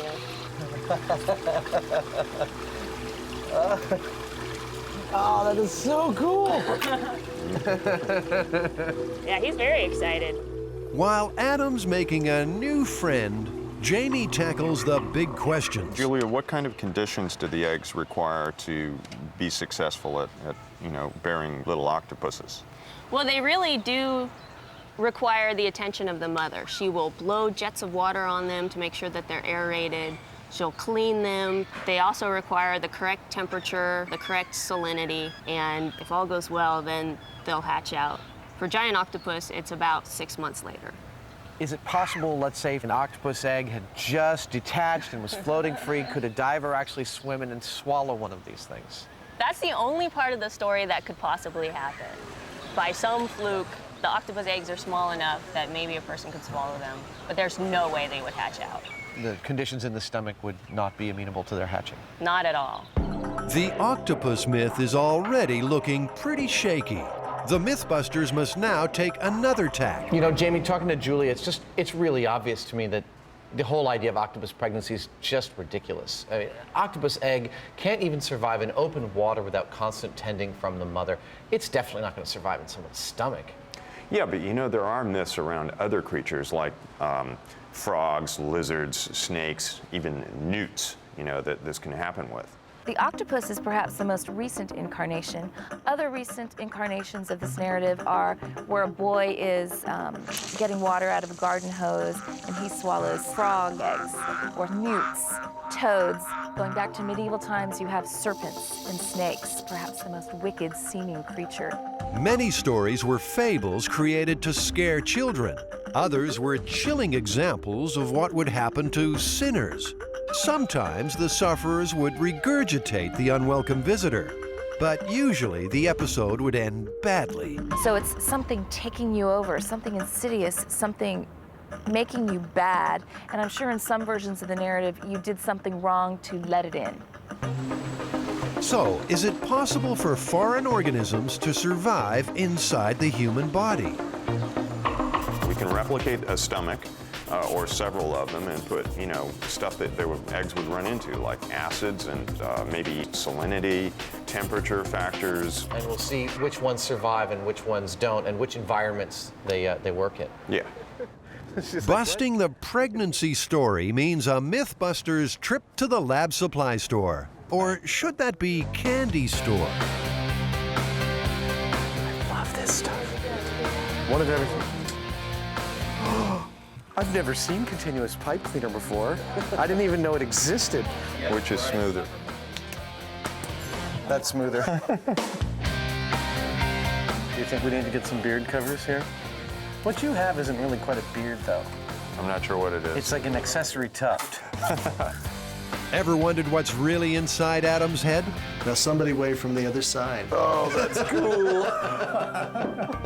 When do you ever get a chance? Oh, I'm a little embarrassed. That was kind of a personal experience. Thanks, guys. Thank you, guys. Well, Adam, do we have everything we need here for this experiment? I think we do. We've got the acid, we've got the salt, we've got the voltage meter for testing salinity, thermometer, and perhaps most importantly, in fact, without this we couldn't do the experiment, we have our test subjects here, our frog eggs. With the octopus angle ruled out, they have opted for frogs' eggs and tadpoles, small and common enough in nature to be swallowed, and they don't need constant parental care. Yeah, those puppies came all the way from Florida. They have a lot of frog farms down there, I understand. 3 flasks represent different conditions in the stomach. One for body temperature, water heated to 98.6. One of salt water, the same salinity as the human body. A third with a pH of 2 contains acid, imitating human stomach juices. A 4th flask is the control sample. All right, so we got some tadpoles and some eggs in there. Let's say we do 2 of each. Okay, you got the little squirt bulb? I do. Here we go. The control sample of eggs and tadpoles will swim in a flask of aerated water, the ideal environment for tadpole survival. You ready for the acidity? Okay. Okay, which one is that? Acid, this one here. Hydrochloric acid actually secretes in the stomach, and it's powerful stuff. Extremely corrosive. A single drop can eat through wood. Jamie and Adam need to dilute their pure hydrochloric to match stomach acidity. Yeah, real close. All right. 1.99. All right. The pH scale runs from 0 to 14. Pure water is neutral with a pH of 7. Anything below 7 is acid, and anything above is alkaline. Common examples range from battery acid at 1, the stomach at 2, an apple scores a pH of 4, and milk of magnesia a mild 10.5. Doesn't seem to be doing so hot. He's definitely more laconic than his racetrack friends here, you know. He's just kind of sitting there on the top. Next, the body temperature test. They heat water to 98.6 degrees Fahrenheit. Okay, here we go. He's not, you know, doing a racetrack thing like his brethren down here in the Pyrex. For the next phase of the experiment, Adam's making a personal contribution. Here we go. What Adam's doing is measuring the electrical conductivity of his saliva. Now, we're going to try and replicate that conductivity in water by adding salt to it. Electrical resistance is the best way to determine salinity because dissolved salts are strong conductors. In Adam's mouth, the resistance is low, measuring around 4 kiloohms. There's one. He's doing pretty good. No, he's actually doing fine. Here's another. Salinity, they both seem to be doing okay, so we should leave this overnight, see how it does. Yeah. Tadpoles might find it tough going in the stomach, but are there any life forms tailored to the conditions? Come down here, I got some worms all set for you. If anyone knows about creatures surviving in the human stomach, it's Dr. Jim McCarroll from the University of California at San Francisco. As a professor of pathology, he's heard all the stories. Why would it not be possible for a thing like an octopus or a snake to grow and develop in your body? The acid in your stomach is there to dissolve meat and other food materials, and any type of living organism that doesn't have a way to protect itself against that is going to just wind up as digested food. So are there creatures that do have that type of protection that can make it through the acid in the stomach? Oh, most certainly. Tapeworms, for example, which are a type of parasite that you get from eating undercooked pork or beef. Also, certain types of roundworms, where in this case it's the egg of the worm that makes it through and then hatches in your intestine. And in both of those cases, the reason that they can actually make it through the gastric acid is that they're coated with a very hard shell. It's called a cuticle, and it's about as hard as your fingernail. So by having this, basically this armor on its surface, these worms can make it through the gastric acid, get into the small intestine, and basically live in paradise because they have as much food as they want to eat. In the United States, between 1900 and 1920, tapeworms were being advertised for weight loss. Each segment of the worm was sold individually with claims like no ill effects and easily swallowed. Today, worldwide, about 1 billion people are infected with parasitic worms, particularly in tropical regions. You know, with things this big and this prevalent, it's not surprising that a lot of stories probably evolved because people were seeing these things in their environment all the time, and they probably attained mythical proportions. When you look at these, the leap to an octopus doesn't seem like that great a leap. Sure, I mean, and imagine these all bunched together. You know, it would be like a Medusa head. Mm-hmm. And they'd often be passed by a child that way, so you actually would see something that looks like a Medusa head lying in the crib. That must be it. What do you think? I think no pasta for lunch. All right, Jamie, it's been 3 days. How are our frogs doing? Well, most of them are still alive. You know, the control group is great. They're happy little tadpoles swimming away in there. They look even bigger than they were a couple days ago. I believe they have grown a little bit. And the salt water seems to be fine with them. Yeah, they're you know, still going. They're doing just as well as a control group, actually. What were the killers? The real killers were the acid and the high temperature. Well, that killed them each in like 10 or 15 minutes, didn't it? Pretty much, yeah.